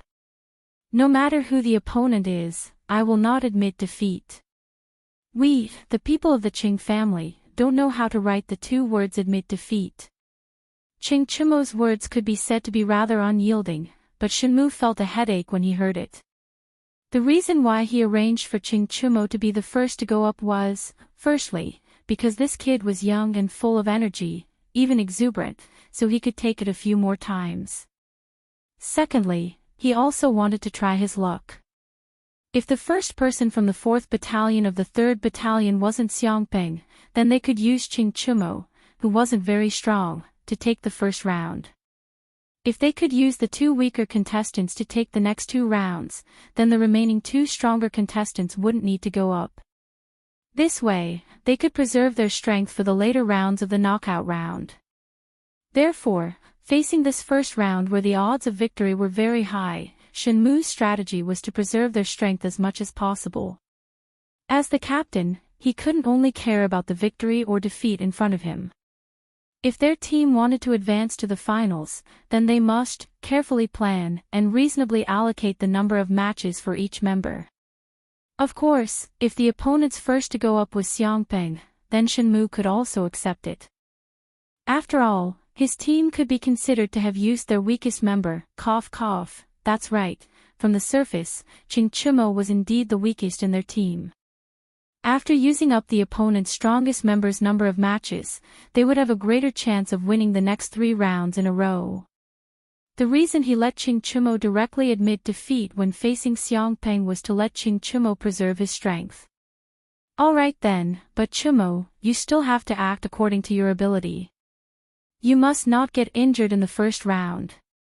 Facing the stubborn Qing Chumo, who was as stubborn as a bull, Shenmu didn't have any good ideas and could only nod helplessly. Hey! We still don't know who will get injured. Old Shen, you just wait and see.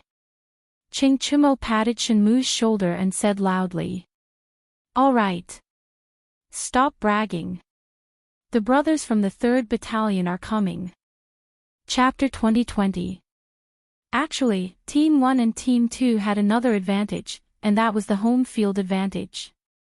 Because according to the rules of the competition, in the preliminary stage, no matter which team the first or second team of each battalion drew, the competition venue would be the location of the training ground of each battalion. The surrounding spectators were naturally all brothers of the main battalion, so the atmosphere was undoubtedly more friendly. As for the members of Team 3 and Team 4, unless they were lucky enough to be drawn by Team 1 and 2, they would have to go to the opponent's territory to compete. At that time, they would be surrounded by the opponent's soldiers, and naturally there would be no one to cheer for them. The atmosphere of the competition would be quite bad. It was because of this competition system that the commanders of each battalion would arrange the strongest contestants in their respective battalions to be in Team 1 and 2, in order to let their battalions go further in the fighting competition. However, could Team 1 and Team 2 really win against Team 3 and Team 4? Of course not. Since ancient times, all kinds of competitions had a certain degree of uncertainty, but due to the difference in strength between the two parties, the degree of uncertainty would also be different. The competition system of the Black Armored Army seemed to give Team 1 and Team 2 an advantage, but there was also a lot of uncertainty in it. On the side of the Wu Battalion, the two teams for the first round were already in position. The first team of the Wu Battalion sent Qing Chumo out first. As for the fourth team of the 3rd Battalion, it was obvious that they had done their homework beforehand. Cough cough, it wasn't completely accurate. The former lieutenant of the 3rd Battalion, Zhang Kongnian, had already been executed for inciting the soldiers to mutiny. The current lieutenant of the 3rd Battalion was Li Zixuan. As for the strength of the members of the first team of the Wu Battalion, Li Zixuan had already informed Xiang Ping of the 4th Battalion of the 3rd Battalion about the general situation after the results of the draw. Although from a selfish point of view, Li Zixuan really hoped that the Wu Battalion would go to the end. After all, to him, the Wu Battalion was his direct line of command. But from a status point of view, Li Zixuan was an adjutant of the Black Armored Army, and now he was the lieutenant of the 3rd Battalion. The soldiers of both battalions could be considered as his subordinates, so he had to be impartial. When Xiang Ping saw that Qing Chumo was the first to step onto the field, he hesitated for a moment, then said to a slightly skinny young soldier beside him, "Lu Bin, you go up and meet Duke Lu's eldest son. The competition is like a battlefield. There's no need to show mercy. It's fine as long as you don't kill anyone." Through the information he got from Li Zixuan, Xiang Ping knew that Qing Chumo was the weakest in the first team of the Wu Battalion. He had just broken through to the Qi transformation stage. Therefore, after seeing that Qing Chumo was the first to go up, Xiang Ping pondered for a moment. In the end, he didn't go up himself. Instead, he sent a young general. From Xiang Peng's point of view, if he were to personally fight against Qing Chumo, his side would definitely be able to win the first round. However, his side had exhausted one of their strongest combatants. Facing the remaining 4 strong opponents of the first team of the Wu Battalion, his side would probably lose the next few rounds. Therefore, after careful consideration, Xiang Ping still didn't go up himself. Instead, he sent Lu Bin, who was ranked 3rd on his side. Although Lu Bin hadn't reached the Qi transformation stage yet, he wasn't far from it. In addition, he had been in the army for many years and had undergone a lot of rigorous training. From Xiang Peng's point of view, he still had a chance to win against Qing Chumo. If Lu Bin could win the first round, then the 4th team of the 3rd Battalion still had a certain chance of winning. If Lu Bin lost the first round, then their team's future would be uncertain. Therefore, this first round might be insignificant to the first team of the Wu Battalion. It would be better if they won, but it wouldn't affect them much if they lost. However, to the 4th team of the 3rd Battalion, this was a crucial battle that would determine their life and death. Tisk. Xiang Peng, why don't you come and fight with me personally? This guy can't beat me. Seeing that the 4th team of the 3rd Battalion didn't send Xiang Ping, but a young general, Qing Chumo couldn't help but feel disappointed. He curled his lips and said to Xiang Ping with an arrogant face, "Humph. Arrogant. We'll only know who wins after we fight." Before Xiang Ping could say anything, Lu Bin, who had just walked to the opposite side of Qing Chumo, couldn't hold back his anger. He waved his fist and smashed it towards Qing Chumo's body. The Black Armored Army's combat competition didn't allow the use of weapons. From Lu Bin's point of view, Qing Chumo was born in a noble family and had lived a life of luxury since young. Although his father, Qing Chumo, was a founding general who had experienced countless battles, Qing Chumo was still a new recruit who hadn't experienced much hardship. Lu Bin himself had stayed in the military for 4 to 5 years. The hardships and training he had experienced were much more than Qing Chumo. Even if Qing Chumo's cultivation level was slightly higher than his, he still had the chance to defeat him with his rich combat experience. Actually, it wasn't a problem for him to think this way. Because in the current second generation of the Tang dynasty's military families, there wasn't a single one that could be brought out. Most of them relied on the shadow of the previous generation to make a name for themselves in the capital. However, what Lu Bin didn't know was that Qing Chumo had been trained by the bearded man in Yanhuang College for more than half a year. It was because of this half a year of training that Qing Chumo was able to break through from the body refining realm to the qi transformation realm. Hee. You're quite fast, but your strength isn't up to par. Feeling a gust of wind coming at him, Qing Chumo narrowed his eyes and his expression turned serious. He took a few steps back, then extended his right hand and clenched his fist into a palm. Lu Bin instantly felt as if his fist had smashed into a steel plate. Of course, Qing Chumo wasn't using Tai Chi against an opponent like Lu Bin who was weaker than him on the surface. He didn't intend to use Tai Chi to subdue strength with gentleness. He wanted to fight Lu Bin head-on. That way, it would be more satisfying. Ha! It's my turn. After Qing Chumo wrapped his palm around Lu Bin's fist, he turned around and placed Lu Bin's right arm on his shoulder. He directly threw Lu Bin over his shoulder, intending to throw Lu Bin onto his back. There were no fist techniques, moves, nor was there a competition of internal energy. It was purely a contest of physical strength. Qing Chumo intended to use this simple and primitive method to defeat his opponent. If he didn't do this, he would feel that he had an unfair advantage. After all, his martial arts strength was one realm higher than Lu Bin's. Humph. Lu Bin, who had already been thrown into the air by Qing Chumo, was shocked by Qing Chumo's strength. After all, to be able to have such strength, he didn't seem like an ordinary pampered aristocrat. On the other hand, Lu Bin was angered by Qing Chumo's contempt. He groaned and used his left hand to grab Qing Chumo's right arm. He used the force to twist his body, then fiercely stomped on Qing Chumo's shoulder. Using the rebound force, he broke free from Qing Chumo's control and flew backwards. Hey! This is interesting. Qing Chumo grinned. Lu Bin's kick just now was mainly to escape and not to injure Qing Chumo. In fact, after more than half a year of training by the bearded guest, and after following Li Zixuan into the Black Armored Army, Qing Chumo's current physical strength was not inferior to most of the soldiers in the Black Armored Army. Again. Shaking his shoulders, Qing Chumo faced Lu Bin, arched his body, and put on full alert. He shouted arrogantly. After just 2 rounds of fighting, he could already tell that although Lu Bin's martial strength was not as good as his flexibility and ability to adapt on the spot in real combat were miles ahead of him. Under such circumstances, Qing Chumo did not take the initiative to attack.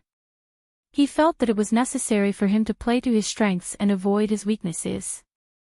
By provoking his opponent to take the initiative to attack, he would seize the opportunity and find his weakness.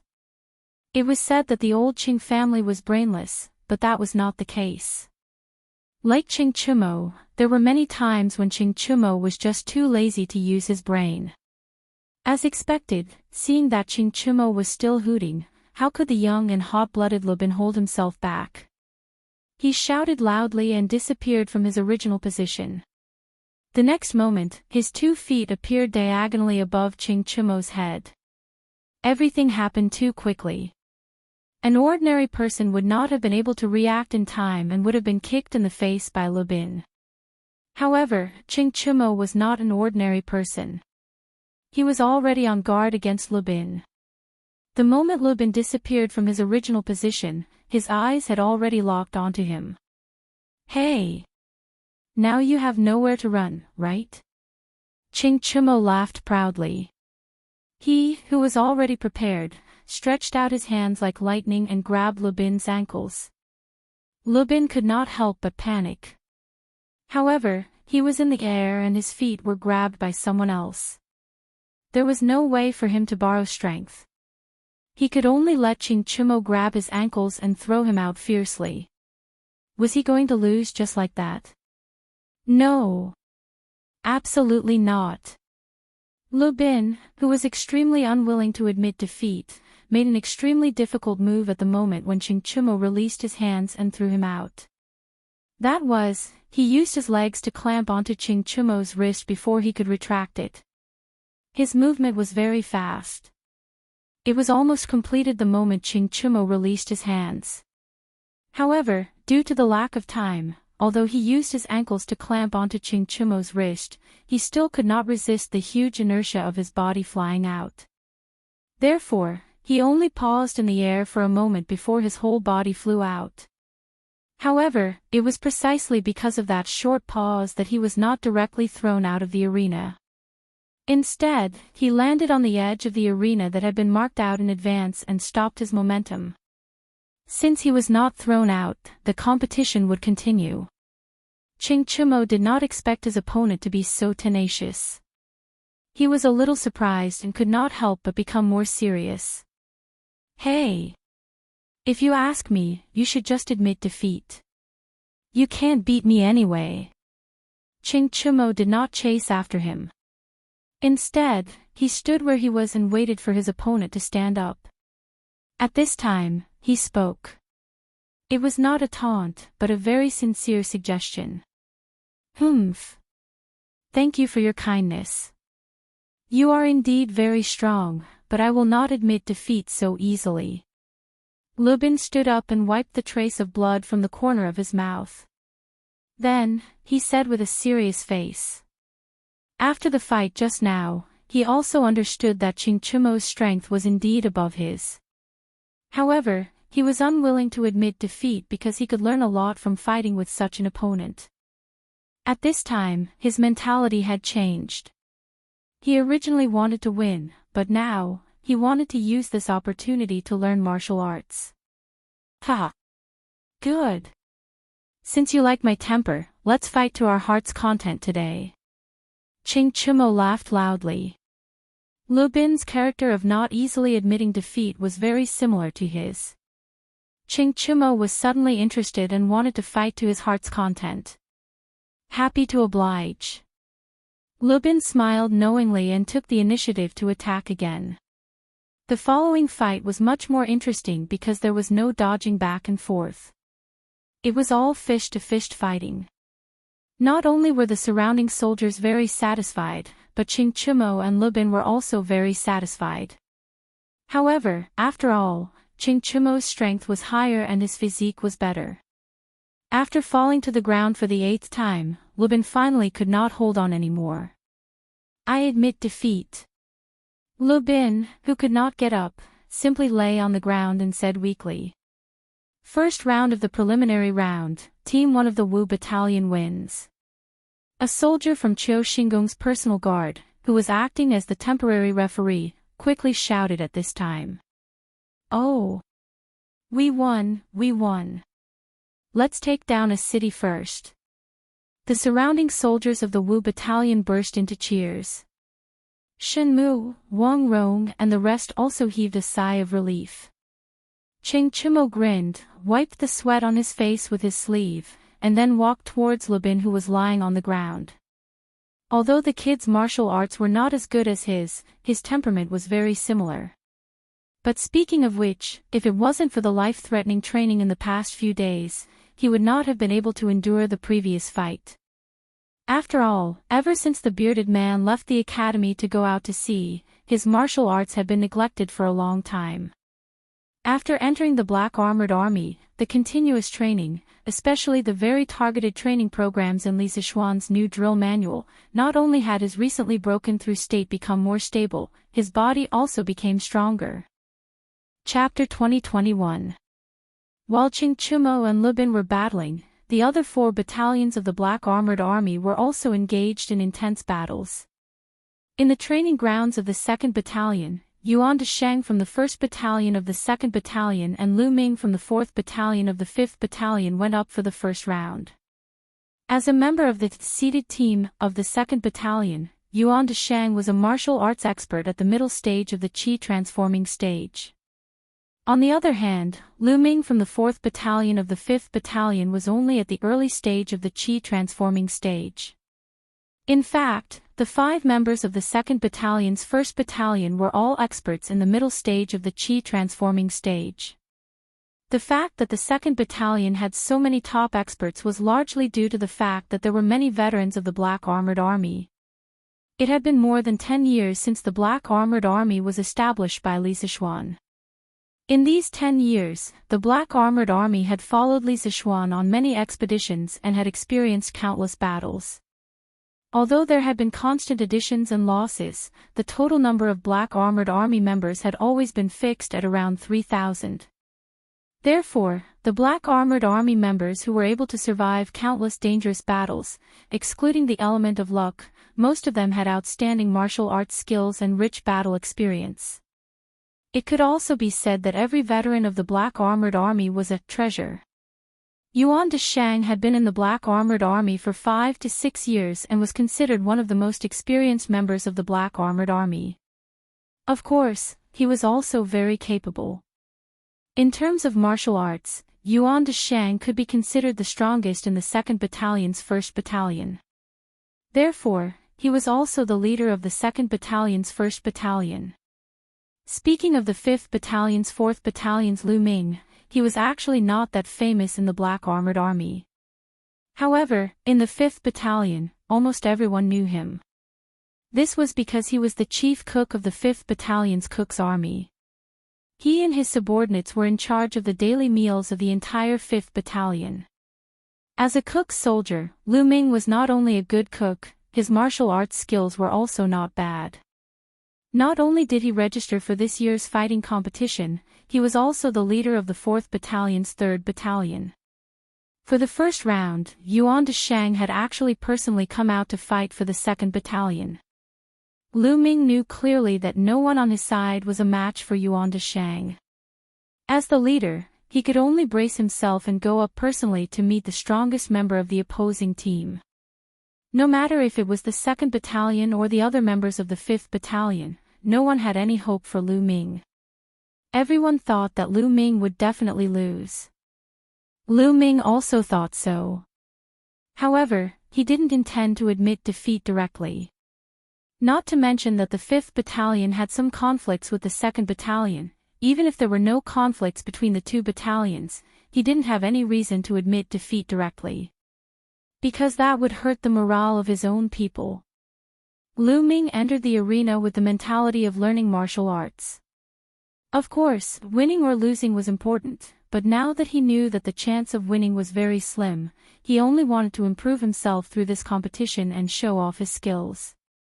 At least, he didn't want to bring shame to the Wu Battalion. Yuan Desheng, on the other hand, had a special mission. As soon as the 2 sides exchanged blows, Lu Ming felt that something was wrong.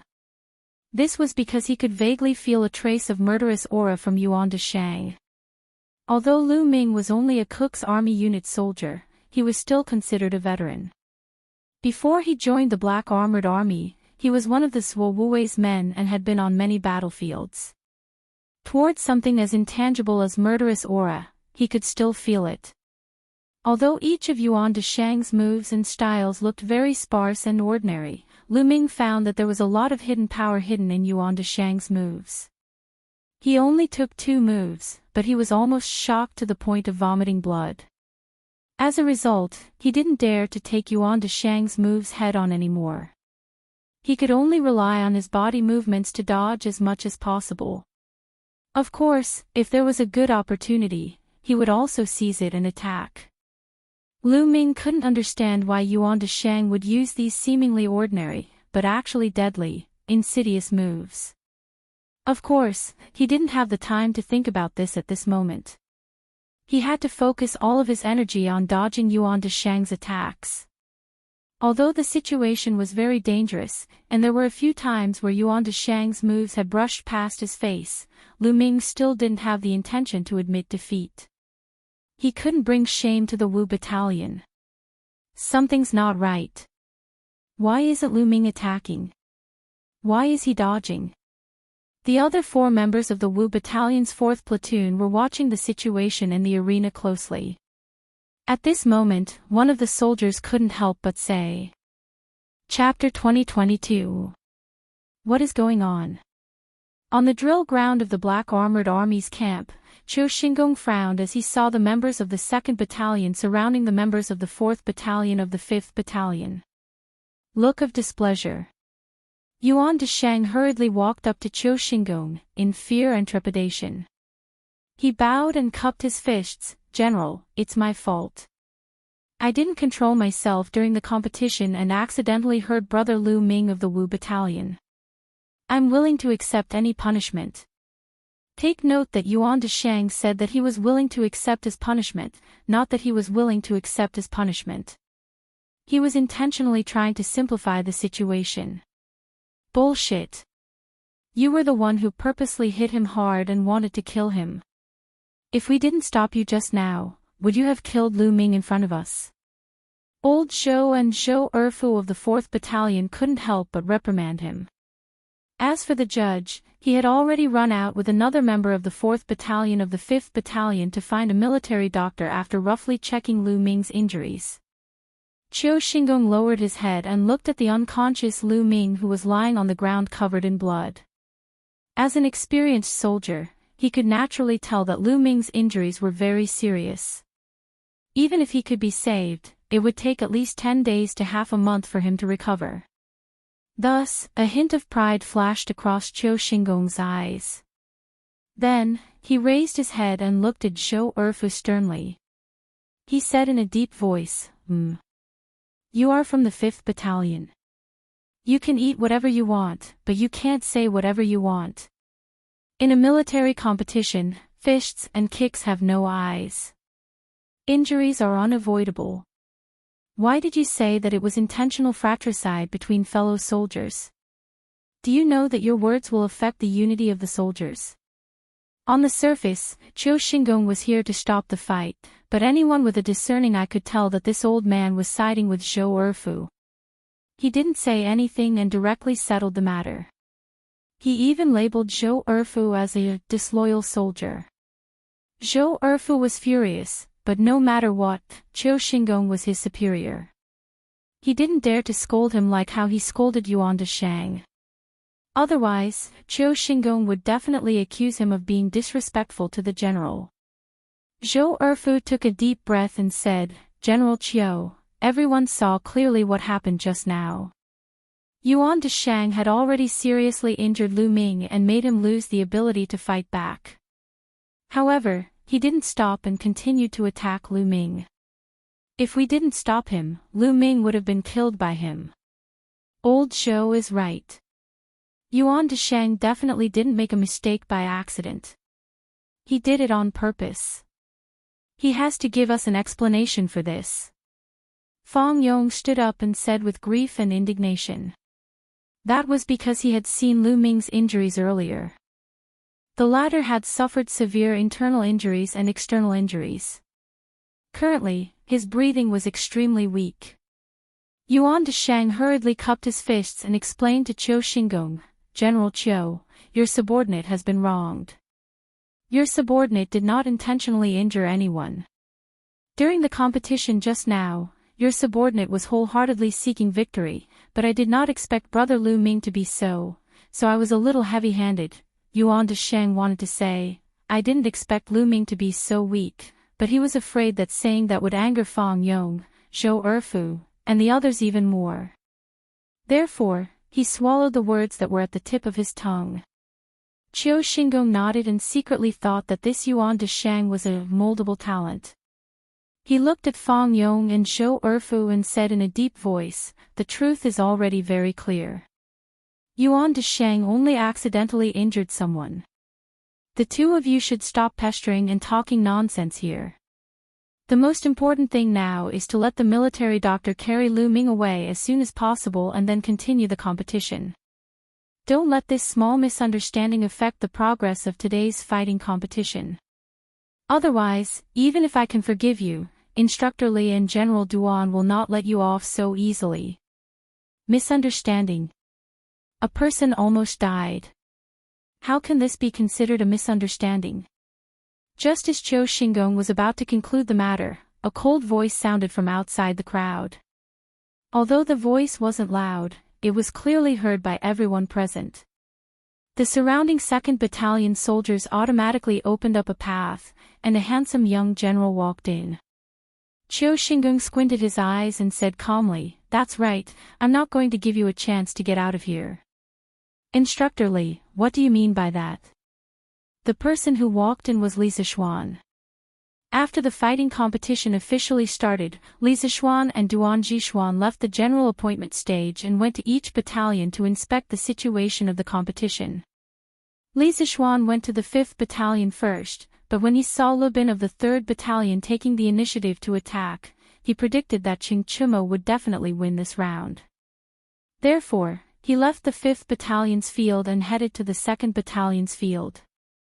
This was because the 2nd Battalion had two teams fighting at the same time in the first round. One was the 1st Battalion of the 5th Battalion, and the other was the 4th Battalion of the 5th Battalion. The 4th Battalion of the 5th Battalion would be fighting against the 1st Battalion of the 2nd Battalion. From Li Zixuan's point of view, the 1st Battalion of the 5th Battalion would most likely be able to make it to the knockout stage. The one he really needed to worry about was the 4th Battalion of the 5th Battalion, because the opponent of the 4th Battalion of the 5th Battalion was too strong. But he had never expected that just as he neared the 2nd Battalion grounds, he would hear the sounds of quarreling over here. Li Zixuan hurriedly quickened his footsteps and walked into the crowd. Of course, Li Zixuan had also roughly heard the conversation between Fang Yong, Zhou Erfu, Yuan Deshang and Qiu Xingong earlier. From these few words, he could be considered to have a preliminary understanding of the ins and outs of the matter. What I mean is, whether this Yuan Deshang is guilty or not, General Qiu and I don't have the final say. Whether he intentionally harmed others or not, we need to investigate clearly before we can make a conclusion. General Qiu and I are the same, we didn't see what happened with our own eyes, so how can we make a conclusion so easily? Before the competition, General Qiu had ordered that the soldiers were not allowed to use the competition as an excuse to maliciously injure or even kill people. But in the first round of the competition, such a vile incident occurred in the 2nd Battalion. This incident must be investigated clearly. His own soldier was injured, Li Zixuan's chest was filled with anger. But he knew that he had to remain calm and not lose his rationality. Otherwise, not only would he not be able to seek justice for Lu Ming, he would also leave a weakness for Qiu Xingong to use against him. He took 2 deep breaths, looked straight at Qiu Xingong and said mercilessly. Qiu Xingong was extremely angry. If it was in the past, no one in the Black Armored Army would dare to speak to him like this. It had to be said that ever since Li Zixuan entered the Black Armored Army, he had been testing the limits of his patience time and time again. Li Zixuan didn't have the mood to continue wasting his breath on Qiu Xingong. He also didn't care how Qiu Xingong would react after hearing his words. After saying that, he walked directly towards Lu Ming, who was lying on the ground. Sergeant Li. When Fang Yong, Zhou Erfu, and the rest saw Li Zixuan walking over, it was as if they had seen their pillar of support. Even though Qiu Xingong's words were harsh, they could only swallow it because of their status and environment. Now that Li Zixuan was here, they finally had a pillar of support. Although this young man in front of them was young and had only joined the Black Armored Army for a short period of time, he could support them and seek justice for the injured Lu Ming. Let me take a look at his injuries. Li Zixuan could see the grievances and anger in their eyes. He patted their shoulders as a form of consolation and said. The 3 of them immediately stepped aside. Li Zixuan squatted beside Lu Ming. Upon closer inspection, his expression suddenly changed. He saw that the latter's eyes were tightly shut. The corners of his mouth, chin, and chest were covered in blood and bloody foam. The ground around him had even sunk a little. From this, it could be seen how fast Lu Ming had fallen and how serious the impact was when he hit the ground. Medic! Get out of the way, the medic is here. Just as Li Zixuan was about to remove Lu Ming's armor to check his injuries, a hurried voice came from outside the crowd. Li Zixuan stood up and saw two soldiers hurrying over with an old man in a scholarly robe and two young men in green robes. After being in the military camp for so many days, Li Zixuan knew this old man. His name was Si Kong Yi, and he was from the Imperial Medical Department. The Black Armored Army had more than a dozen medic under his management. Mr. Si Kong, please take a look at Brother Lu Ming. Li Zixuan cupped his hands and said to Si Kong Yi. Although he had regained some of the memories of his predecessor, his medical experience was definitely far inferior to this old man in front of him. As the saying goes, brainstorming is beneficial. Now that Lu Ming's injuries were extremely serious, if the two of them could work together, the chances of successfully saving Lu Ming would be higher. Si Kong Yi looked like a very dedicated doctor. Without any nonsense, he squatted down and began to carefully examine Lu Ming's injuries. At this time, Li Zixuan looked at the referee, who brought Si Kong Yi over. Of course, he knew this person, so he asked, Deng Kong, what happened just now? Tell me the truth. Don't hide anything. Deng Kong didn't belong to any of the 5 battalions of the Black Armored Army. He was Duan Jishuan's personal guard. In fact, all the referees today were Duan Jishuan's personal guards. The reason for this was to ensure that these referees were fair and just. At this moment, the reason why Li Zixuan didn't ask Fang Yong, Zhou Erfu, and the other members of the 4th platoon of the 5th battalion, but Deng Kong instead, was to shut Qiu Xingong's mouth in advance. Otherwise, that old bastard would say that Fang Yong and the others were deliberately adding fuel to the fire because of their own selfish motives. Yes. Adjunct Li. Deng Kong looked at Qiu Xingong hesitantly. After hesitating for a moment, he finally made a decision. He cupped his hands and said to Li Zixuan, just now, while Li Zixuan was questioning Deng Kong, the news of Lu Ming being seriously injured by Yuan Deshang had already spread to the 5th battalion. Cheng Chimo had just come down from the arena. After hearing the news, this idiot was instantly enraged. Fuck. Those bastards from the 2nd battalion are too much of a bully. They took advantage of the competition to attack old Lu. Damn it, old Lu was seriously injured in the 2nd battalion. Brothers, follow me to the 2nd battalion to F***CK up Yuan Deshang.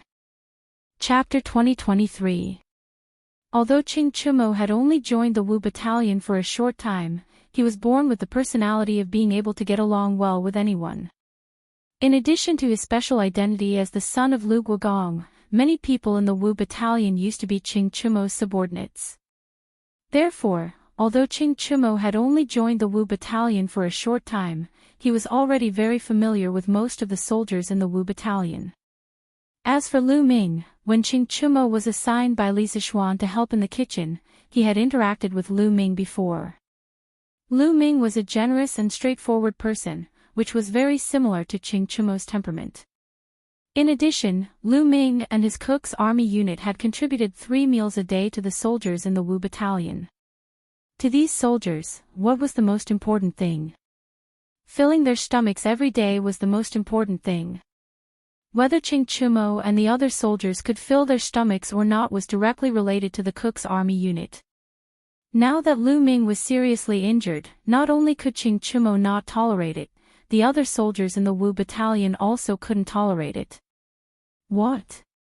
Fire Master Lu had been severely injured by the 2nd battalion. Mother***, those bastards in the 2nd battalion. Let's go and take revenge for Fire Master Lu. Revenge. We must take revenge. Does the 2nd Battalion think that our brothers in the Wu Battalion are easy to bully? Motherf asterisk Kerr, how dare they injure Fire Master Lu, isn't this destroying our jobs? Brothers, let's go to the 2nd Battalion and F asterisk CK Yuan de Shang. Because Ching Chimo's voice was loud, and because the first round of the competition had just ended, the soldiers here weren't cheering for their brothers like before. The surrounding environment was relatively quiet, so many people heard Ching Chimo's loud roar. As a result, more and more soldiers in the Wu Battalion heard the news that Lu Ming was seriously injured. In a moment, the soldiers in the Wu Battalion were enraged, and they all wanted to go to the 2nd Battalion to settle the score with Yuan de Shang. All of you, stop right there. Seeing that the situation was getting out of control, Sun Jiping had no choice but to stand up and block the path of Ching Chimo and the others, shouting loudly to stop them. He was also to blame for this. Just now, he was standing too close to Ching Chimo. When the soldier came to report to him that Lu Ming was severely injured, Ching Chimo heard everything clearly. Ching Chimo was a hot-tempered person who would explode at the slightest touch. When he heard this news, he was instantly enraged. With his loud voice, more than half of the soldiers of the Wu Battalion knew about this news. Plus, Lu Ming's identity was special, and he had a good relationship with the people in the 5th Battalion. Therefore, Sun Jiping didn't find it strange at all that the soldiers were clamoring to avenge Lu Ming. Officer Sun, what do you mean by this? Why are you stopping us? Ching Chimo was not afraid of anything. When he saw Sun Jiping blocking their way, old Ching immediately glared at him with displeasure. He had a look that said, if you don't like what you say, I'll F asterisk CK you up. Sun Jiping wasn't scared. Hearing this, he glared at Ching Chimo and the soldiers behind him. He shouted in a deep voice, Ching Chimo, what are you doing? Are you trying to gather people to fight or mutiny?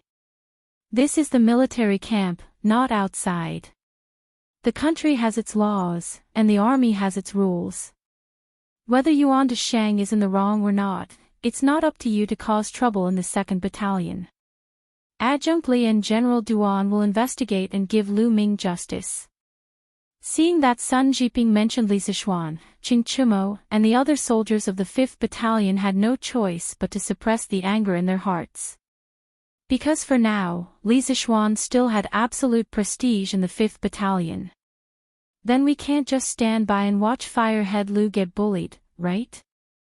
Ching Chimo was not convinced. But his tone wasn't as aggressive as before. Sun Jiping said with a serious face, do you know why Lu Ming got injured? Lu Ming knew that his opponent was stronger than him, but he didn't lose immediately. Because he knew that he was representing the 5th Battalion in this battle, and he got injured for the honor of the 5th Battalion.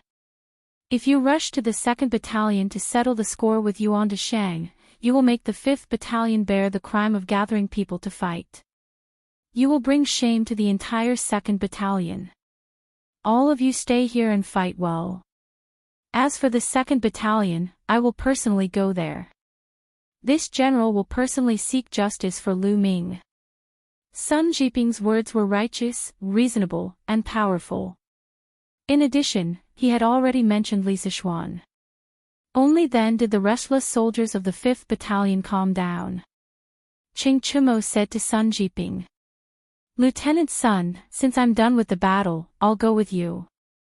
If those bastards from the 2nd Battalion want to use violence against you, I can at least help them, right? Ching Chimo knew clearly that the 2nd Battalion was under Qiu Xingong's protection. Yuan de Shang might have been under Qiu Xingong's orders to injure Lu Ming.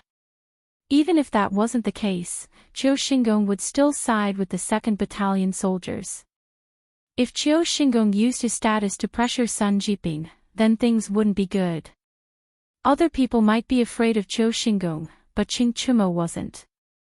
Because his father was the devil incarnate, as long as he didn't violate the military rules, Qiu Xingong wouldn't dare to do anything to him.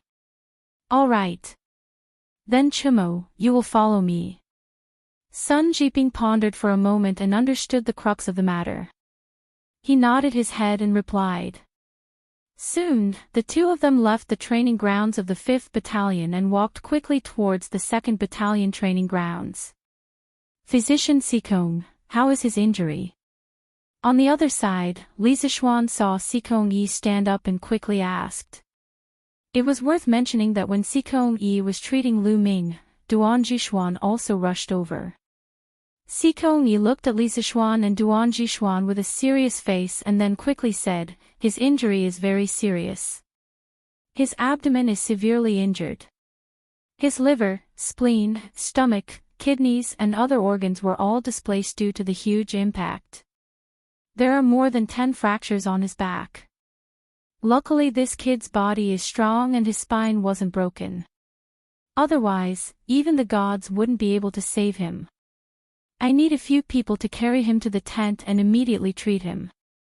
Although he can be saved, but with such serious injuries, I'm afraid he won't be able to recover without 1 or 2 months. Hearing this, Fang Yong, Zhou Erfu and the other soldiers of the 5th Battalion all had red eyes and stared at Yuan Desheng with hatred. Li Zixuan secretly clenched his fist. Although his medical skills were good, he didn't have any special methods to treat Lu Ming's external and internal injuries. Sikong Yi was confident that he could cure Lu Ming's injuries, which was already considered a blessing in disguise. Forcefully suppressing the anger in his chest, Li Zixuan didn't wait for Duan Jixuan's order and spoke first. Fang Yong, Zhou Erfu, help physician Sikong carry Lu Ming away for treatment. Be careful. Lu Ming had already suffered such serious injuries, he definitely couldn't suffer any more injuries. Therefore, Li Zixuan could only let his own people handle this matter. Yes. Join the army. The two cupped their fists and accepted the order. Very quickly, they brought over a door plank.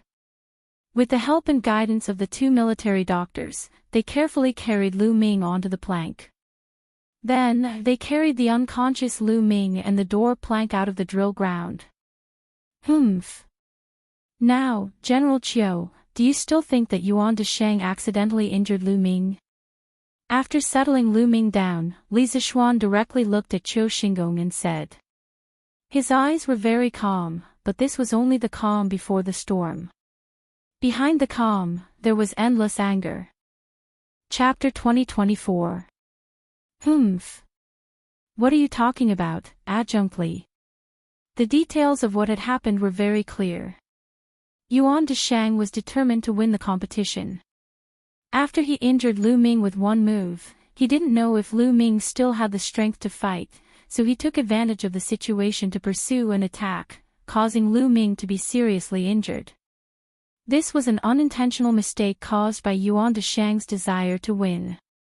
If this was considered a mistake, then who would dare to go all out in the following matches? What's the point of the Black Armored Army holding a martial arts competition? Moreover, Lieutenant Li, you have said before that you would rather the soldiers sweat more and get more injuries on the training ground than die on the battlefield. Why do you still want to pester us endlessly when the soldiers of the V Battalion are injured? In the Black Armored Army drill ground, Qiu Xingong had already thought of an excuse when faced with Li Zixuan's challenge. He looked at Li Zixuan and said righteously, without any change in his expression. The old man's words didn't sound wrong at first. He even used Li Zixuan's words to attack Li Zixuan's shield with his spear. He was indeed a cunning old fox. In fact, it was easy to find the loopholes in Qiu Xingong's words. In a battle between warriors, as long as it wasn't a battle of life and death involving personal grudges, they would usually have a sense of propriety. Now that Lu Ming was seriously injured, it meant that Yuan Desheng not only didn't have a sense of propriety, but also wanted to kill Lu Ming on purpose. As for what Qiu Xingong said about accidentally injuring someone, that was even more nonsense and sophistry. As a Qi Transformation Realm martial artist, their control over their strength was far beyond the reach of ordinary people. Ordinary people might accidentally injure their opponent in a fight, but a Qi Transformation Realm martial artist had a relatively accurate estimation of the power of their every move and the damage they could cause. As long as they didn't want to injure or kill their opponent on their own accord, it was basically very difficult for accidents to occur. Yuan Deshang's final attack after injuring Lu Ming was impossible to be an unintentional mistake. It was also not in line with the spirit of stopping when the time is right that Duan Jixuan said at the beginning of the martial arts competition. However, both Qiu Xingong and Yuan Deshang insisted that it was an accident, and there was no direct evidence to prove that Yuan Deshang did it on purpose. Therefore, it was hard to conclude this matter. Even though Duan Jixuan knew in his heart that Yuan Deshang might have been instructed by Qiu Xingong to use the martial arts competition as an excuse to harm the soldiers of the Wu battalion, he still couldn't accuse Yuan Deshang of anything. This was because it would be easy for others to use this against him. Qiu Xingong might also use this as a pretext to make a fuss. When that time came, if everyone in the army was afraid of being punished for accidentally injuring someone during the competition, then there would really be no need for the martial arts competition to continue. Humph. What a good, wholeheartedly seeking victory. If I want to fight with General Qiu, will General Qiu be willing? For the remaining 4 matches in the first round, why don't I replace the 4th team of the Wu battalion, and General Qiu replace the 1st team of the Yi battalion? Let's decide the winner in one match. What do you think, General Qiu? Li Zixuan sneered and looked straight at Qiu Xingong. Without any warning, he issued a challenge to Qiu Xingong. Hard. Li Zixuan's words could only be described with one word, and that was hard. The atmosphere instantly turned solemn. All the surrounding soldiers, no matter if they were from the Yi battalion or the Wu battalion, all turned their gazes towards Li Zixuan. The Tang people revered martial arts, and the Tang army was even more so. As soldiers, not only did they revere martial arts, they were even more competitive. Li Zixuan issuing a challenge to Qiu Xingong was like roasting Qiu Xingong on a fire. If Qiu Xingong didn't agree, then he wouldn't have the face to stay in the Black Armored Army anymore. After all, as a high-ranking officer of the Black Armored Army, if he didn't even have the courage to fight, how would he be able to command his subordinates in the future? In the army, strength was everything, and the strong were respected. However, if Qiu Xingong agreed, and if he couldn't win, or if Li Zixuan took the opportunity to injure him, then not only would he lose face, his body would also suffer. No one would have thought that Li Zixuan would issue a challenge to Qiu Xingong for an ordinary soldier. This was clearly offending Qiu Xingong to the point of death. At this point, some of the 2nd Battalion soldiers who were used to hearing bad things about Li Zixuan changed their impression of Li Zixuan. A good general who was respected by his soldiers, other than being strong and able to win battles, more importantly, he loved and protected his soldiers. Li Zixuan's action of challenging the 2nd in command of the Black Armored Army to fight for justice for his subordinates, it was hard not to have a good impression of him. Qiu Xingong's face darkened as he stared coldly at Li Zixuan. He didn't think that Li Zixuan would act so unconventionally and challenge him to a duel. If this was outside, he could ignore it. However, this was the army camp and there were so many soldiers watching. If he rejected Li Zixuan's challenge now, it wouldn't take more than 2 hours for all the soldiers of the Black Armored Army to find out about this and secretly mock him. Then, how would he have the face to stay in the Black Armored Army in the future? The Grand General organized the combat tournament for ordinary soldiers. Even the captains of the various battalions are not allowed to participate. How can this general and adjunctly break the rules? After hesitating for a moment, Qiu Xingong opened his mouth to speak. He didn't agree nor reject the challenge. Instead, he brought out Duan Jixuan and the rules of the tournament to reply to Li Zixuan. It wasn't that he didn't dare to accept the challenge, but that the rules of the tournament didn't allow it. In reality, Qiu Xingong really didn't dare to accept the challenge. No matter how much he looked down on Li Zixuan, there was one thing he had to admit. Li Zixuan's individual martial arts skills were indeed much higher than his. Not to mention his martial arts skills, just based on the fact that Li Zixuan was able to survive a head-on battle with the Grandmaster Wu Jia at the Longmen Pass, there weren't many people in the entire Great Tang who could do that. Naturally, Qiu Xingong couldn't do it. Thus, no matter what, Qiu Xingong wasn't willing to fight with Li Zixuan one-on-one. If he lost, he would be humiliated and injured. If he won, it seemed like he had no chance of winning at all. Hearing Qiu Xingong mention himself, Duan Zixuan's eyes flickered. As the commanding general of the Black Armored Army, even if he stood on Li Zixuan's side, he couldn't completely kill Qiu Xingong. He needed to maintain a balance in the middle. After a moment of silence, Duan Zixuan was about to speak when a mocking voice suddenly sounded from outside the crowd. Ha! What do you mean by breaking the rules? Could it be that General Qiu doesn't dare to accept the challenge? Boom! A commotion instantly broke out among the surrounding soldiers. No one expected someone to be so bold as to humiliate Qiu Xingong in public. Everyone craned their necks, wanting to see who was the one who spoke such arrogant words. Chapter 2025. General Qing Chumo pays his respects to General Duan, General Qiu, and Adjunct Li. Qing Chumo cupped his fists and bowed to Duan Zixuan, Qiu Xingong, and Li Zixuan respectively. The Tang army had a strict hierarchy, and the crime of being disrespectful to a general could be serious or not. In order to shut Qiu Xingong's mouth, Qing Chumo could only put on an act and bow to the three generals of the Black Armored Army. Then, he looked at Qiu Xingong and said, General Qiu, don't be so disrespectful. I didn't mean to be disrespectful to you.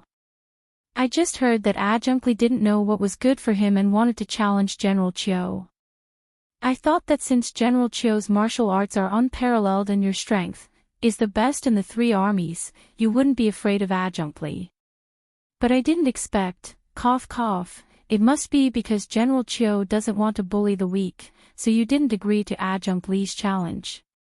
TSK, General Qiu is really noble and cunning, I mean scheming and calculating.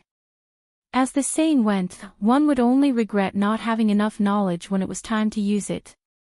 Qing Chumo really wanted to use another method to tactfully humiliate Qiu Xingong. But he was not born to be good at using words, and he didn't have much knowledge in his mind. After saying a few idioms, he was already at a loss for words. But even so, Qiu Xingong was still angered by Qing Chumo's sarcastic and obviously humiliating words.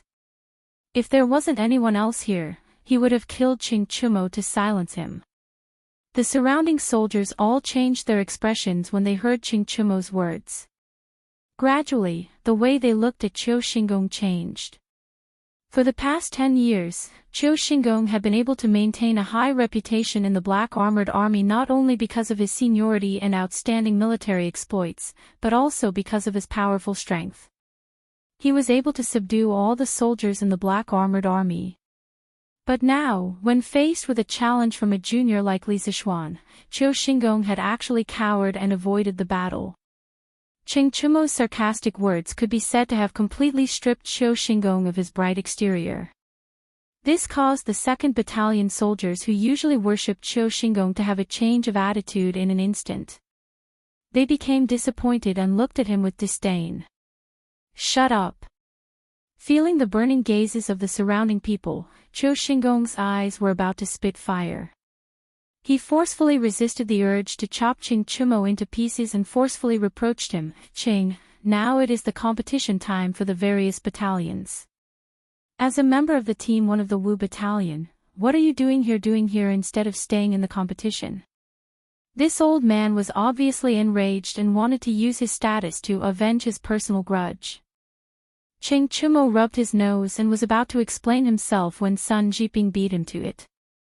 General Qiu, Qing Chumo has already gone up for the competition.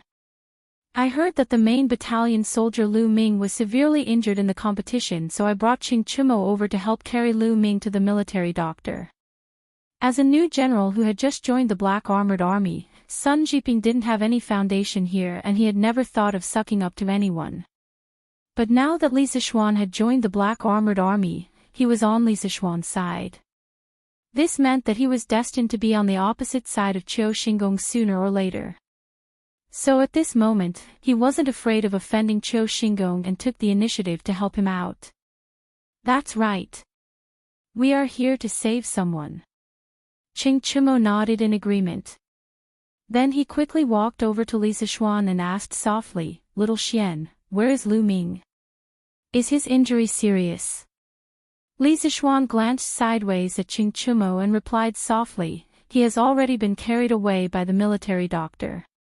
His injury is very serious, but it was treated in time, so his life shouldn't be in danger." Phew.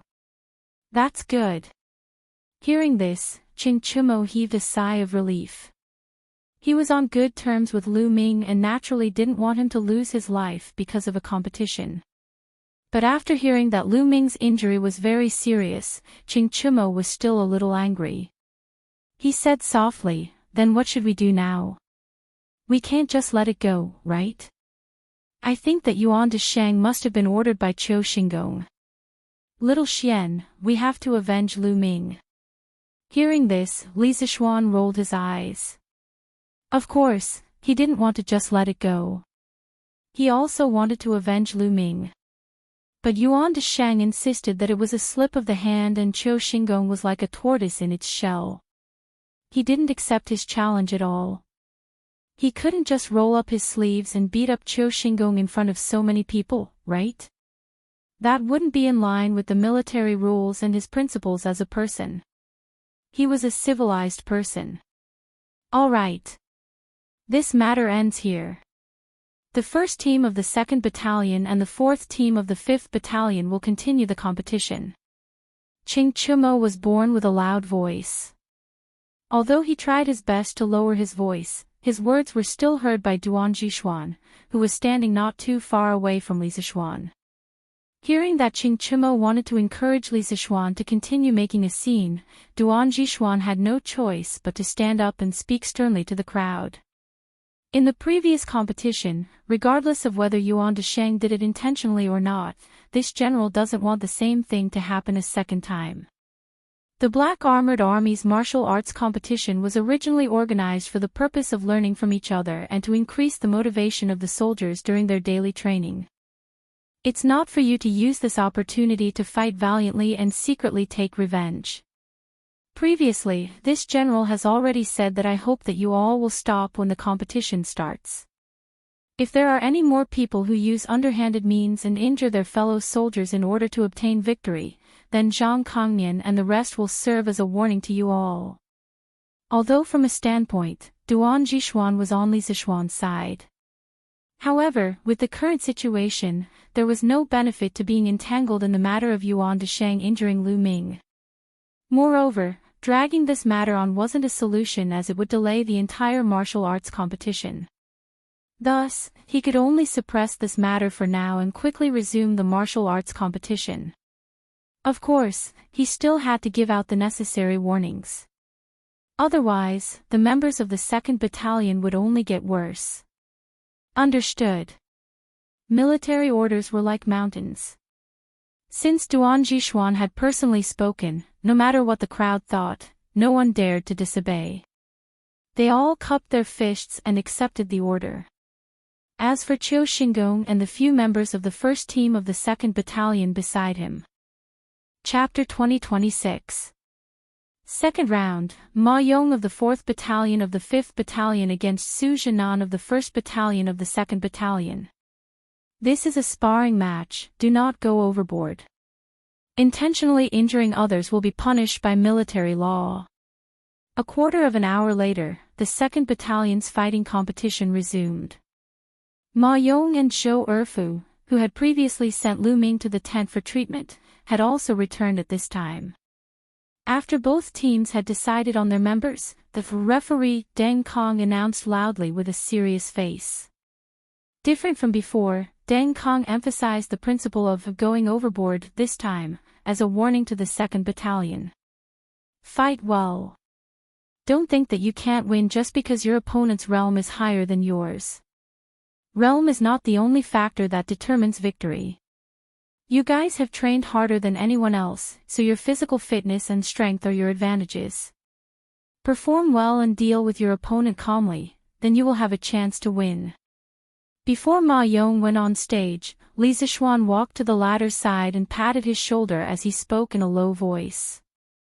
These words were not only for Ma Yong, but also for the other 3 members of the 4th Battalion of the 5th Battalion who had yet to go on stage. This was because their opponents were the elites of the 2nd Battalion. In terms of martial arts realm, the 5th Battalion was generally 1 level lower than the 2nd Battalion. However, in this world, it didn't mean that someone with a higher realm would be able to win against someone with a lower realm. There were many factors that influenced the outcome of a battle. As someone who had been through many battles, Li Zixuan was very clear that the level of a person's realm would only affect the amount of Jinqi and the degree of control over one's strength. These weren't insurmountable gaps, and could be bridged with other advantages. The 5th Battalion was the first battalion to adopt the new training manual, and the various training contents in the new manual were highly targeted towards the training of the soldier's arm strength, shoulder strength, physical strength, reflexes and speed. Li Zixuan believed that after these few days of training, Ma Yong and the others would definitely have a certain advantage in these areas. Besides, even if they couldn't win, Li Zixuan didn't want Ma Yong and the others to miss out on this opportunity to challenge someone with a higher realm. To a martial artist, the process of challenging someone with a higher realm was often the most beneficial for him. Li Zixuan wasn't worried about the possibility of getting injured during the fight. He didn't believe that with him supervising, at the side, the members of Team 1 of the 2nd Battalion would dare to do anything underhanded. Of course, this didn't mean that Li Zixuan wouldn't allow the members of the 2nd Battalion to injure the members of the 5th Battalion. Under normal circumstances, he could completely accept the injuries caused by the fight. Otherwise, there would be no point in continuing this fighting competition. What he couldn't accept was Yuan Deshang's fighting style of wanting to kill his opponent with every move. Ha! Little Xian was right. So what if he had a high cultivation level? Xian's Wei Xian's opponents in these 2 years. If you guys go all out, you will definitely have a chance to win. Ching Chumo chuckled at this time and also chimed in. The corner of Ma Yong's mouth twitched. He had naturally heard of Li Zixuan's battle with Snake King, the annihilation of the 7 cultivators sect, and the battle with the great Grandmaster Wu Jia. It seemed that for Li Zixuan, challenging someone with a higher realm than him had become a common occurrence. But Li Zixuan was after all from a famous sect, how could he compare? Ching Chumo, this idiot, really didn't know what to say. Thank you for joining the army. This subordinate will definitely do his best and not embarrass the 5th Battalion. Chapter 2027. Huff. What kind of monster is this Yuchi boy? In the arena of the Wu Battalion, Xiangpeng wanted to end the battle as soon as possible. He and Yuchi Baolin had already fought dozens of rounds, but there was still no clear winner. The true qi in his energy center was already showing signs of depletion. But what about Yuchi Baolin? Other than some dust on his body and looking a little disheveled, he didn't seem to have suffered any injuries. His strength was still as great as before, and his reflexes were also as fast as before. After the 2 of them clashed again and knocked each other back, Xiangping panted and looked at Yuchi Baolin. He wasn't the only one who found it strange. Team 1 of the Wu Battalion also found it strange. Before the battle, they didn't think that Yuchi Baolin would win. They thought that it would be difficult for Yuchi Baolin to last more than 10 rounds against Xiangpeng. After all, the gap between the 2 of them was obvious. But they didn't expect Yuchi Baolin to last more than 30 rounds against Xiangpeng without showing any signs of defeat. Instead, it was Xiangpeng who was panting. It was obvious that he had overexerted himself. What the hell was going on? Next, it's my turn to attack. Be careful. Yuchi Baolin stood still, took a deep breath, and said to Xiangpeng. Xiangpeng was shocked when he heard that. Because when he thought about it carefully, in the previous 30 rounds against Yuchi Baolin, he was the one who took the initiative to attack, and Yuchi Baolin was the one who passively defended. At first, he thought that Yuchi Baolin was weak and could only defend passively under his attacks. But now, he realized how laughable his initial thinking was. It wasn't that Yuchi Baolin was weak and couldn't attack, but he was waiting for the right moment, waiting for his true chi to run out before launching a counterattack. After Yuchi Baolin finished speaking, he stomped his right foot on the ground and disappeared from where he stood. Then, he charged at Xiangpeng at an extremely fast speed. Actually, speed wasn't Yuchi Baolin's strong suit. His current speed wasn't slow, but it definitely wasn't fast either. If Xiangpeng was at his peak, he wouldn't even care about Yuchi Baolin's speed. But, the current Xiangpeng, huff. Just what kind of monster is this Yuchi family's brat? In the arena of the Wu Battalion, Xiangpeng was determined to end the battle as soon as possible. He and Yuchi Baolin had already fought for dozens of rounds, but there was still no clear winner. The genuine chi in his dantian was even showing signs of running out. But what about Yuchi Baolin? Other than a little dust on his body and a somewhat wretched appearance, he didn't seem to be injured. His strength was just as great as before, and his reactions were just as fast as before. After the two of them clashed again and knocked each other back, Xiangping panted twice. He looked at Yuchi Baolin and couldn't help but wonder in his heart. He wasn't the only one who found it strange. The other members of the 1st Unit of the 5th Battalion also found it strange. Before the battle, they didn't think much of Yuchi Baolin. They thought that it would be difficult for Yuchi Baolin to last more than 10 rounds against Xiangpeng. After all, there was a huge gap between the two of them. However, they never expected that Yuchi Baolin would be able to last more than 30 rounds against Xiangpeng without showing any signs of defeat. Instead, it was Xiangpeng who was panting. It was obvious that he had exhausted himself. Chapter 2028. Victory. Baolin actually won. Haha. 2 consecutive victories. Our team one of the Wu Battalion will definitely enter the knockout round this time.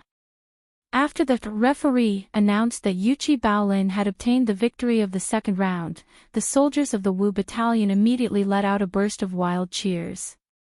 Shenmu, Wang Rong, and Xiao Ming, the 3 members of the Wu Battalion, quickly came to Yuchi Baolin's side. They patted on Yuchi Baolin's shoulder and laughed loudly. Ha! Baolin. Good job. I couldn't tell that you were hiding your skills. Not bad, not bad. Baolin, your skills are not bad. Now that our team has won 2 consecutive rounds, it is almost certain that we will enter the next round of the knockout round. Yuchi Baolin was flattered by the crowd's attention. He scratched his head and said embarrassedly, I'm just lucky, aha. The few of them laughed and joked for a while. Then Shenmu began to plan the candidates for the 3rd round. He said, after Xiangpeng was defeated, the remaining 3 members of Team 4 of the Wu Battalion are not very strong.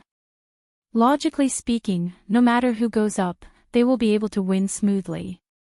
However, if we want to win the next round with the least exhaustion, I feel that you, Xiao Ming, are the most suitable. Your attacking style is the sharpest among us. If you go up and end the battle quickly, we will have more energy to face stronger opponents in the following knockout rounds. What do you think?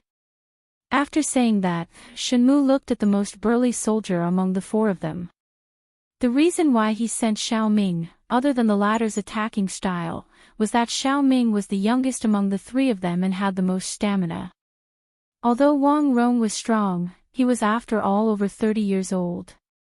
In terms of stamina and explosive power, he was naturally not as good as Xiao Ming. Therefore, unless it was the most crucial moment, Shenmu would not send Wang Rong, this trump card, to fight. The soldier nodded and said with a confident look, no problem. Brother Baolin can defeat Xiangpeng, there is no reason for me to lose to the other 3 in the next round. Old Shen, don't worry, I will definitely win within 10 moves. Hearing that, Shenmue patted Xiaoming's shoulder and said, good. If we win the preliminary round with the least consumption, our chances of winning the knockout round will be even greater. In this fighting competition, our team's goal is to enter the finals. Otherwise, we'll disappoint Kan Junli and Field Officer Sun. That's right. We must enter the finals of this fighting competition. Xiao Ming, Wang Rong, and Yuchi Baolin nodded in agreement. At this moment, the referee walked over, looked at Shenmue, and asked, Shenmue, who's on your team for this round? Shenmue naturally pushed Xiao Ming out, and said, Xiao Ming. The referee nodded and turned towards the direction of the 3rd Battalion. Xiangpeng, who's going to fight in the next round? Not long after, the same question was asked to Xiangpeng. Xiangpeng turned his head and exchanged glances with the other team members. Everyone nodded towards him. Then, Xiangpeng took a deep breath, looked towards the referee, and replied in a deep voice, 3rd Battalion 4th Battalion voluntarily admits defeat. There is no need to fight the 3rd round. Once these words came out, the referee's face instantly revealed a trace of astonishment. However, the few members of the 3rd Battalion 4th Battalion didn't have any expression of surprise on their faces. Evidently, before the referee arrived, they had already discussed and reached a consensus on this matter.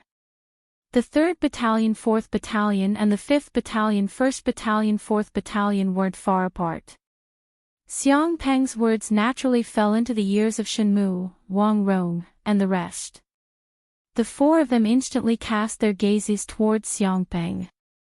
At this moment, the referee finally recovered from his shock. He looked at Xiangpeng with a solemn face and said, Are you sure? Chapter 2029. 2nd Battalion of the Black Armored Army. Ma Yong of the 4th Battalion of the 5th Battalion and Su Jinan of the 1st Battalion of the 2nd Battalion were engaged in a battle that didn't seem that intense. The reason why it wasn't that intense was because one of them was attacking with all his might, while the other was defending with ease. It wasn't like the previous battle between Lu Ming and Yuan Deshang, where every punch hit the flesh and was extraordinarily intense. Su Jinan's level of martial arts was much higher than Ma Yong's. Hence, with the advantage of the qi in his body, he was able to easily deal with Ma Yong's attacks. The 2 of them had exchanged more than 10 blows, but there wasn't any sign of a victor being decided.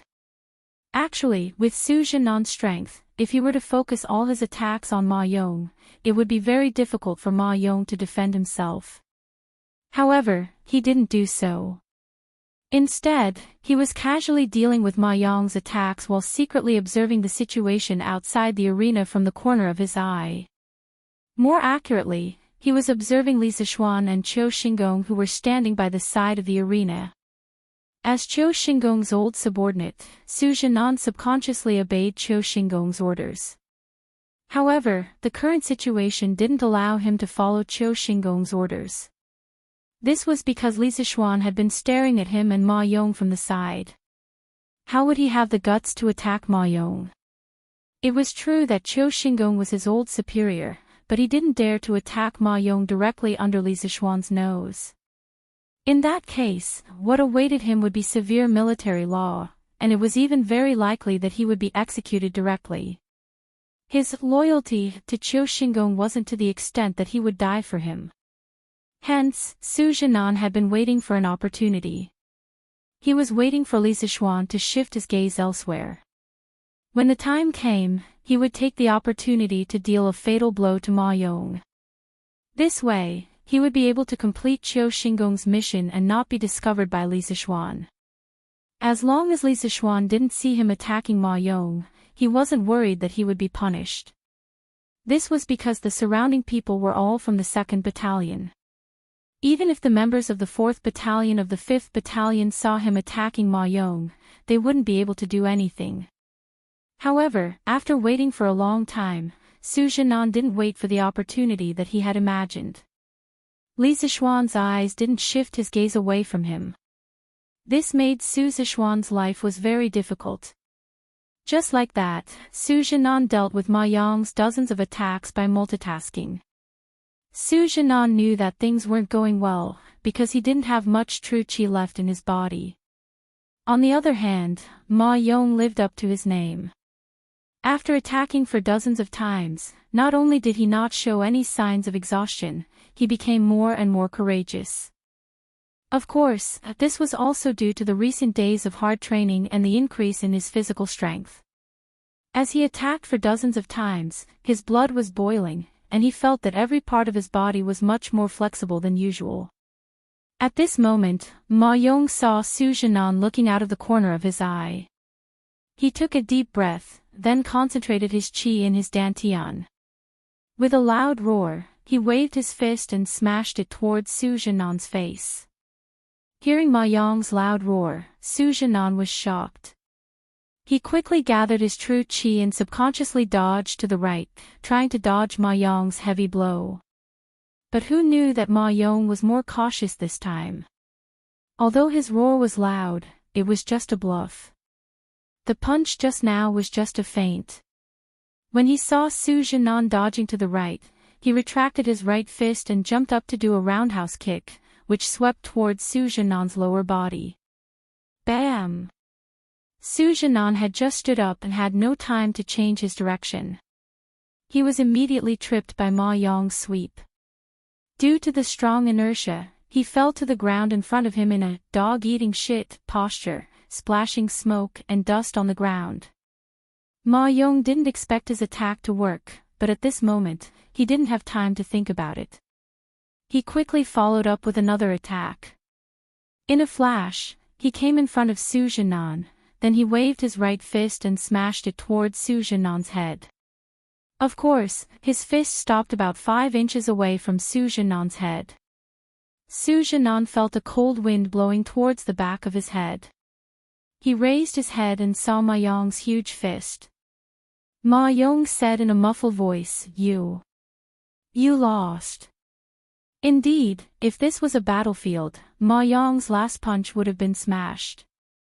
At that time, even if Su Zhinan didn't die, he would be seriously injured. I lost. Hearing this, Su Zhinan's eyes flashed with disbelief. Then, as if he suddenly thought of something terrible, his expression changed. He quickly turned his head to look at Qiu Xingong, who was outside the arena. Qiu Xingong's face was as black as the bottom of a pot. When he saw Su Zhinan looking at him, Qiu Xingong glared at him fiercely. Su Zhinan's heart skipped a beat. He thought to himself that he was completely finished this time. Not only did he fail to complete the mission that Qiu Xingong secretly gave him, but he also lost a round of the competition and let the 4th team of the Wu battalion get a small point. When the fighting competition ended, wouldn't Qiu Xingong eat him alive? The second round of the preliminary round, Ma Yong of the 4th team of the Wu battalion wins. Seeing that Su Zhinan had lost, the referee, Deng Kong, was stunned for a while before he came back to his senses and announced. Ha! Ma Yong, good job. Chapter 2030. Pooh! How could Su Zhinan, who had already suffered some minor injuries from the battle, withstand the furious kick of Qiu Xingong, who was at the Grandmaster realm? After landing on the ground, Su Zhinan instantly felt the blood in his body churning. He tasted something sweet in his throat and couldn't help but spit out a mouthful of blood. Just one kick and Su Zhinan was severely injured. It could be seen how furious Qiu Xingong was at this moment. The surrounding second camp soldiers instantly fell silent. As for the other 3 second camp soldiers who had yet to enter the arena, after seeing Qiu Xingong kick Su Zhinan, all of them couldn't help but turn pale. Fear flashed across their eyes. Because when they entered the arena later, if they couldn't complete the mission given by Qiu Xingong, then they would have the same ending as Su Zhinan. Thinking back to Li Zixuan's extremely protective behavior when he challenged Qiu Xingong to a one-on-one battle due to his soldiers being injured, and then looking at Qiu Xingong's kick because Su Zhinan didn't complete the mission he secretly gave to him, those second camp soldiers who had yet to enter the arena felt a chill in their hearts at the same time. Was it because they didn't want to complete the mission given by Qiu Xingong? They wanted to, but the conditions didn't allow it. They had all seen Su Zhinan's previous performance on the field, and they could roughly guess Su Zhinan's intentions. He wanted to wait for Li Zixuan's attention to shift away from the field before taking the opportunity to make a move. Unfortunately, Li Zixuan had been staring at the field the whole time. Let alone Su Zhinan, if it were anyone else in their team, they wouldn't dare to make a move under such circumstances. Although most soldiers weren't afraid of death, but that was on the battlefield. Now, they were only on the training grounds and no one wanted to be executed for breaking military rules. Su Zhinan was careless, please calm down. Second Camp Lieutenant Sun Tao, who was standing beside Qiu Xingong, couldn't help but change his expression when he saw the situation. After that, he hurriedly cupped his fists and bowed towards Qiu Xingong. Qiu Xingong's face was stern as he said angrily, "Humph. Careless. He couldn't even defeat someone weaker than him. If this was on the battlefield, wouldn't anyone be able to hack him to death? How can I have such a useless soldier under my command?" After saying that, Qiu Xingong was still angry. He looked at Su Zhinan, who was kneeling on one knee and spitting out blood, and said coldly, "Humph. Go and receive 30 strokes of the rod. 30 strokes of the cane." If it was any other time, Su Zhinan would not care about a mere 30 strokes. However, he had been severely injured by Qiu Xingong's kick. If he were to receive another 30 strokes, he would not be able to get out of bed for a few days. But in the face of Qiu Xingong, who was in a state of rage, how could Su Zhinan dare to say no? Enduring the pain, he gritted his teeth and stood up. He cupped his fists towards Qiu Xingong and said, "This subordinate obeys." After he finished speaking, he bent his waist and staggered out of the drill grounds. Throughout the entire process, no one dared to step forward to support him. This was the power and prestige of Qiu Xingong in the 2nd Battalion. General Qiu is really angry. It's just that in this martial arts competition, victory and defeat are inevitable. Why must you be so harsh on your subordinates? At this moment, Li Zixuan walked to the front of Qiu Xingong and could not help but frown. The reason why he stood out now was not to pretend to be noble to win people's hearts. It was because he could not stand the actions of this old fellow Qiu Xingong. Although reasoning with this group of rough men in the barracks was not as effective as punching and kicking, even when Li Zixuan was in the 5th and 3rd battalions, he had also kicked some soldiers who had made mistakes. However, his kicks were more of a formality and he did not use much strength. His purpose was only to make the other party realize their mistakes. However, Qiu Xingong's kick was filled with anger and was completely aimed at killing or crippling the other party. His attitude was so arrogant and his actions were so vile that people could not stand it anymore. Others might be afraid of Qiu Xingong's power and dared not speak out. However, Li Zixuan was not afraid.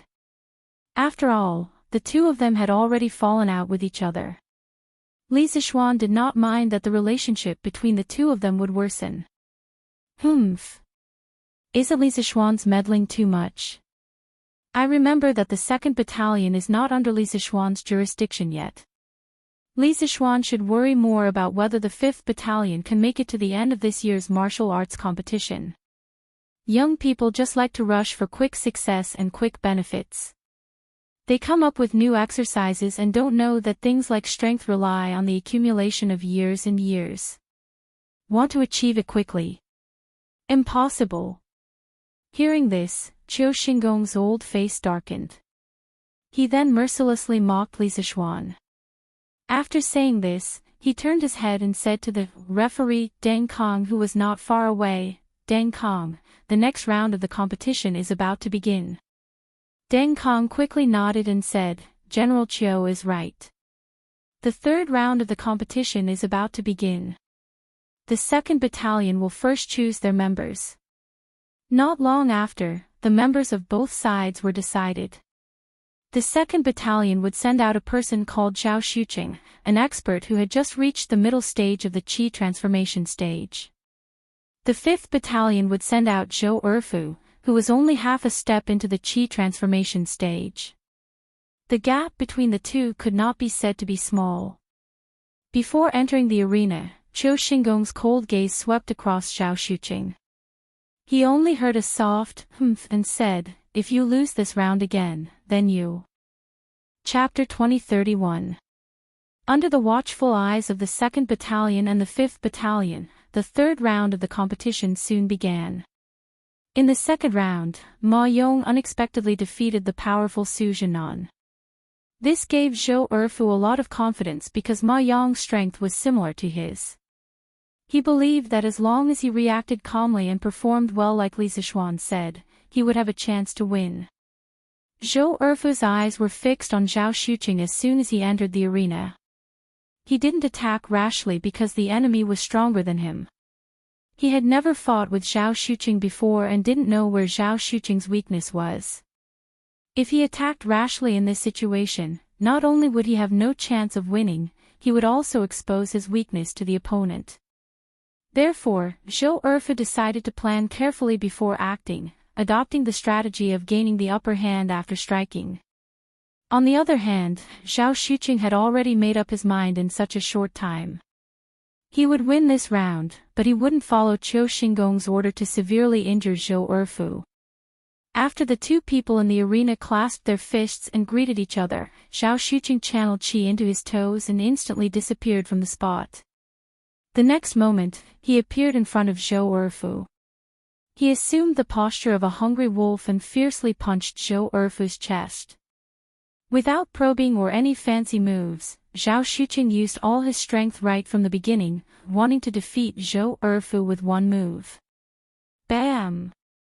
Zhou Erfu's eyes were fixed on Zhao Xuqing from the moment he entered the arena. Therefore, facing Zhao Xuqing's all-out attack, Zhou Erfu was not unprepared. When Zhao Xuqing's fist was about 5 inches away from his body, he had already reacted. He quickly stepped back while clenching his fists and crossing them in front of his chest. Then, the audience heard a bang, and Zhou Erfu was directly sent flying. It couldn't be helped. The difference in strength between the two was too big. Plus, Zhao Xuqing used all his strength right from the beginning. It was very difficult for Zhou Erfu to set up a defensive formation in such a short time. Zhao Xuqing didn't stop. He flashed in the direction where Zhou Erfu was sent flying and quickly caught up with Zhou Erfu. He reached out his right hand like lightning and grabbed Zhou Erfu's ankle. Then, he lifted Zhou Erfu's right leg and swung him up in the air and began to spin rapidly on the spot. Seeing this, Qing Chumo and the other 3 members of the 5th Battalion's 4th team couldn't help but change their expressions, because they seemed to be able to foresee Zhou Erfu's ending. He would probably be severely injured like Lu Ming. Right? Li Zixuan, on the other hand, didn't change his expression. He was still watching the situation in the field without blinking. But if one were to observe carefully, one could see that his legs were tensed up. Presumably, as long as Zhao Xuqing on the field made any more outrageous moves, he would be the first to rush onto the field to save Zhou Erfu. On the other hand, Qiu Xingong at the side narrowed his eyes. From the slight curve of his mouth, he must be very satisfied with Zhao Xuqing's performance on the field. From his point of view, Zhao Xuqing was chasing Zhou Erfu so relentlessly. He must have taken the task given to him seriously. Then, Zhao Xuqing should be taking advantage of the situation to throw Zhou Erfu out of the field and take the opportunity to severely injure him, right? Everything was developing in the direction that he wanted. But soon, Qiu Xingong couldn't laugh anymore. Zhou Erfu, if I let go of my hands now, you will definitely fly out of the field and be injured. Do you admit defeat? Although both of Zhao Xuqing's hands were busy spinning Zhou Erfu's leg, his mouth was still idle. At this moment, he suddenly opened his mouth and asked loudly. Hey! This Zhao Xuqing is quite a virtuous person. Zhao Xuqing's voice wasn't very loud, but it definitely wasn't soft either.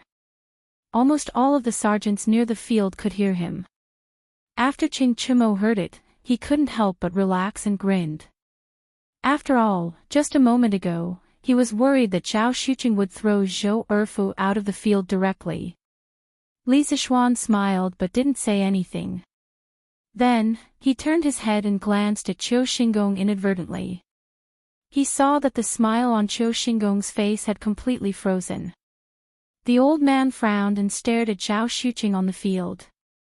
He couldn't wait to swallow Zhao Xuqing alive. Obviously, anyone could see that Qiu Xingong was very unhappy now. He was even suppressing the anger in his heart. I admit defeat. Chapter 2032. Join the army, I've brought shame to our Wu battalion. Please punish me for my crimes.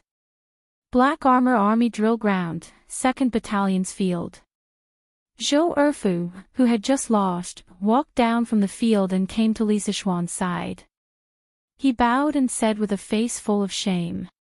Speaking of Lu Ming and Ma Yong who went up before him, they both fought till the end. He was the first one to admit defeat. This made Zhou Erfu feel so ashamed that he couldn't wait to find a hole to hide in. Get up quickly. Li Zixuan stretched out his hand to help Zhou Erfu up and comforted him. It's normal to win or lose in a martial arts competition.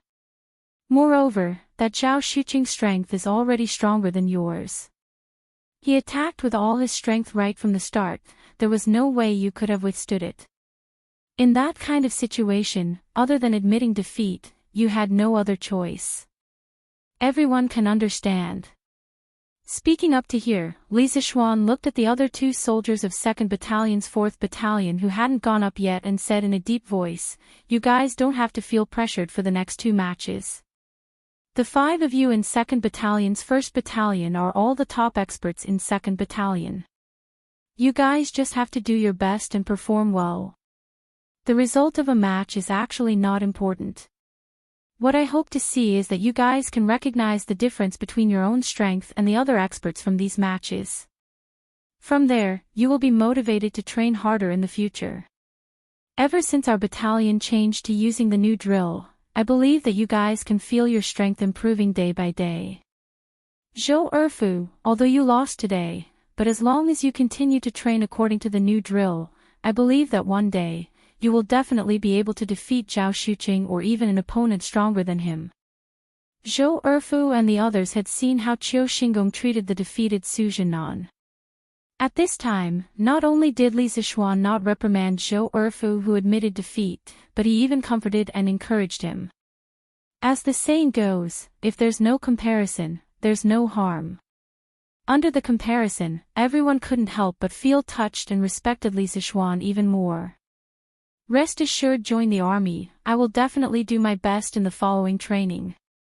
Zhou Erfu cupped his fists and said solemnly. At this moment, although Zhao Xuqing had just won the match, there wasn't a trace of complacency on his face. After he got off the stage, he naturally had to report to Qiu Xingong. He cupped his fists and bowed. General. Yes. Although he was unhappy in his heart, Qiu Xingong couldn't say anything in front of everyone. After all, Zhao Xuqing had won the competition. He could only nod his head expressionlessly as a form of greeting. However, his face was as calm as water, and his gaze was as cold as ice, causing the people standing beside him to shiver uncontrollably. When Zhao Xuqing saw that Qiu Xingong did not reprimand him, he could not help but heave a sigh of relief. Just as he was about to walk further away, he suddenly heard Qiu Xingong speak again. What did I tell you before the competition? I want you to suppress your cultivation level and fight with the brothers of the Wu battalion. Zhao Xuqing, what's wrong with you? Why do you have to rely on your profound inner strength to bully others? You are destroying the relationship between the Wu Battalion and the 2nd Battalion, affecting the unity of the soldiers. Although you won the competition, I still have to punish you. In a while, you will receive 30 strokes of the military rod. Zhao Xuqing, who had just heaved a sigh of relief, and the other 2 soldiers of the 2nd Battalion who had yet to enter the stage, upon hearing Qiu Xinggong's words, their faces instantly changed and their hearts tightened. Everyone knew in their hearts that Qiu Xinggong was abusing his position for personal revenge. He purposely found an excuse to punish Zhao Xuqing and used this as a warning to the people who were about to enter the stage. Chapter 2033. Today, in the first match of the 2nd Battalion, Yuan Deshang had heavily injured Lu Ming. At that time, Li Zixuan had already felt that something was amiss. From his point of view, Yuan Deshang himself shouldn't have the guts to publicly injure someone during the martial arts competition. Initially, Li Zixuan had guessed that Yuan Deshang had been instructed by someone else. However, from Qiu Xinggong's words and actions, although he didn't directly admit it, anyone with a brain could see that the reason why Yuan Deshang was willing to take the risk of being punished by military law to injure Lu Ming was most likely because he had been coerced by Qiu Xinggong. Qiu Xinggong was using his own power to get rid of his dissidents. Therefore, after knowing Qiu Xinggong's scheme, Li Zixuan decisively let the 2 remaining members of the 5th Battalion admit defeat. The reason why he had proposed the martial arts competition was to stimulate the competitive spirit of the soldiers, allowing them to learn from each other and increase their own strength. If it was just facing a strong opponent, Li Zixuan wouldn't have let the soldiers of the 5th Battalion admit defeat. Because as someone who had been through this before, he knew that crossing levels to challenge an opponent was the best way to hone one's own strength and increase one's own strength faster. However, the current situation was no longer a simple matter of crossing levels to challenge an opponent. The overall strength of the members of the 1st Battalion of the 2nd Battalion was not only higher than that of the 5th Battalion, but the other party had also received Qiu Xinggong's orders to kill the soldiers of the 5th Battalion. Therefore, Li Zixuan felt that there was no need to continue with the remaining 2 matches. Although increasing one's strength was important, it wasn't as important as one's life. Withdrawing from the competition and admitting defeat was not only to protect the participating soldiers of the 5th Battalion, it was also a form of mercy to the participating soldiers of the 2nd Battalion. Although Qiu Xinggong had led the 2nd Battalion astray, Li Zixuan didn't think that everyone in the 2nd Battalion was as selfish and evil as Qiu Xinggong.